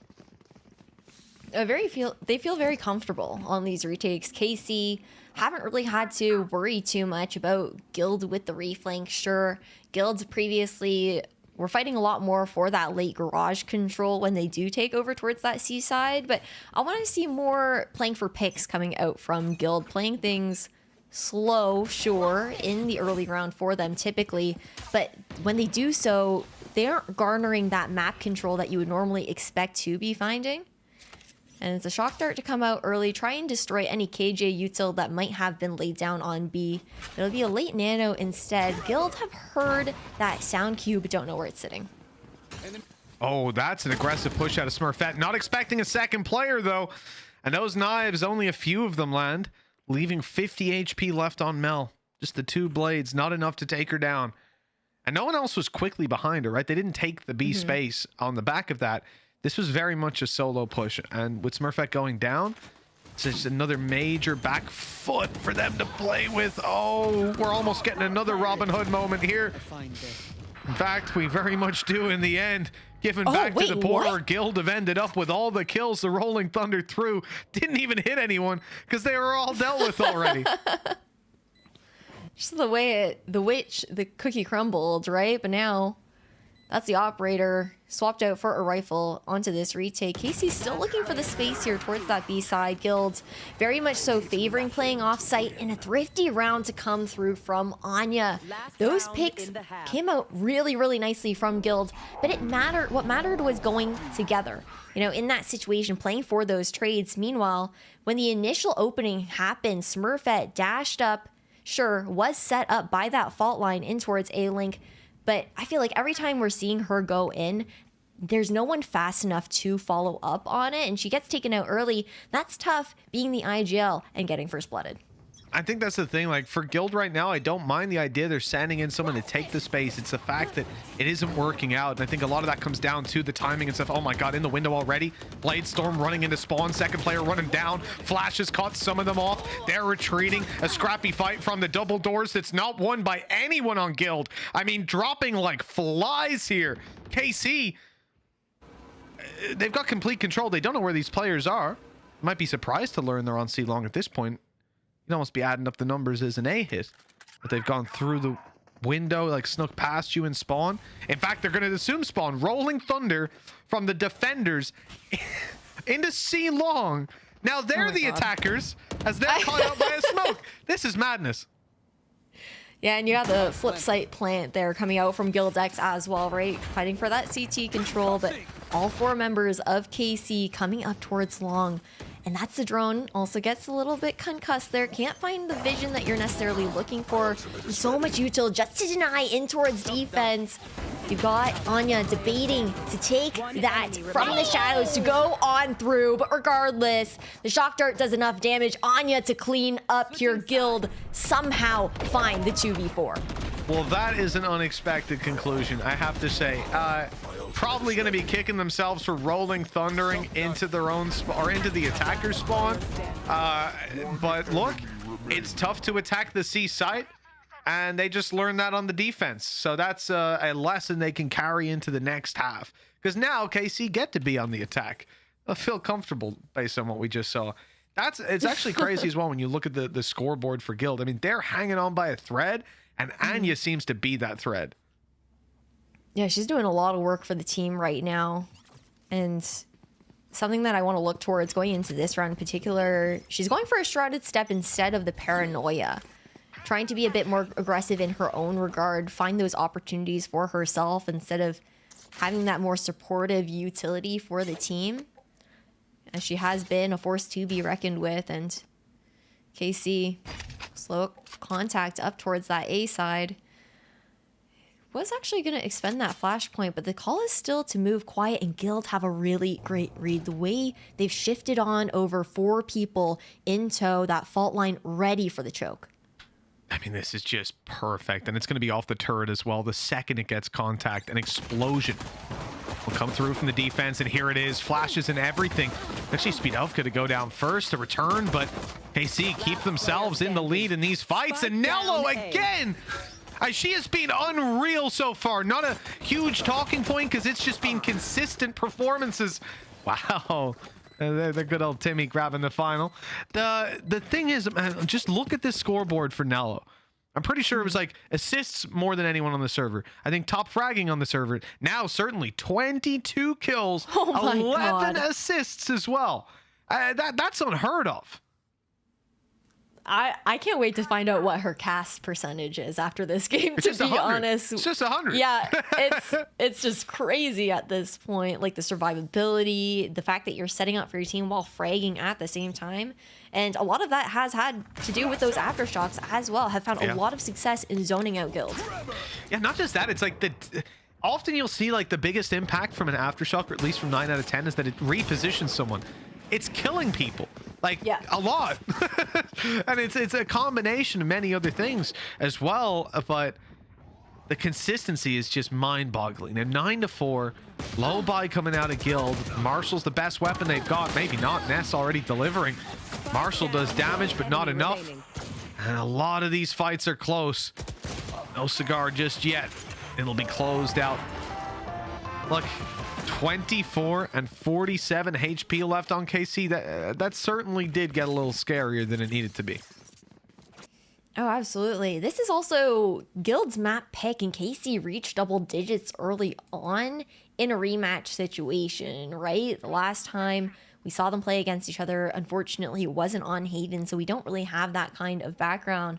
But the series were pretty tight. The lowest amount of rounds that Guild were able to garner were 8.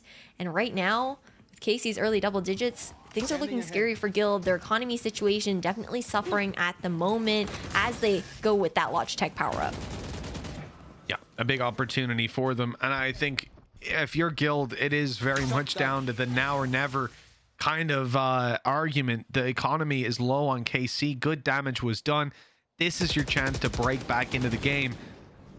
A lot of it is going to come down to this fight on mid if it transpires, but the paranoia has pushed them back. It's made them a bit more hesitant, and they're looking instead to what was their weakness a lot on this defensive side. At least initially, getting into the C site was very easy for their opponents. They'll hope it's the same this time around. And the call coming out from Livrelia is going to be the quiet contact up towards C-Long. Alarmbot's watching and waiting, though. If this nano... Okay, it is spotted, so just waiting to shoot that. Actually, no. Did we look at it and just decide to let it zone you guys out over towards C-Long? What's going on? Yeah, that was a weird one. Maybe everybody else thought someone else would shoot it. I'm not sure. There were enough of them there. Well, 2 nanos have gone down on the spike. This is going to be a tough one to get back into for Guild. You know, if you looked at their ult economy and saw a Rolling Thunder, that'd be great, but you'd be looking at the wrong side. It's KC who have a Rolling Thunder primed and ready. Stun instead to be returned, but here it goes. Rolling in towards their spawn. Garage on lockdown. They're not even pushing on the back of it, obviously because Matrix got caught. Instead, they were just holding them in, costing them more time, running the clock down a little bit further, but the trades in the end mean the clock isn't an enemy at all. They'll be able to get this defuse. Much needed defuse and round needed there for Guild as well. KC looked like it could have swung their bonus round into their favor, right? But now looking at the replay that has come through, exactly how the team funneled back on towards site, playing those trades. Guild have found a lot more success, and it was something that we were missing on that attacking half. Definitely. And these sort of moments we wouldn't typically, at least based on the first half we saw, you wouldn't imagine the KC are down in the dumps just yet, but just due to all that reinvestment they had to make for the previous to work, this is going to leave them down with nothing. Pistols for the most part, a bulldog on Mel, and they'll hope to get some damage done. This is going to be a quick push. Hello. Right into the site and right down. An ambitious play out of Matrix, to say the least. Hands out though for the other side. Now it's garage control here. Smurfette keeping a hold here on towards grass and mid. Now it's Mel alone. It's a 1v5 situation. She's trying to isolate her ones, manages to get it. But with 3 health, there's not too much you can do. Smurfette very much so cleaning up, a big factor into that round, all because she didn't get cleared out on top side B. And so a big moment for her as well, building up that ultimate, or those ultimate orbs. Now having your Blade Storm, a lockdown as well for Guild. And this is coming into a big round for KC, where their economy is now flourishing again. So they have no better time to have those safety nets to fall back on for Guild. As we said, you can't really allow KC too much more leg room at this point. This is still a round they have to win. After that, I'll give them a bit more grace, but already off to a decent start for Guild. And they are not letting up. There's players absolutely everywhere. Anya making her way through that smoke. Never going to be expected. Gorgeous stuff. I really like the speed up and tempo. Guilds haven't really gone for that yet in the defender's half. So switching things up, just really catching KC off guard in that kind of sense. But a team like KC, you know that they're also not going to fall for the same kind of shenanigans twice, right? Gotta find some other ways to chip away at this Carmine core team, who are looking, honestly, like they're on another level at the moment as far as the way that they've been playing. But the comeback starting from Guild off the back of that initial anti-eco round, 3 rounds in a row, building up that ult economy is feeling good.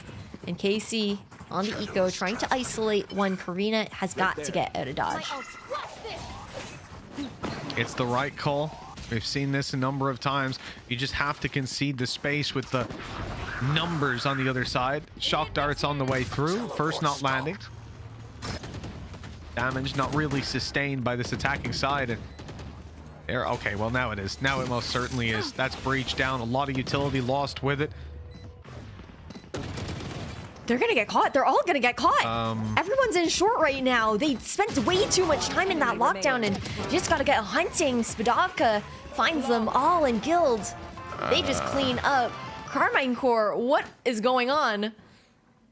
I'm struggling to find a reason there. I'm assuming I missed somebody throwing something in that they believed would destroy that, and they just missed it. And by the time they clocked it, oh, that utility hasn't landed. Whatever it was too late. That has got to be one of the more painful rounds to lose in that fashion as well. As we said, you know, an important opportunity for Guild to get back into things, and now their foot is in the door. That was also without using any of the other ults other than that lockdown going into it. So that means Hunter's Fury, Rolling Thunder, all available as Guild find momentum on their side. The timeout right afterwards as well. I think that very much sets the tone for what's going down in that TeamSpeak, in that Discord, whatever their voice chat comms are going through. I don't think they're going to be very happy tones being heard on the receiving ends of this speech. That's a tough loss, and not around the KC are the kind of, like, for this level of team, for this level of experience of players as well. That's the kind of oversight I don't expect to see. Definitely not. Caught in the fray of things for sure, and now that's the difference maker to only have 2 rounds separating Guild and Carmine core. We ended out that first half 8-4 for KC. Guild so far momentous comeback for themselves, and head-to-head here once again, all the way dashed up into C-Long. Smurfette able to get out as well. That fault line has done so much for Guild zoning. And a little bit of a fight on A long was about to be attempted, but we saw Lorilia spot a player, fall back from there. KC very much stalled out, and they're looking for some space to reclaim. Nothing being offered, and I like this idea. You know, at this point, they know that KC have to go find some space. They have to go somewhere, and they're gambling that it's going to be in Garage, having players anti-flash as well. It's the right call. Maybe they've brought the fight to them a little too early. It's only a small amount of damage done in what could have been a deadly trap otherwise. And what I think Guild has been doing in the past few rounds is actually baiting the fact that Ness is around and her positioning with her utility, expecting Carmine Core are going to hear that turret and be like, okay, it should just be Ness anchoring alone, but Guild instead bolstered the half of the map that she has been playing on, instead leaving Karina to be more of that weak anchor, and that's going to be the Hunter's Fury come out. The tap does come through. Hunter's Fury doesn't find anything this time, just a bit of a reposition there with that spike plant. And here comes the lockdown now with the major threat out of the way. That's a huge amount of time potentially saved here for this squad. And they've also got utility covering off their short, and that's huge. The alarm bot in the back, just giving them that little bit of mental security. Smoke off on long as well. Rolling Thunder, though, this is massive. A lot of players hit by that, stunned up and now gunned up all over the site here. The recon was revealing them moments ago. Rolling Thunder in return. That's caught a few, but not enough. They don't move out and drop down on these players. Anya is trying to clutch this one out. Lorilia thought the time was on her side, but that swing came in a little too early. I think Anya might just about have this, and there we go. Down to the last second. 0.14 seconds on the clock for that defuse. We've got to see how this round played out. The replay to come out. What a way to just try and dance around default here as well. But man, that could have been a completely different story. It's just, I think what was the missing piece there for Carmine Core at the very least was, I felt Nilo was a little bit too late on some of that breach utility when you're going to expect that Rolling Thunder to be coming through.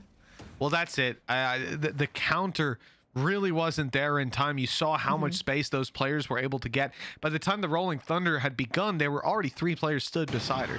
And that's just too much. Good kill for Smurfette. Dash still online. And it's going to be used in a fadeaway shot. Ambitious. Not to land this time. Very little health taken off Smurfette. And a whole lot taken off Matrix. 10-9. I mean, we are neck and neck. Elimination map 1. But this was Guild's map pick. So no surprise that their defense is seeing a better face to this squad. We'll have to see if they can deliver. I like that Lorilia is sticking around. She has ulti, so rotation time, not a problem. It was a really nice play there. Now it's going to be a flashpoint in towards that B side. Still Nano and Alarm Bot, though, waiting. The dark cover does come through, just enough time bot, and that means that Carmine Core have to find space elsewhere. It will be the push in towards Garage, but again, that KJ util could do really well to slow things down. That's exactly what happens. Nice shot. That was a headshot as well. 30 seconds left. She started by aiming at the ankles. Somehow that flick came through faster than the eye can see, at least faster than my eye can. Does KC end up down another player? And the pressure's on. Paranoia and an Aftershock to block out those players behind. Not able to punish just yet, and that flash, absolutely gorgeous. In the end, it's not enough, leaving Mel to do it all. Surrounded, stunned, and gunned. That is the round going to Guild yet again, as they tie things up 10-10. What a way to climb back up as well. That's 6 rounds for Guild that they've found. Carmine Core, only 2 since we've swapped halves. Struggling a lot more on this attacking side. Guild protocols are working out really, really nicely and switching things up here and there as well, after it seemed like Carmine Core was probably going to start getting a read on the fact that Guild are stacking more towards Ness, using her utility as bait in that kind of sense, making it seem like she might be alone. And Guild are just very good at denying information on the defense. You'll find that the person who finds that first point of contact, if any initiator util comes through specifically from Nunu, that's going to be shot out by the same person. They won't reveal a second. 2 missed shots and out for more. Smurfette's not messing around. the shots aren't landing. KC get to bring the full force of their squad. That shock dart didn't go where it was meant to. That's okay. Someone stepped in front of it. Oh, okay. 1 kill for them. Players still backside. 3, in fact. Oh. And they haven't got the read on just how many opponents they have left to deal with. Oh! Nino, though. 2 good kills. Spike retrieved. 45 HP and no idea how far away this other player is. Might just be trying to mind game them. Sneak up behind instead. She might just play herself. This peak, though, they're both checking it, and it's Karina to come ahead. Just about closing that one out. The timing on the corner clear as well. You could see she's repositioning that crosshair just to make the side step over to ensure a more accurate position. But man, nice reads coming out from both sides. Really scrappy fight that occurred here over towards that C site.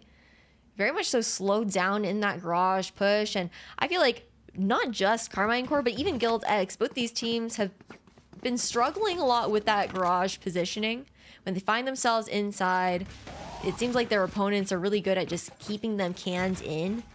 Fish in a barrel, if you will. And now, for Carmine Core, looking to speed things up. Huge shock dart to take out the util from the Killjoy on Guild. Out on towards that B site, but Spike's not following. No, it's moving elsewhere, and rightfully so. That operator showing itself now, sinking its teeth again into Matrix in the early round. Ness could be in serious trouble. Pushed out of that angle. 3 players holding. That's how you take advantage of a low buy round. Putting a player on the back foot, but Mel has lost her life now in the process. Every time that they get that advantage, the numbers are thinned back out by Guild.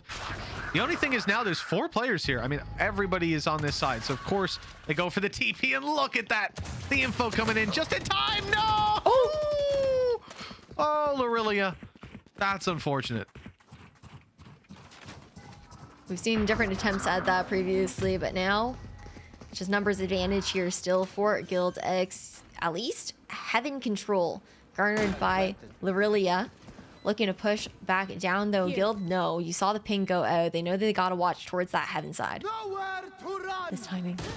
Oh, it could be everything. And they're moving away from the Hunter's Fury, but Anya wasn't. That's a great hit. It's only 1. I thought it got 2. But only 1 hit on that, so the damage, again, not that substantial. They've only got 1 player left to try and clutch this one out. 1 shock dart left. That could be enough to take a player down, but it hasn't landed beside Smurfette. Speed Alfka instead, swinging out, taking that kill, backed up by the shorty on the jet. That will be 12 rounds for Guild. 1 step closer to victory on their map pick. It was looking bad. Like, we were 10-4, I'm pretty sure. But wow, they have certainly managed to pull this back. I mean, they look like a completely different team. Guild on the attacking side, we're struggling a little bit. And I think that has to do with the fact that, you know, your IGL being Smurfette, she's going in first to create that space. Meanwhile, on defense, a little bit of a different story. You're not forced into that entry positioning because you're on the duelist, and makes it a lot easier, I think, to call those rotations and get those reads down when you're not as hyper-focused on just being that space maker, that dagger, if you will. And speaking of daggers, Matrix so quickly in towards this A short positioning with the help of that recon to clear. That's going to slow them down a moment, but they're happy enough with that. KC have a plan. Yao in with the lockdown. Where is this forcing players to? Because normally you're going to want to go out of the site, but Karina's taken herself into a corner that she can't get out of. That's a free kill as they isolate her. Shorty out. I love the attempt from Smurfette, but it's not enough. The trade sticking in KC's favor. The aftershocks that Nilo is able to get down for these picks has just been crazy. But now it's back into that hell positioning here for Nilo. Fault line waiting to stall the push back through, likely off the contact of the alarm bot.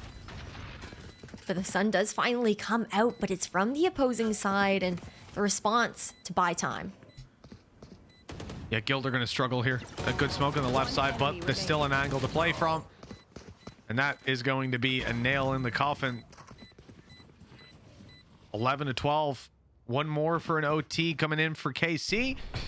And they've got the money to do it. I mean, looking over on the Guild side, they shouldn't be struggling immensely. I can't recall off the top of my head where their ultis are at. I think that could be a massive difference maker coming into this round. Yeah, they've got 3 online. 3 of the most potent ones in their arsenal too, like Rolling Thunder, Lockdown, Hunter's Fury, all recipes to either completely deny a site execution or just cause utmost chaos on that retake and zone each other into the other pieces of utility as well, into those crosshairs. But Smurfette has repositioned in towards short, a bit more committed angle. The recon actually gets covered by the Cloudburst, so she's not pinged out yet. She's still watching, gets 2 for her troubles. What an opening. No more Cloudburst to cover the back off, but that's all she needs. And it's Matrix again to go down. I mean, how many times now has Smurfette just dominated those early fights and left Matrix out of any chance to have impact outside of the first 20 seconds of the round? And the only impact she has is when she hits the floor. At this point, Guild, they are certainly in control of this round, and a hero of the highest order is needed. Remember, there are still 3 major ultimates online for this defensive side, and they've got all the space they need to use them. Smurfette's about to pick up a Blade Storm pretty soon. Oh, right now, there it is. Blade Storm online, now ready to be used. Rolling Thunder gonna back her up. Goodbye, Lorilia. It could be the ace for Smurfette. What a way to close out the map, and it's not to be. It's not to be. Instead, the ultimate of taking her out and finding 13. Guild winning out their map pick, and they fought their way back from a 10-4 deficit. What an impressive display. I can't even believe it. I mean, just the mental fortitude to be able to make the climb back up here for Guild. But again, this team has a lot to prove. Both Carmine Core and Guild do. For KC, you know, you've got a couple players on there that are previous winners under the name of 10 Star, right, for Game Changers. Meanwhile, for Guild X, they went to championships. They're here to prove their worth and value, even though there have been a lot of roster changes to go through for them, and see how they're able to hold up here in 2023. So many of these rounds, as we watch them back as well, came down to individual plays. Some of the, I guess it's not the same as what we saw in the previous series, though. It doesn't feel like coming out of that you've got one player who's been lurking behind and controlling the map in quite the same way. But Nello has to be someone to write home about for that first half performance at a bare minimum. Oh, yeah. Absolutely unreal. But we didn't see it when we swapped it back around. There was a major bias towards the defensive side on both of these halves. There definitely was, and Nilo a big facilitator of that, like you mentioned, especially just being able to clear out into hell when she's pushing back in on that defense, where it was surprising that Guild X actually didn't fall off of that position in the post plans. But I do want to hear what the analyst desk has to say about this after a really quick break.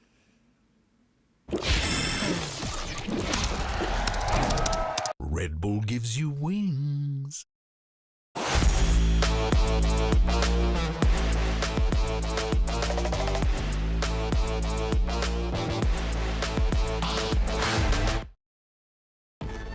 Zero distraction. Zero doubt. Zero opposition.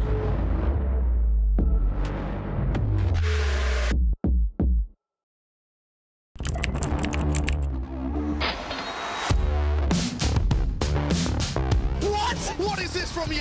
He is currently unstoppable. He is just a consistent demon, El Diablo. Hey guys, it's EA. Welcome to my course on optimal Valorant training. I'm going to be demonstrating now some angle clearing.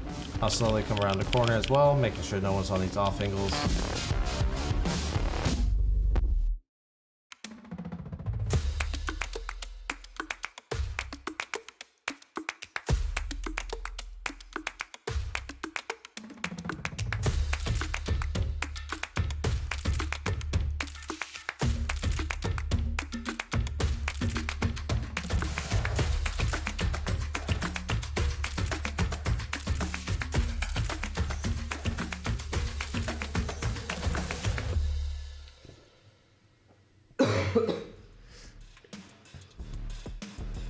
I almost feel like we should have done a head-to-head, but it's too late now.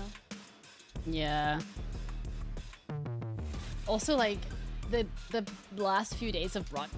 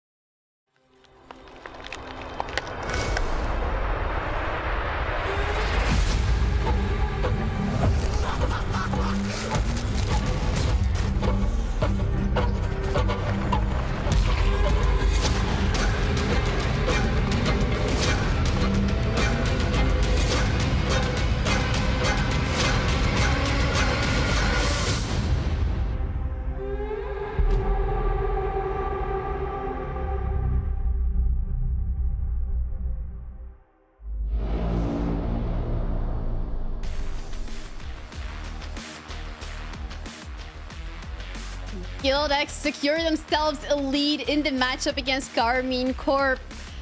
A very strong start, Sam, for Karmine Corp to be specific, but unfortunately it wasn't enough. GLD hit the timeouts and they managed to bring it back.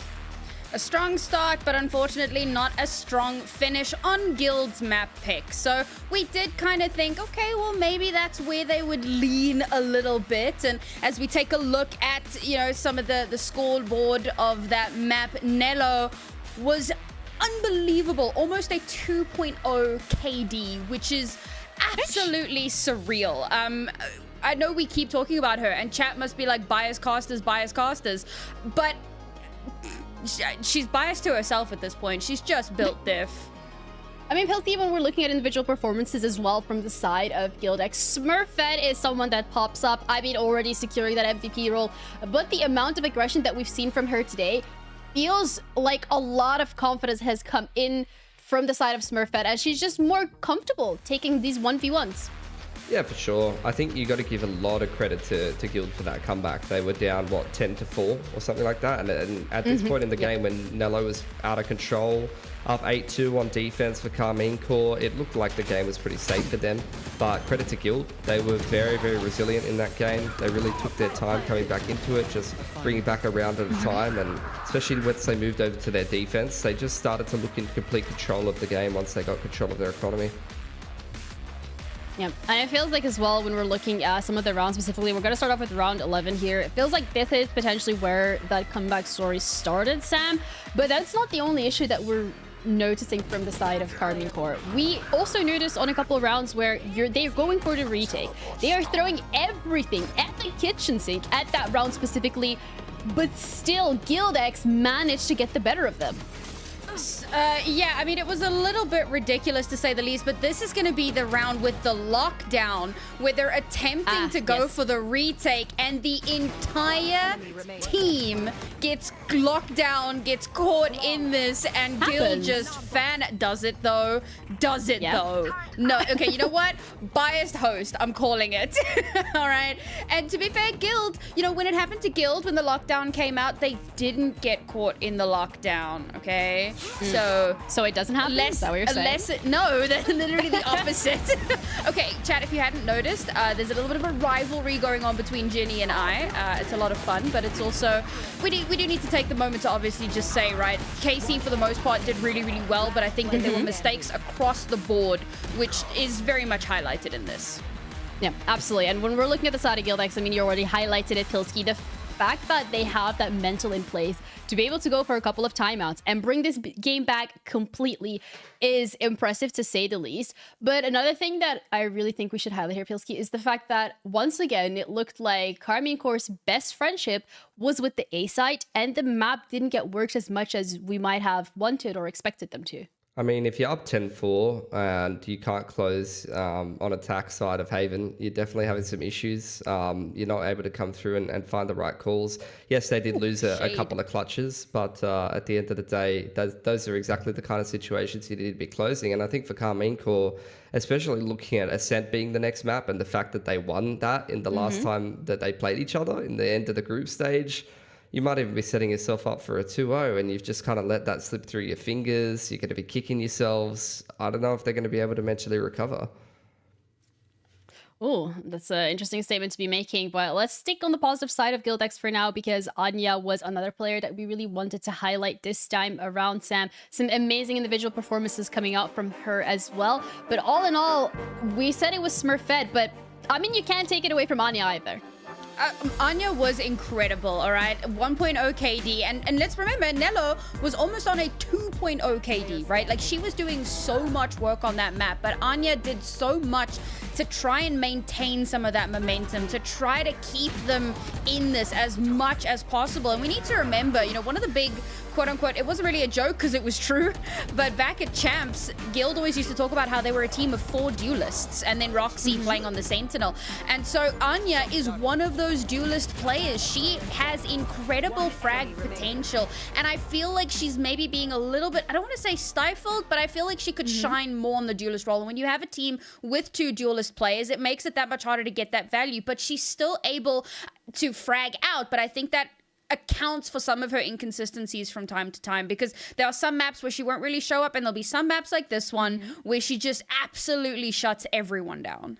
Yeah, the map that Karmine Core needs to show up, Pilsky, is going to be Ascent. If they want to be able to push this to Pearl, give us all a little treat, but also make this a little bit of a closer feat. Now, when we're looking at Karmine Core, we've seen them play Ascent on Saturday. We've seen them play Ascent yesterday. And something that BBL Queens was very great at was actually abusing the lack of mid control that Karmine Core has on Ascent. Now, you're going up against GLD. Clearly, they've done their homework. So we're expecting probably no different here, are we?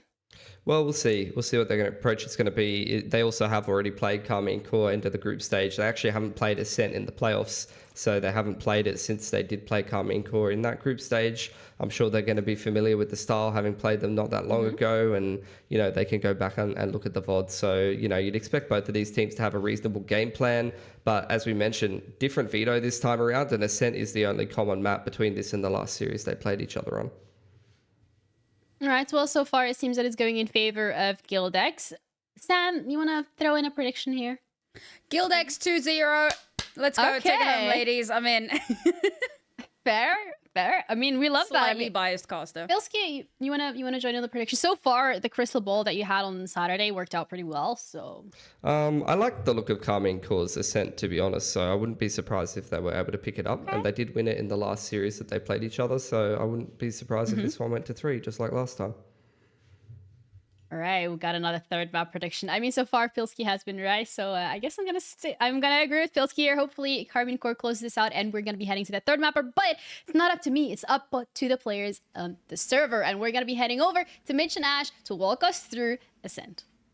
Choose your agent. Thank you so much, Ginny and the desk. Appreciate you guys. Yeah, we're diving into Ascent, and I think, as highlighted by the desk, this is a matchup that we've seen before. This exact map was played by these teams earlier on in the season, and in that vein, I wouldn't be surprised to see massive changes, because the harder than beating someone the first time is beating them the second time. They have combed over this VOD in preparation for this game, so anyone's guess as to what we get here today. I think that's a big question mark, right? Last time we saw these two teams head up against each other on Ascent earlier on, that was a mirror matchup to boot. When it comes down to it, it was the Killjoy, KO, Jet, you got the Sova, and the Omen. Very classic Ascent compositions. But like you said, it's lower bracket run, baby. We gotta throw some wrenches in there, try to take each other by surprise. But a thing that I really want to point out, Mitch, is Matrix was a huge facilitator in that last time that GLD and Karmine Core played Ascent against each other. She went 20-11 as that duelist and was a huge reason why Karmine Core found so much success. Yeah, it has to be said then, just thinking about the previous map, it definitely felt like somewhere towards the end of it, especially like attack side, sometimes Smurfette was getting shut down in early duels, but for the most part, when they went to defense, it was nothing but Smurfette destroying Matrix early round. Let's see if we get that same result this time around. Here's the agent select on your screens. As we said, expecting a mirror matchup, and right away I see Nello is not playing a breach. Oh, but they swapped it. That's the same as, so last map she played a breach. Yeah. Now she's playing the KO she always plays. Yeah, makes sense. But the one switch up does come through. That's going to be Ness. Instead of the Killjoy we're used to seeing her on, she's switching it over towards the Cypher this time around. Ooh. And Ness, for Guilds, I mean, she was a big difference maker there in the game versus Karmine Core on Ascent last time around. Top of the leaderboard for her team. And now this Cypher switch, it's going to make me wonder, are we going to see the same amount of potency coming out from this player? I guess it comes down to, in my mind, right away, limited ideas on your Killjoy. They've played you before. They have their KO. Maybe there's ideas there that they're going to come into this game with of how you like to play. And so you swap it up to a Cypher. All that prep work goes out the window. And now they've got to adjust their game plan completely. And if you're just as comfortable on Cypher as you are on the Killjoy, excuse me, why not? Also being able to put your util across the map and then not be near it when the knife comes through. There's a lot of benefits to it that I can see. An interesting switch up, though, to keep an eye on for sure.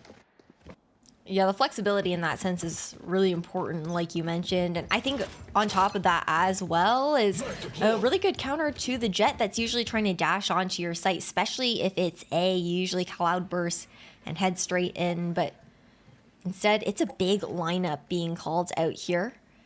And that knife, it finds nothing. Carmine Core now looking for this late mid control, re-clearing. Has that dark cover over towards Cat. No one is home, though, on the side of Guild, and the read is huge. They've got a 4-stack. That door is closed, too. Yeah, they're running right into it. And look, you just got to kill. This is where you spur on, you blitz into the site. There's probably one, maybe two. You don't know just how many are waiting around that corner. The first kill comes through quite quickly for Guild, and the rest follow almost immediately. Well, that is a quick conclusion. And as we see, running into the stack was definitely their downfall on KC. And you got to think about the fact that it's because of that knife that goes out early, right? Spadovka had a lineup over towards A main for that early round, saw nothing into lobby, and they were like, okay, we'll just let the Cypher utility handle it. We can invest our bodies over towards B, and all was said and done at that point. Now, something for KC to look out for is if they do want to go for any further market pushes, is going to be the concern of, okay, is this B door being closed early on out? And on the pistol round, they're just running it back this time to be met with a trip. Yeah, there's one of the trips spotted again. I'm expecting a very dynamic setup or very dynamic setups coming out of Ness on those traps. And okay, one found. That's the spike they've left behind. So they're going to have to go back for that, like it or not. A ghost dealt with, but that's not that much of a kill. Bulldog, on the other hand, could make a difference. This is starting to get a little bit risky. Good position by Speedovka, though. You are never, ever going to check that angle on the way through the smoke. And she knew it. Yeah, it's such a hard way to clear because you can't swing out with your barrel out first, or else they're just going to spray you down before you even have that line of sight. Always got to exit those smokes from the side to ensure any sort of advantage to yourselves. But regardless, now KC finding themselves onto their buy up, anti-eco, and Guild. They had bulldogs across the board, right? This bonus is about to be extremely potent. Yeah, it's very much a buy round. Like, at least in effect of 9 times out of 10 that they end up in a duel, they're not at a disadvantage in the duel. And that's if it's a 1v1. They're going to have the power of numbers on their side a lot of the time, as you can see some of these setups. They're just trying to spot the information on the way through and bait into a crossfire. Over on the B site, drones going into main. This is very poor timing if they decide to make their way up through main, or through market, excuse me, right now. But they've actually started to back off. In fact, going towards short, they're again going into the stack, sort of. Nice fragment 2 zone, but it's still on site that you have to worry about. And it's 2 players in towards wine. Literally not even looking, and the paranoia just doing so much to ensure that vision isn't garnered. And now KC find themselves in a tough position, all stuck here into tree. They know full well that there's a Bulldog there that they want to take down, but the support from Ness, the difference maker initially. Shock darts going through. They need to land. Something needs to land. Guild. 30 seconds left. They had a good chance to start that out, a really good chance, but they couldn't convert the kills. The damage is not negligible. Like, Nino's pretty low, but it's not great for them right now. Oh, the timing, that turret. Missed. You see the elbow here, Smurfette. She turns it into a 1v3 situation. Cloudburst to dash, make it a 1v2. Looking to isolate, but the double swing regardless. Well played on the side of KC. A round they needed to win. And it's largely into the fact that they kept their cool there in towards tree, still playing patient, playing those trades, didn't panic despite the fact that they knew that they were in a very sticky situation. Yeah, sometimes you just have to be there, right? Just play the full confidence on it, regardless of what's going on all around you. The fact that that turret didn't line up as well, you know, it's unfortunate, but when you're rushing your way on into the site, these sort of things will happen. You're also really not expecting them to come from main, I guess. At least they didn't seem to be. Whether that was a missed call or not remains to be seen. Cancellation of the owl drone to begin with. 4 players waiting to push. Smurfette on the other side. Dash ready to go. But it's about to burn up. There you go. Oh, no. Out of there as well. Sure, a decent bit of damage done. All of the damage done, in fact, by the Nano Swarm. So despite the dash out, she still goes down in the trade. 1-to-1 on the site. And the control, again, flips into Casey's hands. That no-scope was nasty, though. But like you said, 2v3 situation still doable here for Guild.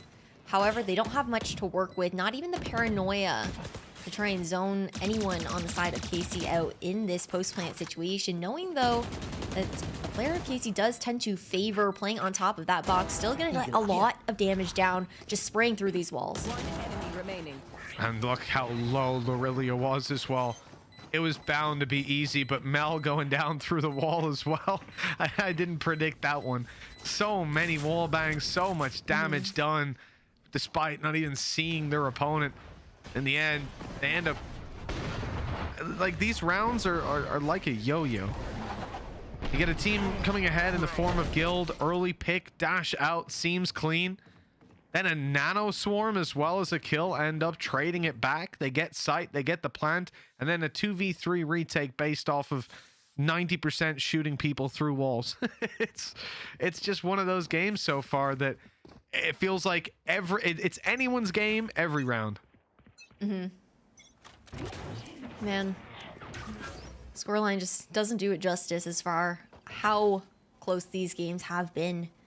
But it's a weak buy on the side of Carmine Core. They do have the blades online, but will just finally be popped due to the suppression coming through. Smurfette has switched up her positioning, though, and the Blade Storm you would expect to be that opening factor for Casey gets taken out early. Smurfette doing really well to reposition, and there she goes again, now into tree. The read is great. Yeah, hitting the shot could be tough if they're holding it, and there you go. That's exactly why. Quick trigger finger from Nino. Smoke down, but the trap wire was destroyed. The second one not quite going to be hit unless someone goes dashing in, but Matrix is already dead. It's going to be the fight up close for Nest, knowing there's someone there. And they were low as well. I mean, that's about as easy as they come. We're left down to just 2. An attacker Killjoy ultimate in play. This might actually get them something. 4 seconds left. Those players need to hightail it. And in fact, Speedovka ain't going to make it. That's her out of the round essentially now with the time left on Spike. It could be a save call. Like, they're going to be delayed by so much here on the way back through. They are, but the spike went down really late, so still time to play with on the retake here. A nice flash drive up on towards Heaven, though. Great to delay coming out from Milo.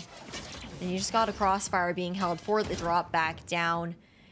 The Recon Bolt does find the information now. Casey have to tuck. Yeah, time on the clock still decent, but this is where the pressure starts to be applied. They need to dive down and take those fights, and look at the HP. Speedovka still wins it. A headshot from a Guardian on 30 health at the edge of a Nano Swarm. This one started out miserably.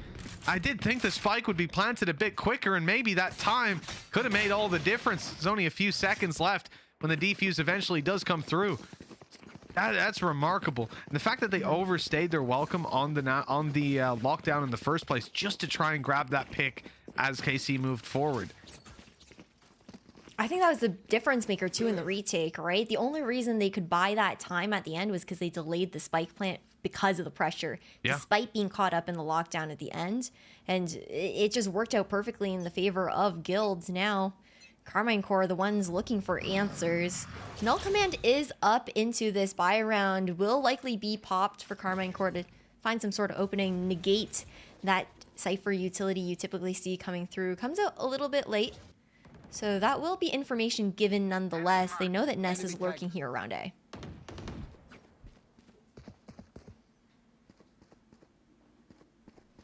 Is there going to be a push in B main? Yeah. Speedovka was thinking about it, and then she's gone out, holding the angle a little wider. It's confirming to them that they're in the right spot. That's not a nice fight for Smurfette. At least managed to drop Nello eventually, but if they lose this control, the res could come through. In fact, the body ends up being a beacon for Ness to spray away at. Getting 1 kill, the wall destroyed, and they're in! The double swing, catching them completely off guard on KC.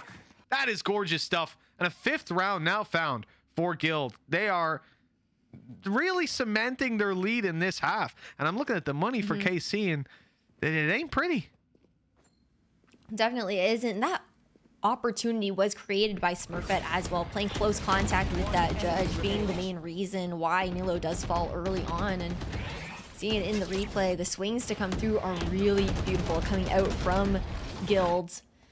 And KC, so far, on this attacking side, it feels like they've just kind of been walking into the traps Guild are laying for them. Guild playing so much more passively compared to before. Smurfette, she's back over towards mid. Smoked off, though, by dark cover, so can't actually see the creep up towards tree from the side of KC. Luckily, the trips are watching, and the one-way is created as well.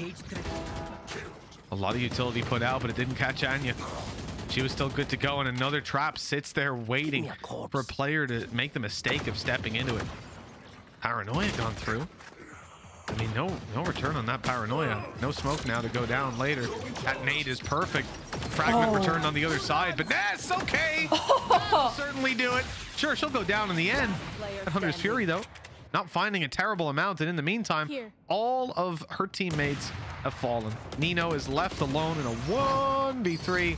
Oh, that was the no-scope for a second. And cleaned up nicely to put Guild on 6. Spitoff almost got taken out in that one. Down to 1 HP, but nonetheless, Guild looking incredibly strong here on the defender side. Again, this is map number 2, Mitch. We're in the lower bracket right now for stage 1 of VCT Game Changers EMEA. And right now, for Guild, they're looking really good. They got that first map under their belt. KC are the ones in that danger zone right now, and this timeout feels late comparatively to the ones that we've seen before. Yeah, definitely Guild have ran away with it a bit. I think that's fine, though, if you're on a map where you're comfortable, and this is Casey's map pick, where your IGL is going to feel a lot more comfy to sit there and make those adjustments and those calls. And also, you'll have so many fundamentals, and rather so many setups to pivot to, that you can sort of call it off the strat book for the first couple of buy rounds.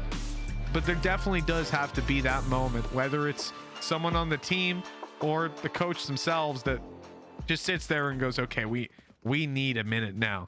And I think keeping your finger on the pulse of that is a tough thing to do, not to let your emotions kind of run away with it. But yeah, I'd look round 8.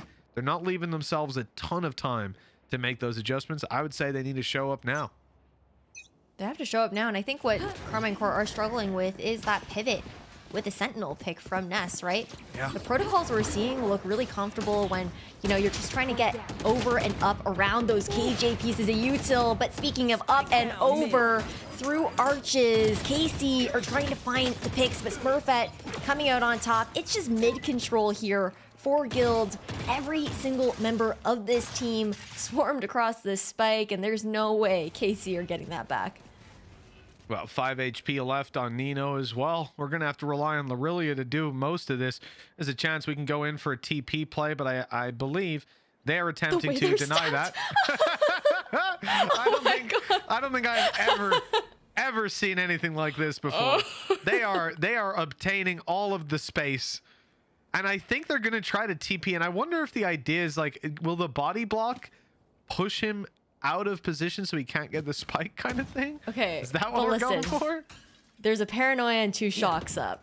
Just think about it. Consider it for a moment. They're all in this corner right now. If that happened, I would scream. There's no way. 30 seconds left. We're going to get a smoke out towards the spawn. Oh.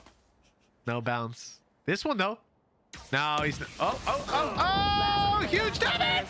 Oh, let's go! Ash, you called it! I can't believe that! They actually did it! Pixel perfect as well. Everyone was blind. Oh, what a disaster! I love the idea. The execution. I can't believe it. It's exactly what it was. An execution. Oh. I actually can't believe it. Just seeing them all posted up together like that is so funny. It's so funny. You don't even know where to go. Everyone's got to scatter because all 4 players hit by that paranoia on top of things. You can't even trade things out when the swing comes through. I can't comprehend that you like. Yes, they had that utility. Yes, it makes sense they used that utility. They had the ulti. That's like the most normal play to make, but they don't want to use it. That's fair enough. What? The fake got 2 kills on the shock dart. Oh man, that's unreal. Well, I don't think I've ever been as caught off guard, despite knowing exactly what was going to happen. I had it explained to me 1 second before. Still got caught off guard. Here we go, Guild catching them off guard. Oh, I missed shot though. KC on the wide swings. That wasn't expected. But do they know? They know Cypher's here, and they want nothing to do with Cypher. Oh, they don't. I mean, Ness has just been such a thorn in the side of KC, right? Even if it's not the trips, it's that spy cam just revealing their location. I feel like Ness, anytime anyone's been caught by it, she's been pretty solid at getting that tracker down and adding that information to the pockets of Guild. Spike planted though, Nano's on top just to buy that time, and big rotation for Guild since they all had to run over from the B side. But the team looking a lot healthier here for Guild on this retake. KC, the ones with low HP. Recon is available though for that early cat information. That crossfire though, so deadly. And yeah, you get the camera, it tells you that there's 2 players there. Now deal with it. That's a whole different ball game. Gonna reposition down under. Turret not even placed. You're gonna have the TP up on top. An attempt to maybe pull them towards the spike, grab an angle they weren't ready for, but there were none of those. KC back on the horse now with 3 rounds. Mel really showing up too, getting that lockdown in hand now that we've only got 3 more rounds left into this half, and Carmine Core slowly starting to make that comeback happen. Guilds, even though they have this round advantage, Carmine Core with the last 2 rounds and previous rounds really coming down to the wire as well, has Guild in a sticky situation with their money. Economy looking broken at the moment. Has to be a save to ensure a full loadout going into the remainder of this half. For Carmine Core, they've nearly got all 5 ultimates online. Could potentially even see those all coming to fruition with only a few rounds. The worst thing here now being all stacked up, stuck in this congestion point, and a site full of utility, but they've canceled it out. The knife landed, bypassing all that Cypher had to offer. In comes the Hunter's Fury for damage. The kills from Mel and Matrix. Guild can't really do much here. That utility was all that stood in their way. And now, look, 4 ultimates in play for KC. Maybe best case scenario is just get some of those burned up, as some of them used. Like, the worst part about that is, like, that was Karina's Hunter's Fury, and everybody's pretty much full HP. Like a small tag on the Matrix and Nello, but that's not a difference maker. It's also an expensive use of util, right? Knowing that you're not even on that full buy, and now time just ticking down here. KC trying to buy as much as possible, not looking to force those ultimates out, playing very disciplined on that. The pressure coming out. Anya still tries to look for more, but pretty easy cleanup there for Ninu. It's going to be 4-6 now. KC slowly creeping back up after a massive lead that Guild had built for themselves. This is originally 6-1 at one point, and off the back of the timeout, KC found so much success.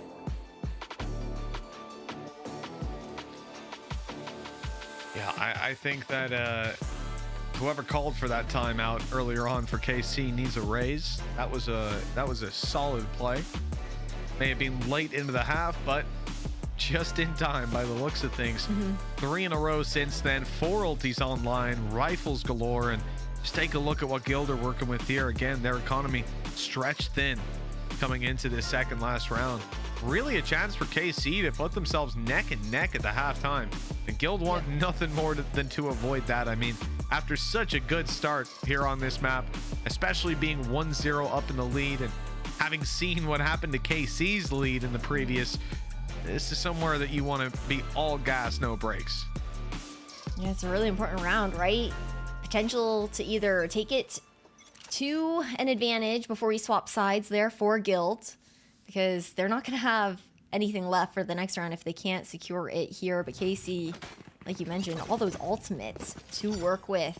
It's a scary feat. And for Guild, they're looking for early contact this time.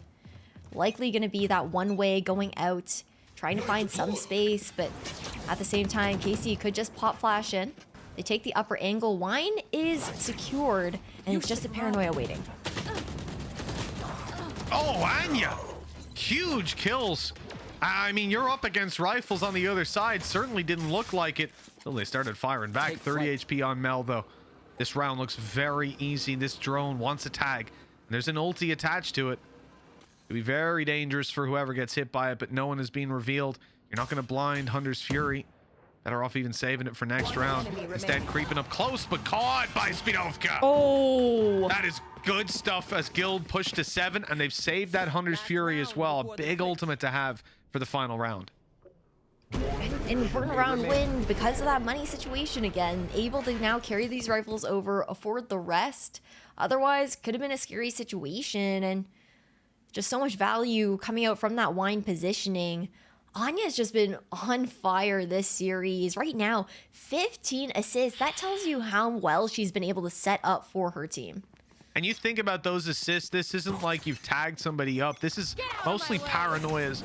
Once they land, you are in a world of hurt. Yep. Like those things, they're deadly, especially if a shock dart's following it, apparently. Oh, the damage done by Smurfette. That was ambitious, but in the end, ambition was falling down quite a bit. One returned at least. Good damage on the left players. This could quickly flip back into their favor, and it did. A smoke down for the res, and a 3v1. Mel all alone in this one, and there's the drone spotting her out. There's no Hunter's Fury for the side of Guild. They've got to do this with their rifles here. Running out of utility. Still some shockies. They're not going to land either. At least the first one didn't. Now the swing. Good isolation. Oh, no way. And a reload. Everything lining up for Mel to take this across the line. But again, the thorn in the side of this KC clutch is Speedovka. 8-4 at the half for Guild on KC's map pick as well. The one thing I will grant over is the fact that Ascent usually touted to be a more defensive-sided map with the small chokes that you have to deal with. And I think that KC, you know, they were struggling to play up against that Cypher, ended up figuring out ways to avoid her. And now we're going to see what they can do defensively. Because, you know, you worry about the flanks when you got a Killjoy, but when you got a Cypher, you got to worry even more. There's so much freedom to be had with your lurks.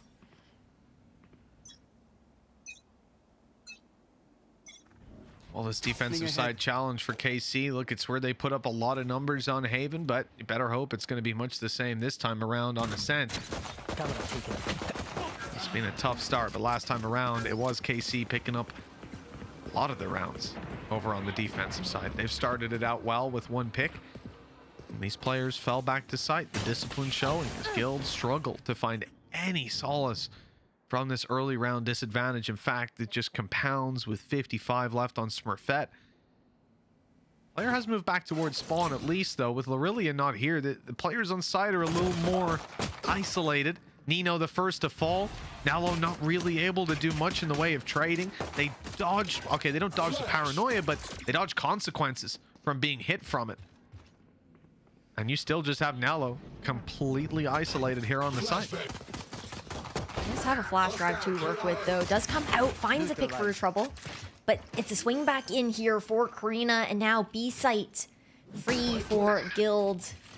Doing so well to get those trades down. It's double flank impending from Mel and Matrix. Eminem trying to clear up from the back. Turret to watch in case there is anyone trying to wrap around here, around towards stairs and whatnot. But otherwise, just your standard push on lane.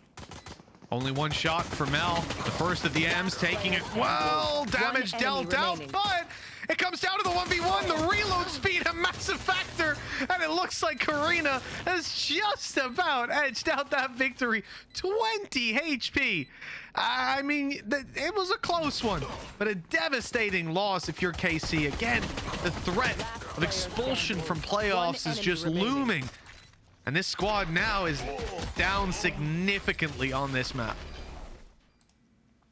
Really, really tough look there for KC. The fact that Guild are looking so comfortable on Ascent, and you know that they've done their homework at this point, right? It was a different look. Last time it was 13-8 in favor of KC on this map pick. And Guild has completely turned that around, taking KC off guard. Speaking of which, Matrix, how do you even get a shorty kill there? I mean, that is well, that right there is unfortunate. The shorty kill in the first place, you know, you thrive on the chaos sometimes. Teammate tags them up. I can see it happening, but right there we really wanted the flash play through the smoke, the right click to ruin them all, but in the end they get nothing. Not able to fire out a single flash, a single bullet, and now the information even essentially denied. There's one player bottom mid, but what can you do with that? Okay, this is what you can do. Anya, no fear, no hesitation, is on her way behind, and there's the reward, a kill for her trouble. All this mid control here for KC. Flash drive back out, and still looking for more, trying to go for those right clicks, but punished now. However, Karina is really low as a result of that. Still going for a fight here in towards B-Link, and it's a race to the B site. KC trying to meet Guild head to head. With 30 seconds left, put pressure on this plant, and maybe even deny it if given the opportunity. Well, they have at least got the Bulldog to help out, and they know that there's a player late main due to the fight they had on bottom mid. They want to just isolate the site, and they've done just that.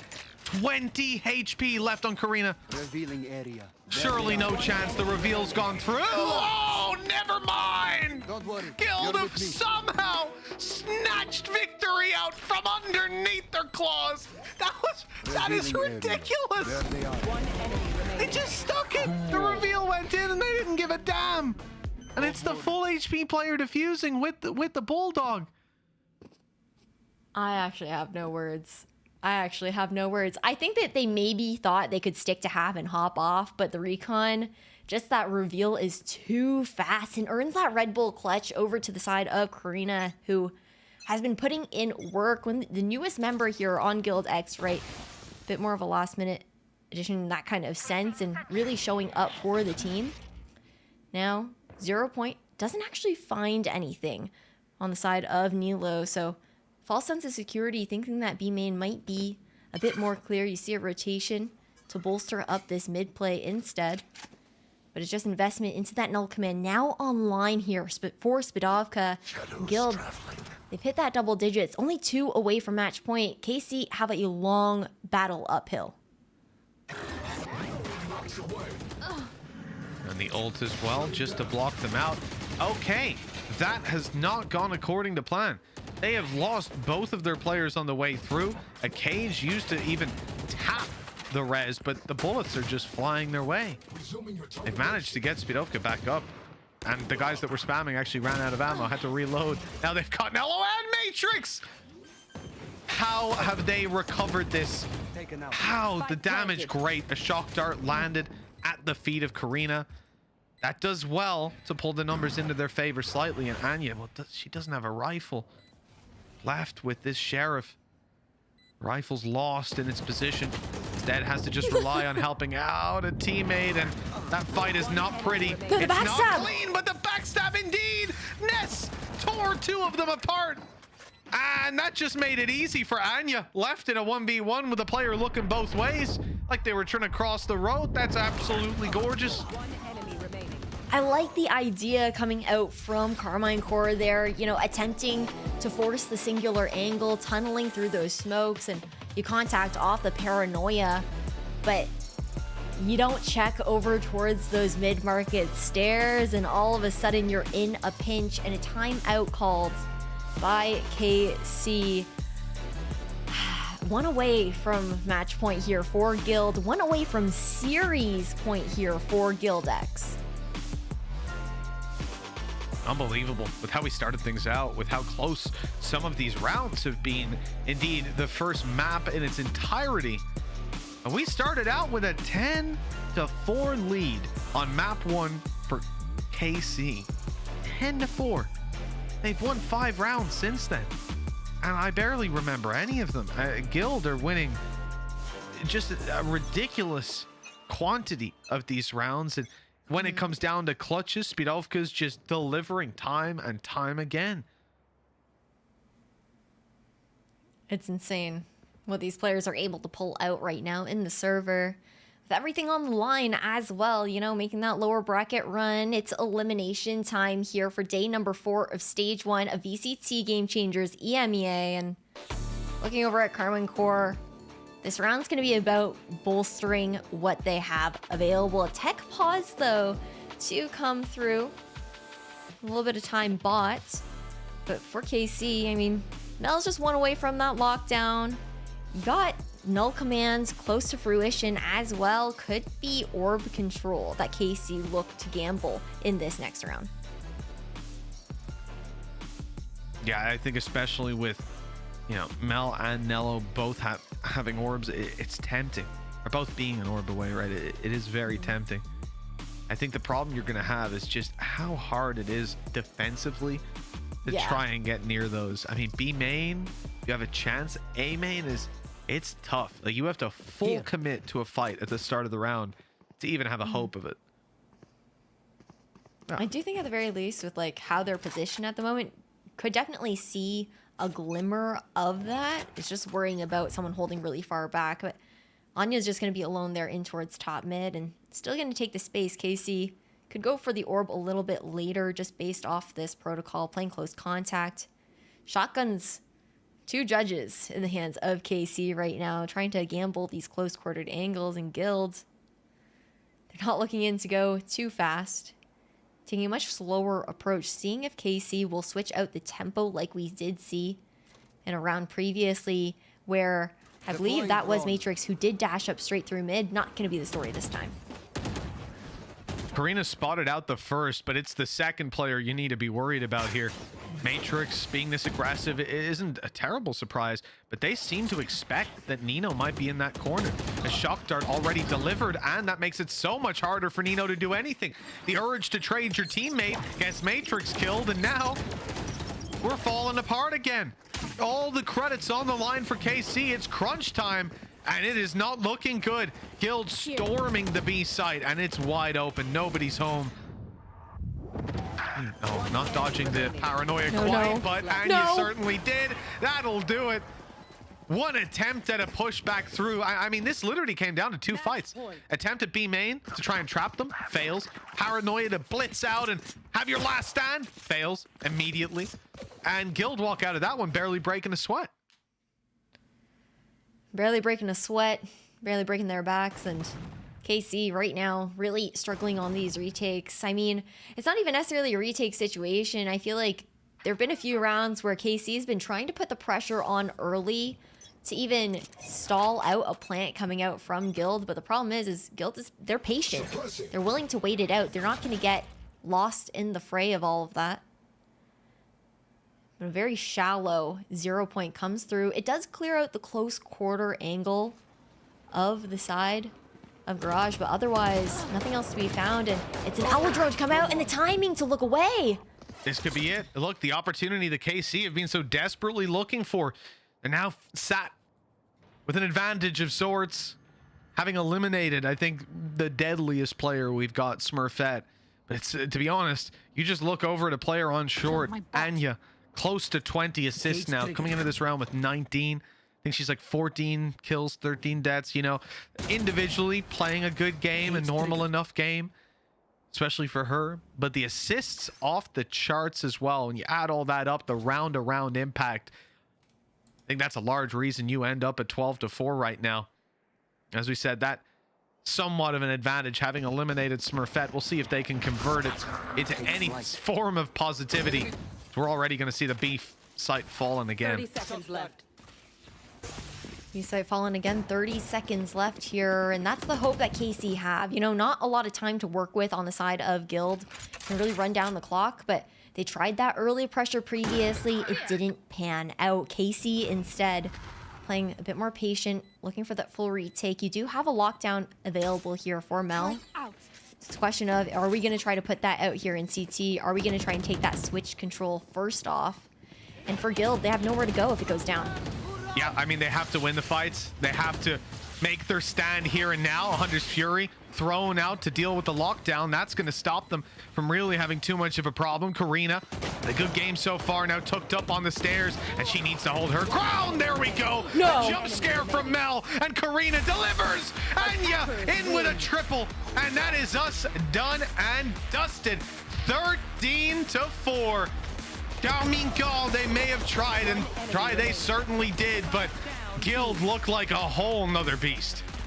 Oh, they do. They have tightened things up ever since that last matchup versus Carmine Core, where it was a 2-1 series win for Carmine Core. The map's a lot closer and in favor of KC, right? And Guild are proving why they were the team to go to Game Changers Championships over in 2022. And I want to give a really big shout out specifically also to Karina. She has some really big shoes to fill. The newest member on this Guild X roster, and she is performing alongside of them. Those jitters not having an issue. No, you can tell sometimes when a player comes into a team that despite the fact that they may be new on the roster, they might not have been there for the prags, but they just gel well, they fit. And that definitely seems like what we're looking at here. That play, this is gonna live in my nightmares. I still cannot comprehend that RNG called it so far in advance. They hit it all. Double shock dart kill. And I think that summarizes today for me. It's like we had so much to talk about with individuals, so many cool storylines for the teams, but when it comes to gameplay, it delivered on a level I'm just not used to. That was something else. Yeah, the combinations of utility coming out were absolutely insane for both sides. And Mitch, I mean, it's been a pleasure casting with you today as well. We got some bangers of a matchup, and I was really expecting this last one to go to that third map. Well, it seems like we're going to be tossing it over to the analyst desk now and saying goodbye from the caster desk. So it's been a pleasure, and we'll catch you guys in a bit.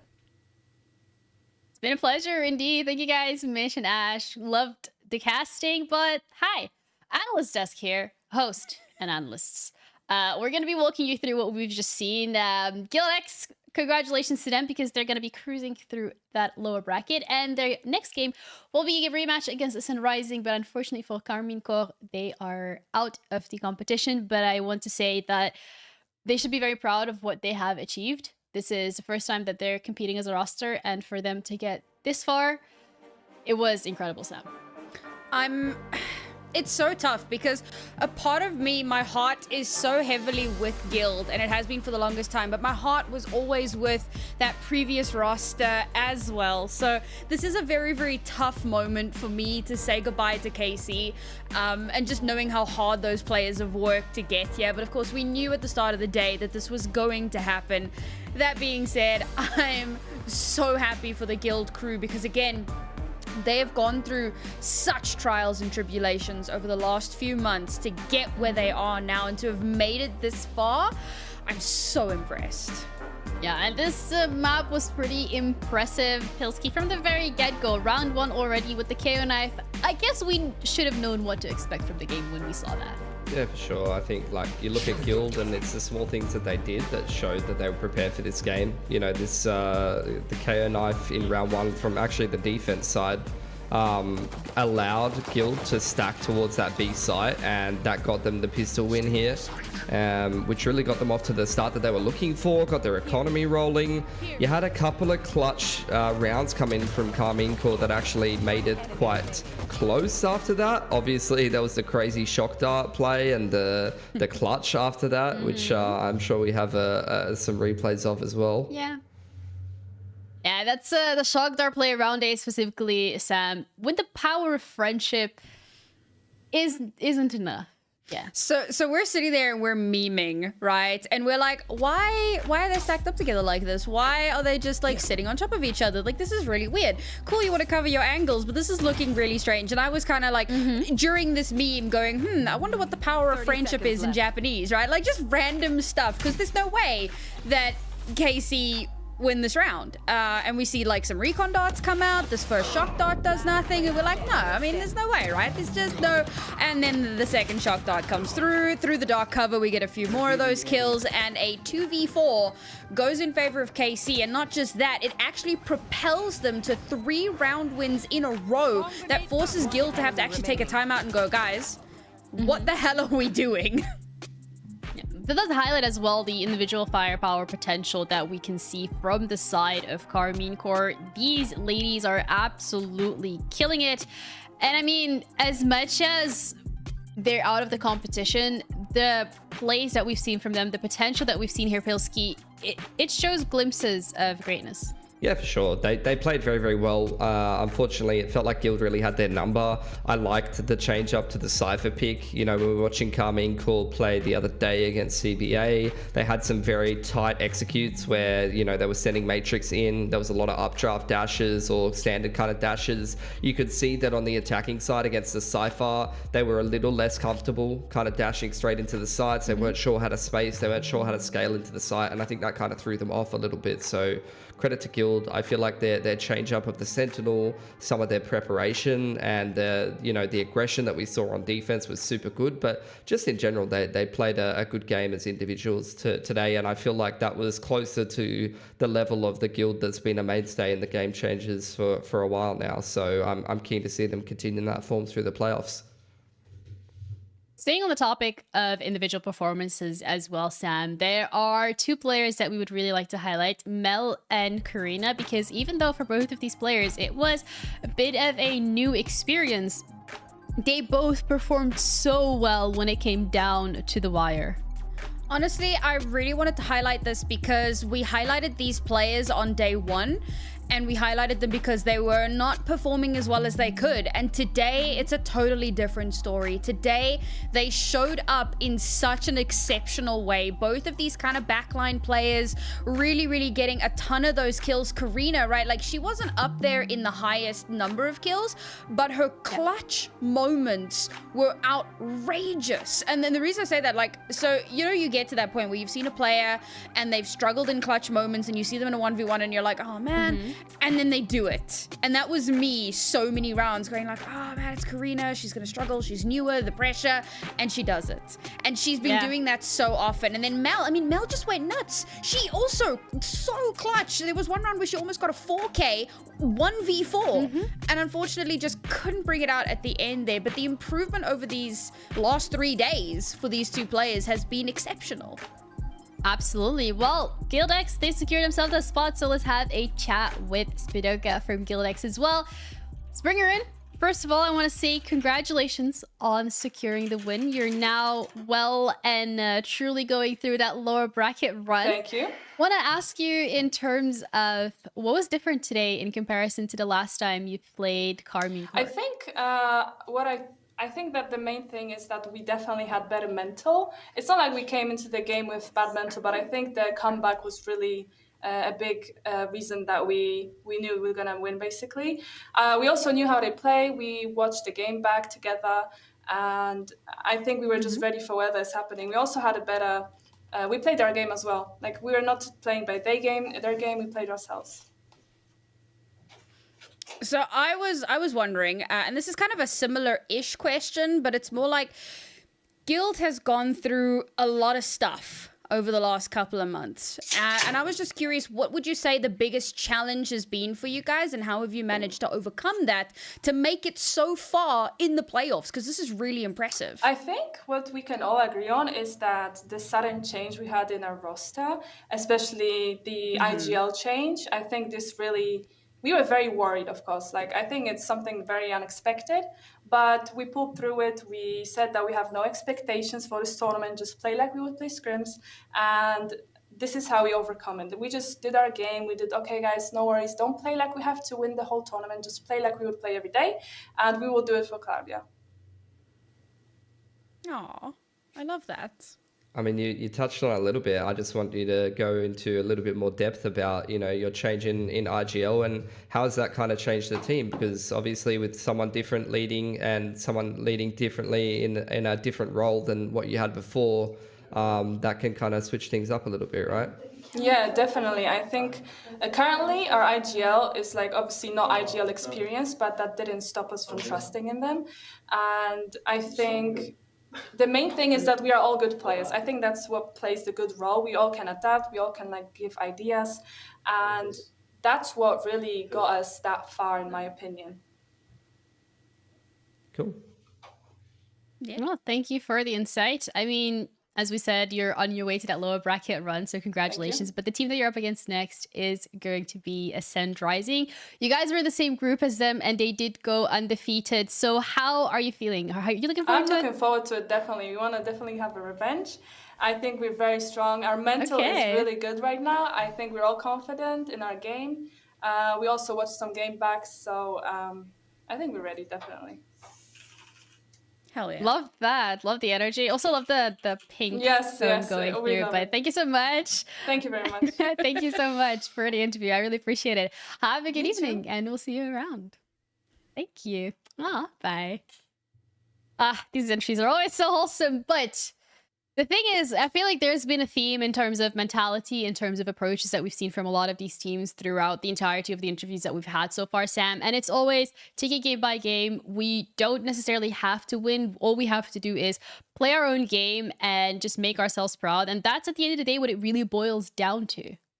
I think that there's maybe one team that came into this tournament that would have the highest confidence. But maybe not 100% confidence. I don't think you ever have 100%. But the team that went through the least drastic changes would have been G2, our, reigning world champions. For all the other teams, there was a lot of stuff that happened. A lot of roster changes, a lot of losing orgs, gaining orgs, so much going on. So for a lot of these teams, the big thing is, how do we improve? How do we make sure that whatever happens today doesn't happen tomorrow, so that we can get that synergy and make sure that we are our very best form when the next opportunity comes around. And I love to see that has been the ongoing mentality, the ongoing thought process for all of these teams.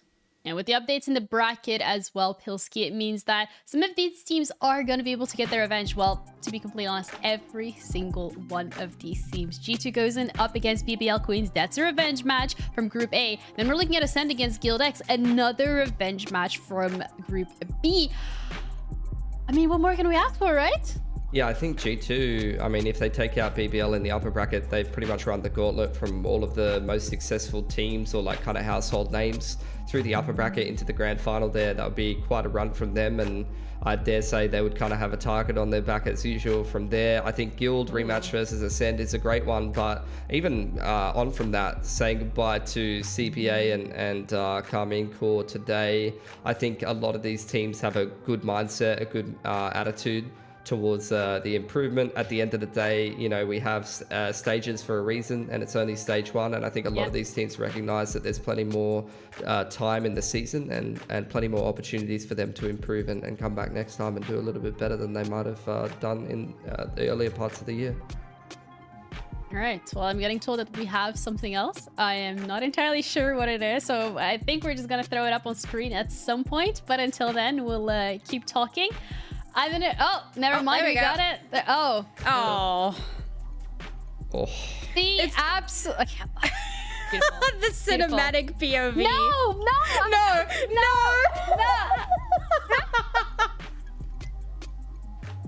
I didn't know. Guys, listen. I forget that you're literally seeing everything. We're getting thrown under the bus. Beautiful. I love this. Me just legs on the desk, chilling, going absolutely crazy. Thanks, guys. That's actually really great. It's content. Yeah. It is content for sure. Gonna have to throw that up on social media because I think everybody was kind of in the same position. You're like, yo, what's going on? But now this is the story of the two teams that got invited up against the two teams that made it through the open qualifiers. Is it gonna be the start of a new era? Find out tomorrow. Have a good evening, and we'll see you then.